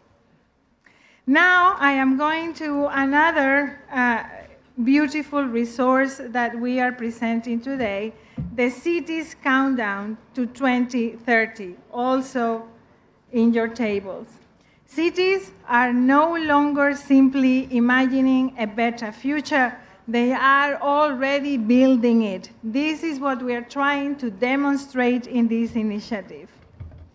This initiative, led by UCLG, inspired by a meeting that our President Altai had with Amina Mohammed, the Deputy Secretary General of the United Nations in New York, tries to prove that the global agenda and the post-2030 negotiations need to be based on the work that is being done by cities, and that through mission-oriented approaches of transformation, identifying a scale and transfers of solutions, we are truly contributing to the achievement, to the shaping, and the imagining of the global agendas. It is really worth a read. But I would like now to give the floor to Ms. Jimena Niño Cázares, Secretary for International Relations of the city of Bogotá, that is one of the countdown cities featured in this work. The floor is yours, dear Jimena. Adelante. Thank you very much. Muchas gracias. Buenas tardes a todos, honorables miembros del Consejo Mundial, estimados colegas y amigos. Nos encontramos en Tánger, esta ciudad maravillosa, en un momento singular. La Agenda 2030 entra en su recta final y el mundo pregunta si los compromisos que hicimos se están cumpliendo. Y nosotros, los gobiernos locales y regionales, tenemos una respuesta, no una promesa. Tenemos demostraciones. Una de esas se llama el Cities Countdown 2030, una demostración política de siglo impulsada bajo los auspicios de la Vicesecretaría General de las Naciones Unidas, Amina Mohamed, cuya premisa es tan sencilla como poderosa. La transformación global no desciende desde arriba, se construye en el territorio, en los territorios, desde las calles, los barrios, las comunidades a las cuales gobernamos cada día. Cities Countdown 2030 documenta esa construcción. No compara ciudades, no produce rankings, genera evidencia, prueba concreta de que los gobiernos locales no solamente implementamos agendas globales, sino que las hacemos realidad donde otros no llegan. Hoy, 12 ciudades y una región forman parte de esta cartera: Konya, Ramala, Barcelona, Bogotá, Johannesburgo, Ciudad de México, Montevideo, Guangzhou, Guadalajara, Amán, París, Jianing y Cataluña, cada una con una misión diferente. En Konya, para traer solo algún ejemplo, el municipio gestiona el sistema alimentario como un servicio público, producción local, mercados orgánicos liderados además por mujeres, pan asequible para todos. En Jianing, otro ejemplo, rediseñaron las rutas escolares con participación ciudadana y hoy el 95% de los niños va caminando al colegio y los accidentes de tráfico cayeron en un 98%. Estos son resultados. En Bogotá, mi hermosa ciudad, hemos reducido la contaminación del aire en un 27% y ahora estamos implementando las zonas urbanas por un mejor aire, inspirados en Londres, en los barrios con mayor contaminación y mayor vulnerabilidad social, porque siempre van de la mano, porque el derecho a respirar aire limpio no puede depender del código postal o la dirección de residencia. Todas estas misiones son distintas en su forma, pero idénticas en su lógica. Una orientación estratégica clara, datos que orientan la acción, instituciones que coordinan y comunidades que participan. Esa es exactamente la arquitectura que las 6 transiciones de la ONU requiere para volverse reales en el territorio. Honorables miembros del Consejo, cuando salgamos de Tánger, llevemos este mensaje. La ambición local no es una aspiración modesta, es la fuerza más concreta que tenemos para transformar el mundo. Y Cities Countdown to 2030 es una evidencia más de que ya lo estamos haciendo. Muchísimas gracias.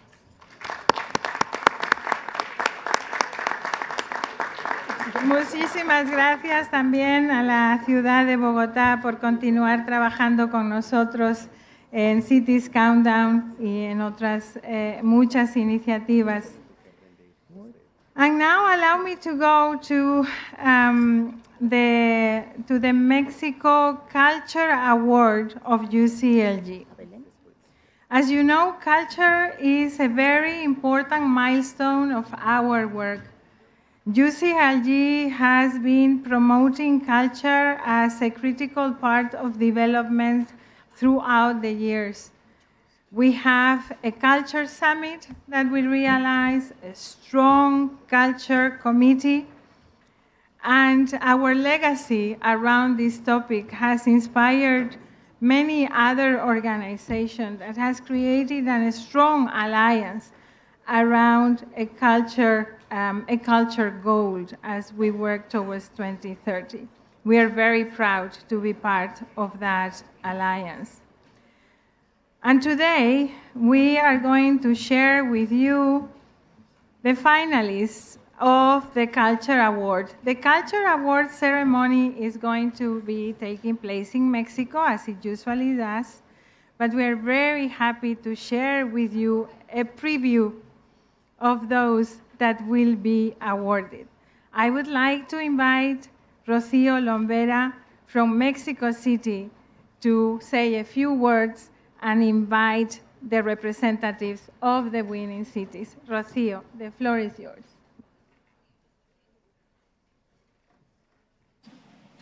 Del Consejo Mundial de CGLU, distinguidos miembros. La cultura ha sido considerada ya como un cuarto pilar del desarrollo sostenible, pero creemos que es algo mucho más profundo. Es el corazón de nuestra esencia como seres humanos y como pueblos. Esta 7ª edición del Premio Internacional de CGLU Ciudad de México Cultura 21 tiene como objetivo reconocer a las ciudades, los gobiernos locales o regionales y las personalidades destacadas que han sobresalido en esta esfera de los derechos culturales, concretando este derecho y esta esencia que decimos. Para esta edición se presentaron 59 iniciativas de todas las regiones. El jurado estuvo formado por Isul Dun, Yarri Cámara, Tita Larazati, Ana Francis López Baigén Patiño y su servidora Rocío Lombera. Este jurado, después de una valoración individual minuciosa de las iniciativas presentadas, se reunió el 4 de junio, muy recientemente de este año, para analizar, debatir y llegar a un consenso y a un veredicto colectivo. Entonces, pues vamos a anunciar en la categoría de personalidad, el jurado reconoció la trayectoria de Amarés Guargaya, experto mundial en democracia cultural, patrimonio inmaterial, el papel de la cultura en la lucha contra la pobreza y la integración de las voces de la comunidad en la conservación del patrimonio.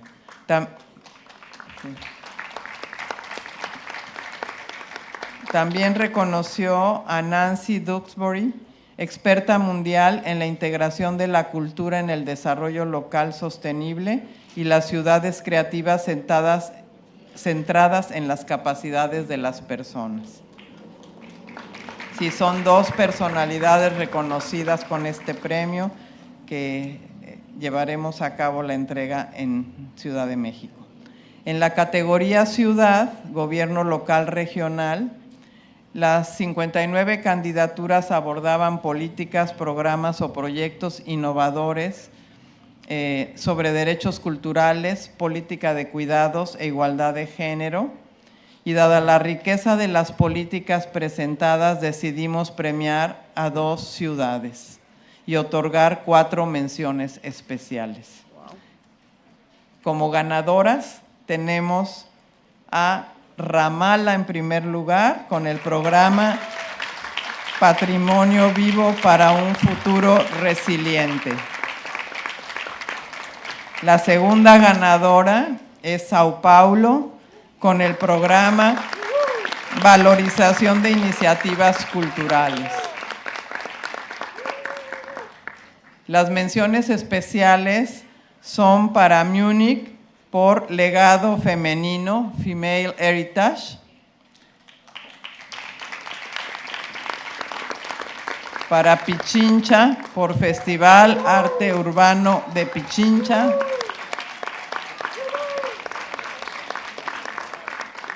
para Recife por Free Play, Recife por el derecho de las mujeres a un carnaval sin violencia. Y para Salvador, también en Brasil, por el movimiento Salvador Capital Afro.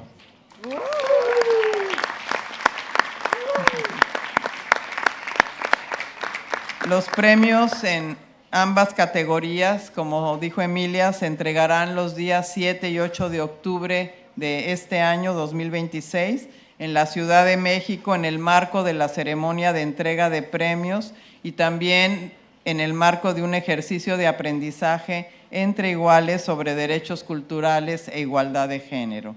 Así que los invitamos cordialmente a todos los miembros de CGLU a asistir en este momento que sellará el proceso del Premio Internacional CGLU Ciudad de México Cultura 21 2026. Bienvenidos a la ciudad en octubre.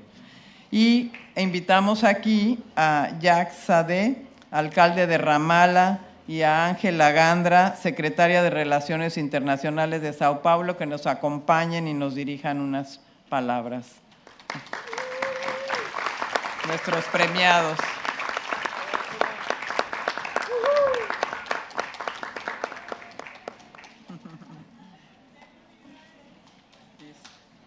Please. Go. Do you want me to speak? Yes, please. Yes. Yes. Some words, please. I thank you very much for this award. There was a lot of hard work in our team to come to this point. I really thank you very much. I love you all. Thank you.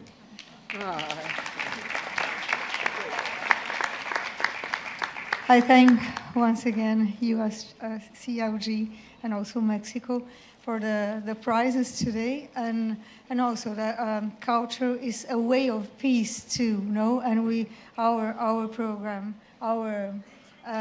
that we presented is all about to give opportunities to the poor people to be able to show their culture, and this way grow and have other opportunities in their lives. So it's a way of peace as well, and I thank you so much.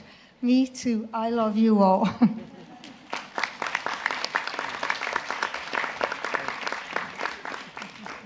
Thank you very much. We are also privileged to have with us the former mayor of Ramallah, who has put culture very high on the agenda.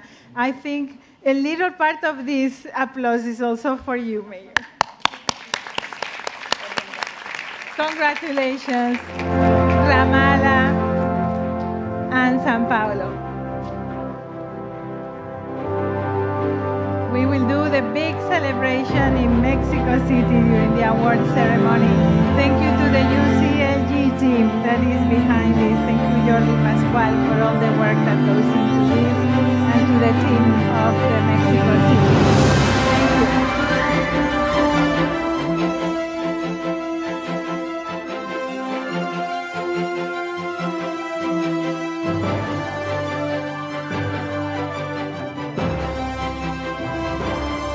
Thank you. Thank you, colleagues. I know that you're waiting patiently. Voting has ended and the counting has started, and we still have one more item to go. And it's not a minor item, it's very, very important for us. It is the 15th anniversary of our Fund for the Development of Cities, FMDB. And I would like to give the floor to Carlos de Freitas, the Executive Director, to say, I see that the Mayor is already there, yes. Sorry, Mayor, I had not seen you yet. So allow me to give the floor to the President of FMDB, to the Mayor of Johannesburg, Dada Morero. Please approach the podium.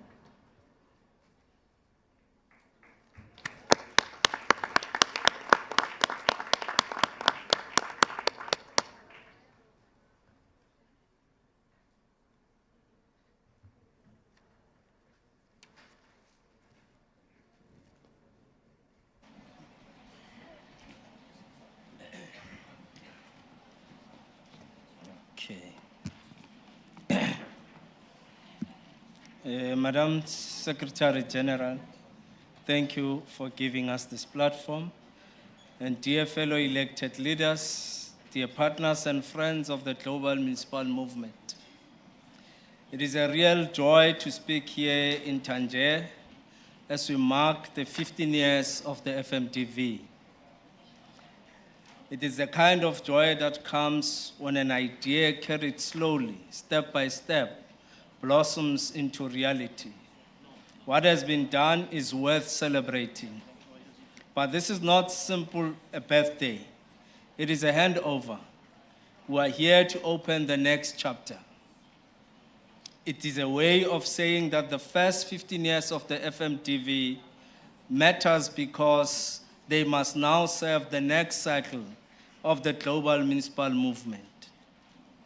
Before we look forward, we must look back with gratitude. I want to honor the late John Francois Abel, who co-led FMDV with Carlos for more than a decade until 2023.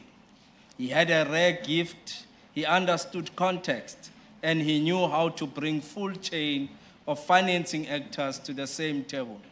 The best tribute we can pay to him is to keep opening these pathways for territories. For 14 years, FMDV has worked with this campus. It has supported local, regional, and national governments, mobilized partners, launched long-lasting and high-impact alliances, helped translate local needs into the language of international agendas, and build solutions where existing systems were not yet enough. I want to thank the founders, the teams, the elected leaders, the institutions, and the partners who have carried this endeavor. I want to salute the many cities and regions that alongside Johannesburg have stood by this commitment over the years and whose support has been essential. What we celebrate today is a community of practice and purpose, a community that believes finance must serve local public mandates and the rights of the residents. FMDV was born from a simple truth. You cannot ask cities and regions to do more and more and more while keeping the money out of reach. Access to subnational finance is critical for what we do. When cities and regions cannot access finance, it means local government cannot deliver. It means people go without. For too long, the world has measured development by the volume of finance committed. Our citizens measure it differently. They measure it by what they can see and touch. They measure it by what changes in their street, their neighborhood, and their life. Finance that does not reach territories does not reach our people. Over the past 15 years, we have innovated and we have learned. In Johannesburg, we're the first city on the continent to issue a municipal green bond. Now we are the first city to receive a direct loan from the African Development Bank. What was once impossible is becoming accessible. This is what FMDV and UCLG have made possible. Cities linking directly to Green Climate Fund, to multilateral development banks, and to subnational development banks. Localizing finance is not an idea, it is a working system, and it is changing lives. Today, subnational finance is no longer a side issue. It sits at the heart of our movement. The first 15 years helped put local governments on global financial agendas. The next must make territorial finance the foundation on how the world invests in people and places. For that reason, as we move to the next chapter, FMDV's role as UCLG's consultation mechanism on subnational finance must continue to be fully recognized, better represented, and actively mobilized in our political spaces, including the World Council and the wider UCLG architecture. Here in Tangier, as UCLG renews its leadership and sets the course for its next cycle, our message is both ambitious and practical. Let us make the territorial age of finance a political pillar of the next mandate. Working together, let us equip cities and regions not only to present projects, but to shape the systems that can mobilize, channel, and safeguard the resources our communities need. Because the future will not be won by those who simply invest more, it will be won by those who invest where transformation actually happens. FMDV is 15 years. It is not entering the archives, it is entering a new age of responsibility. The world has seen the industrial age, the digital age, and the information age. Today, let us choose another, the territorial age of finance. Because finance is never an end in itself, it is how societies invest in people and places. Let history remember Tangier as the movement when our movement who's not simply to adapt to change, but to lead it.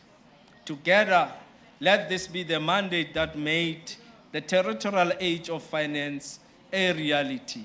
Thank you, Secretary General.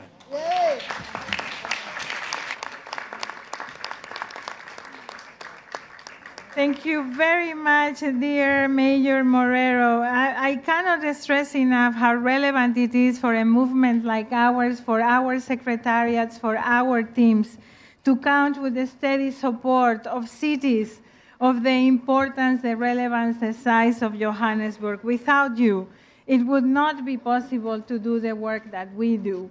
We need everyone, the big and the small, but we are particularly grateful for the work that Johannesburg has put over these 15 years in the work of FNDB. Now, to my dear friend, Carlos de Freitas, Executive Director of FMDB, 15 years. Unbelievable. Still looking great, Carlos. The floor is yours. Thank you, Emilia. Thank you so much.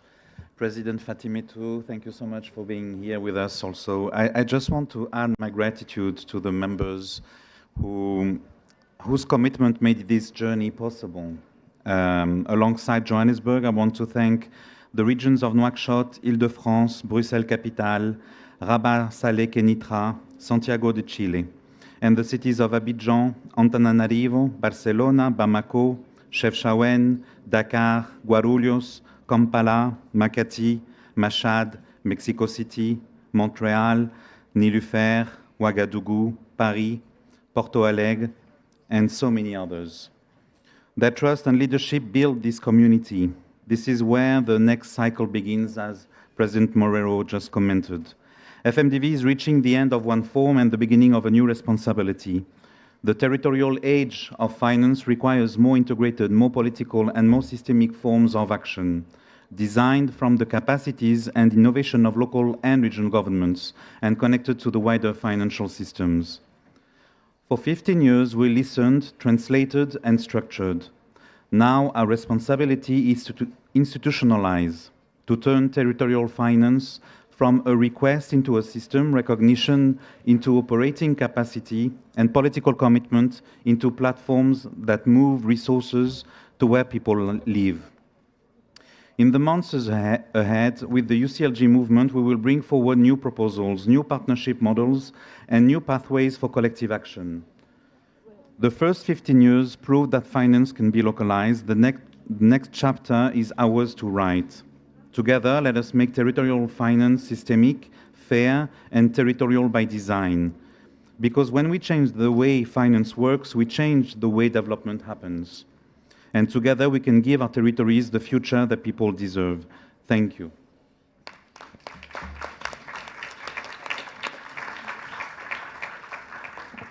Thank you very much, Carlos. When we decided that we would celebrate and commemorate these 15 years of work together, I had to think hard about what it meant for UCLG to have an instrument as FMDB. Well, FMDB for UCLG is simply family. It's a catalyst that transforms local ambitions into stable realities, investable realities. It's a bridge between cities' needs and the financial resources required to meet them. It is an innovator that has challenged traditional approaches to municipal finance and continues to do so. It is a trusted partner trying to help local and regional governments navigate the international, increasingly complex financial landscape. And it is also a pioneer in localizing finance, bringing cities into global development, creating alliances of subnational banks, bringing back trust of our own membership that change is possible, that a new financial architecture is indeed possible, not only necessary. We together convene what unites municipalities, development banks, investors. I dare say we cannot work without each other. And the next 15 years will be wonderful. This is for you, Jean-François. You are in our hearts. Thank you.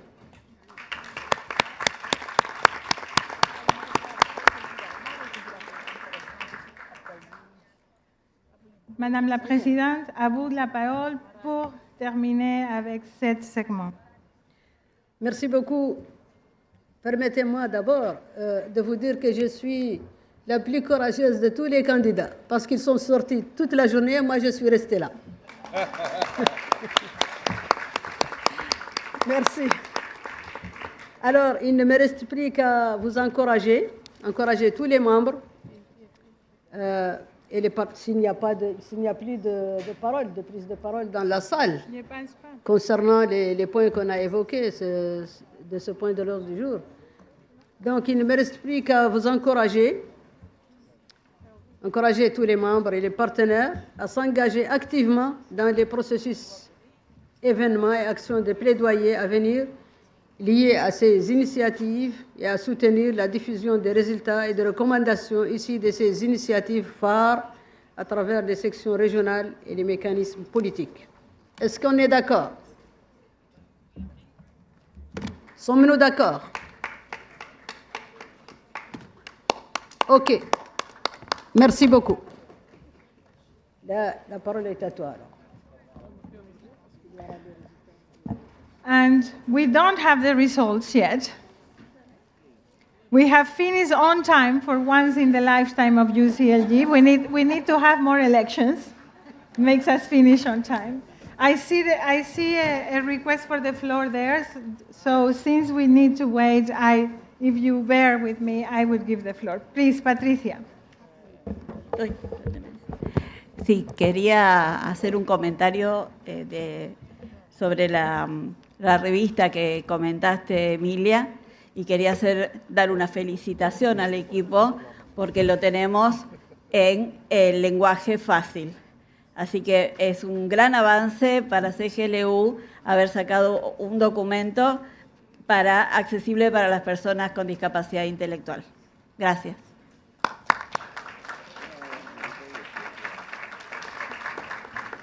Muchas gracias. Thank you very much. Any other comments from the floor? No?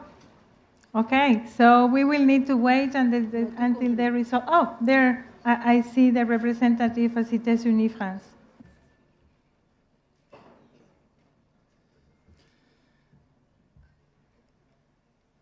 Monsieur le coprésident, Madame la secrétaire générale, chers collègues, j'aurais voulu prendre la parole un petit peu plus tôt, ça fait peut-être un peu étrange en conclusion, mais c'est vrai qu'on en a déjà parlé ce matin, nous vivons une époque où les crises ne sont plus des événements exceptionnels, elles sont devenues une réalité permanente. Catastrophes naturelles, conflits géopolitiques, crises sanitaires, événements climatiques extrêmes ou encore déplacements massifs de population. Dans chacune de ces situations, les gouvernements locaux sont en première ligne. Ce sont nos villes et nos territoires qui accueillent, protègent, reconstruisent et assurent la continuité des services essentiels. Pourtant, notre capacité d'action collective demeure insuffisamment structurée à l'échelle mondiale.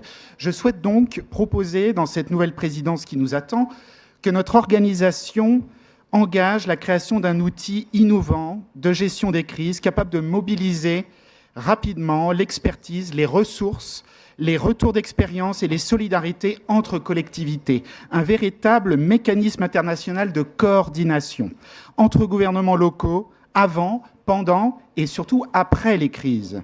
Mais un outil ne peut être efficace sans gouvernance. C'est pourquoi je propose également la nomination d'un envoyé spécial de UCLG pour la gestion des crises et la résilience, qui serait chargé de coordonner nos actions, de représenter notre réseau auprès des organisations internationales et de renforcer les partenariats avec les agences humanitaires et les institutions multilatérales, évidemment. Nous avons démontré ces dernières années que la solidarité entre villes est une force.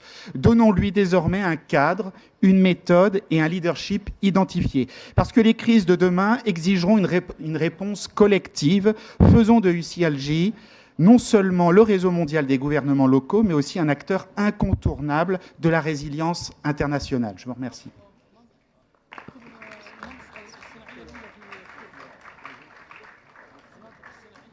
I'm still looking around if there are any other comments from this very well-visited World Council. We are all there, as we should be. If not, I understand that the Electoral Oversight Committee and colleagues need a little bit more time to finish the counting, and then it will be the representatives of the Electoral Oversight Committee that will read out the results of the voting.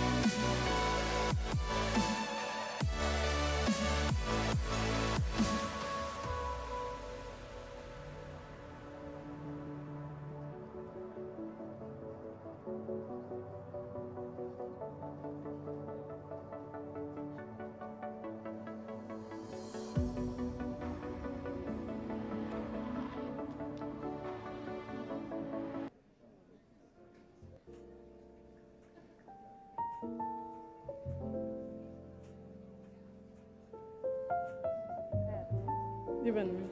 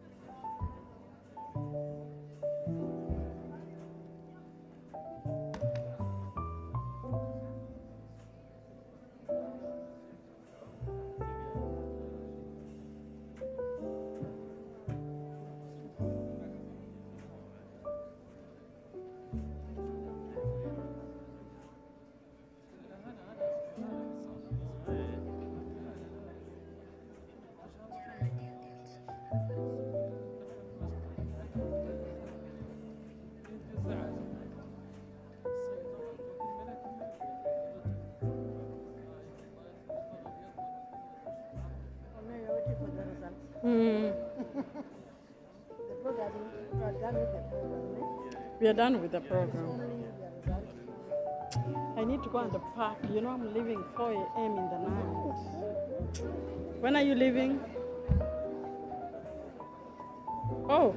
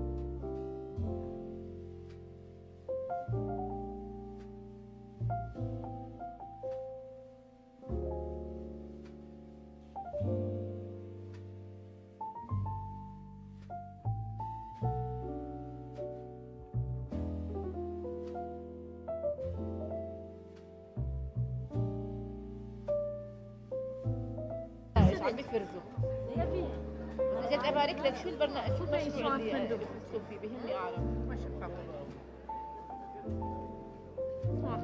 Continue the voting. عند ثاني برافو. See? اوكي. تمام حبيبي تمام. يسعدها من جانا. هلا هلا. لا بالعكس والله فرحت لك كأني أنا اللي فايزة. يعطيك العافية حبيبي. تمام أبديت مي.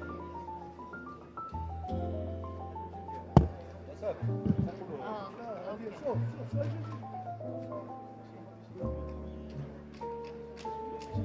اوكي حبيبي تمام. لا يعني هلا هي نص ساعة يعني انه خلص. اذا حسيت حاجة الحقك ببعث لك، ما هو باص المؤتمر بيروح على هذا الفندق اصلا. انت بتعرفي انا ما كنت اجي على المؤتمر، كنت اروح على السوق. طلعت من باب الفندق لقيت الباص قدامي، قلت له رايح المؤتمر؟ قال لي قلت خليني اجي اشوف شو بيعمل. لما قلت لي انه ساكي بالمؤتمر معك طولوا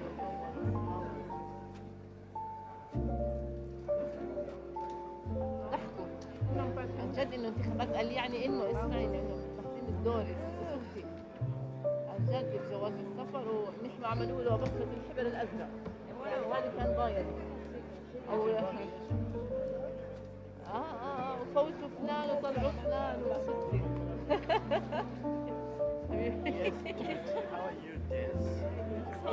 طالع على البر.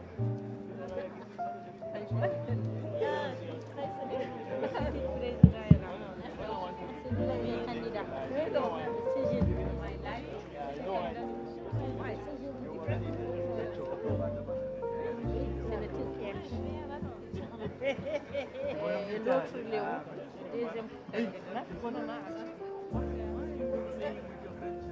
Which is with the oldest, 81. Moi, je préfère.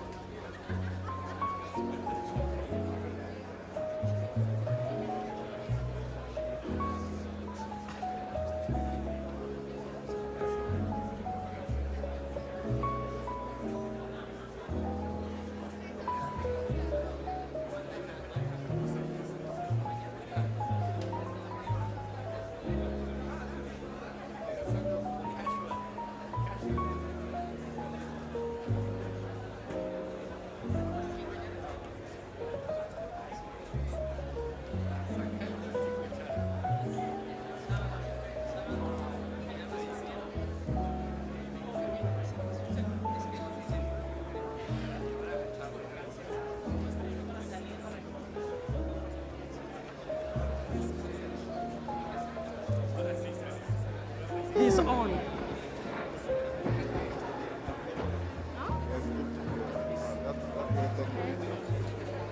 When you come like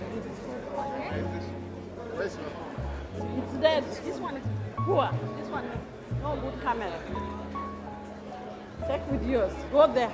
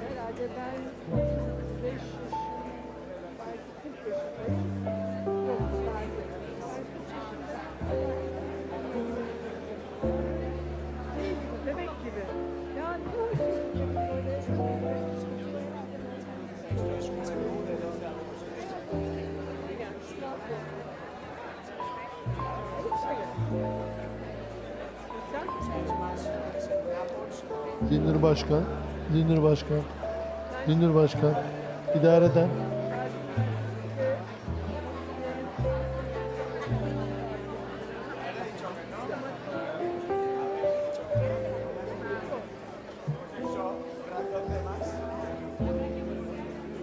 Başkanım, hoş geldiniz.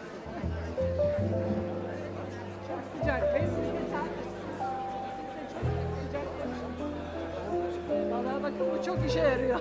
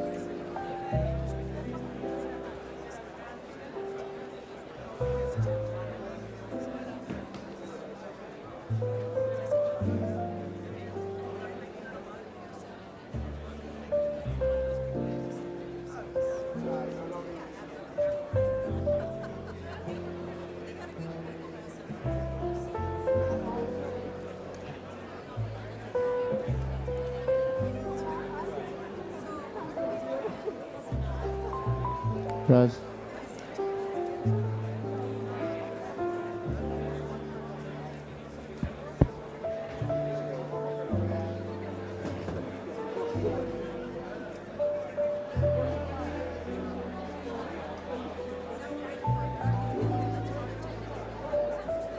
Pardon.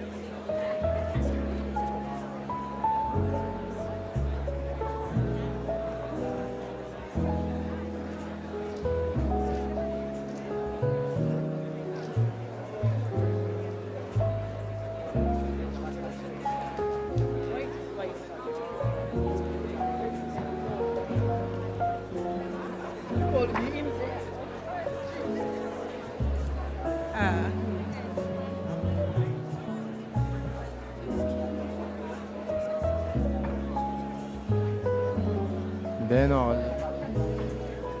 واحد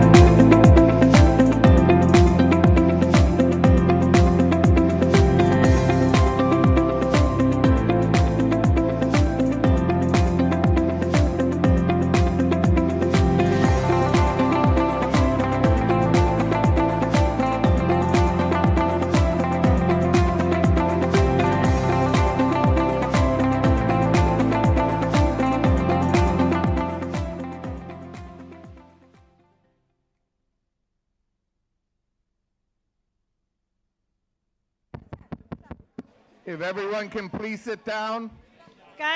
Yes, please take your seats. If everyone can please sit down, please sit down. Can we respect process? I know this is so exciting. And we are all going to be celebrating in just a small moment. But let us respect process. Let us take our seats. All of us have been working very long for this moment to come and to have it happen in the most orderly manner possible. Can I ask the photographers to leave the room, give a space, allow us to do the announcement?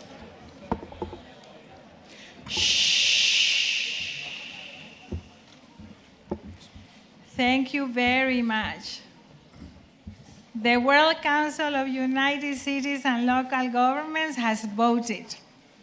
And in order to make known the results of the 3 votes that have taken place this afternoon, we are going to invite a member of the Electoral Oversight Committee to come and stand next to me, Elana Wong, and read the results.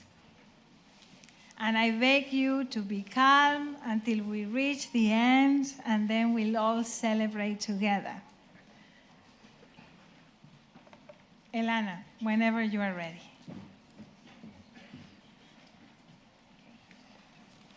For the chair of the UCLG Standing Committee on Gender Equality, Ms. Fatimatu Abdul Malik, President of the Nuwachok region.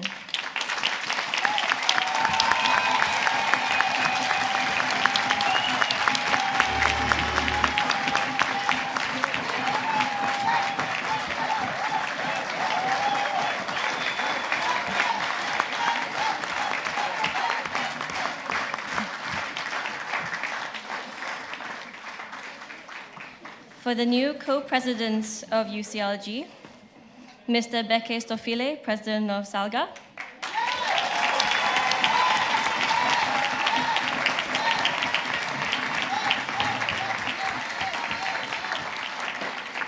Mr. Aysen Nikolaev, Head of Saka Republic,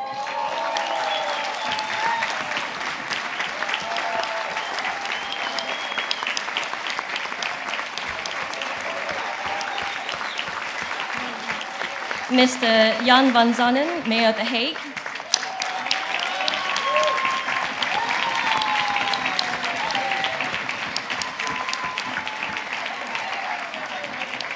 Mr. Christian Zamora, Mayor of Cuenca,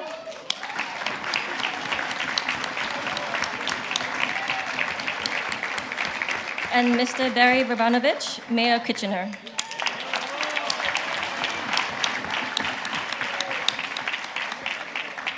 And finally, for President of UCLG, Mr. Ur Ibrahim Altay, Mayor of Konya.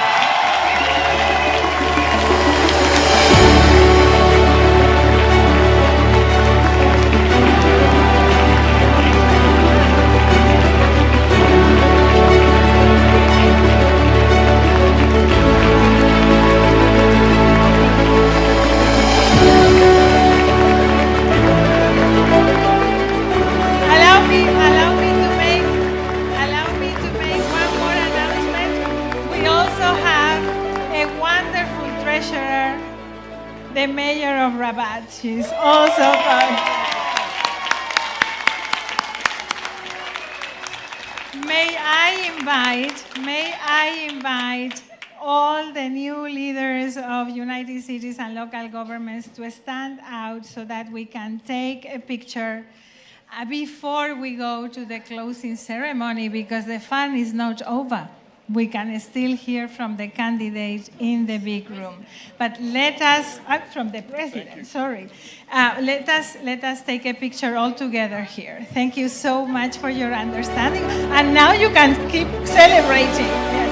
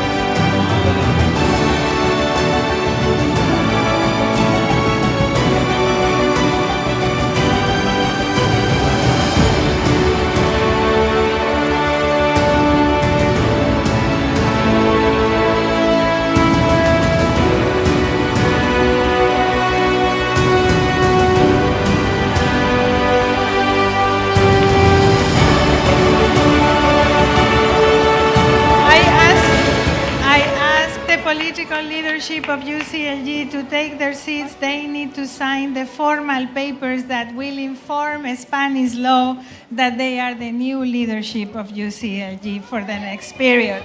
So let's make it happen, and then we will go to the main hall.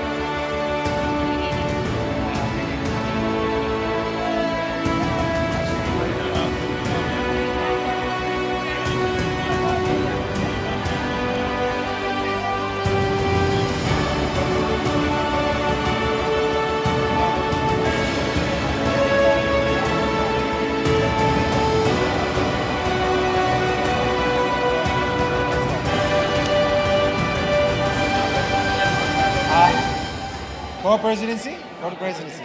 It was 140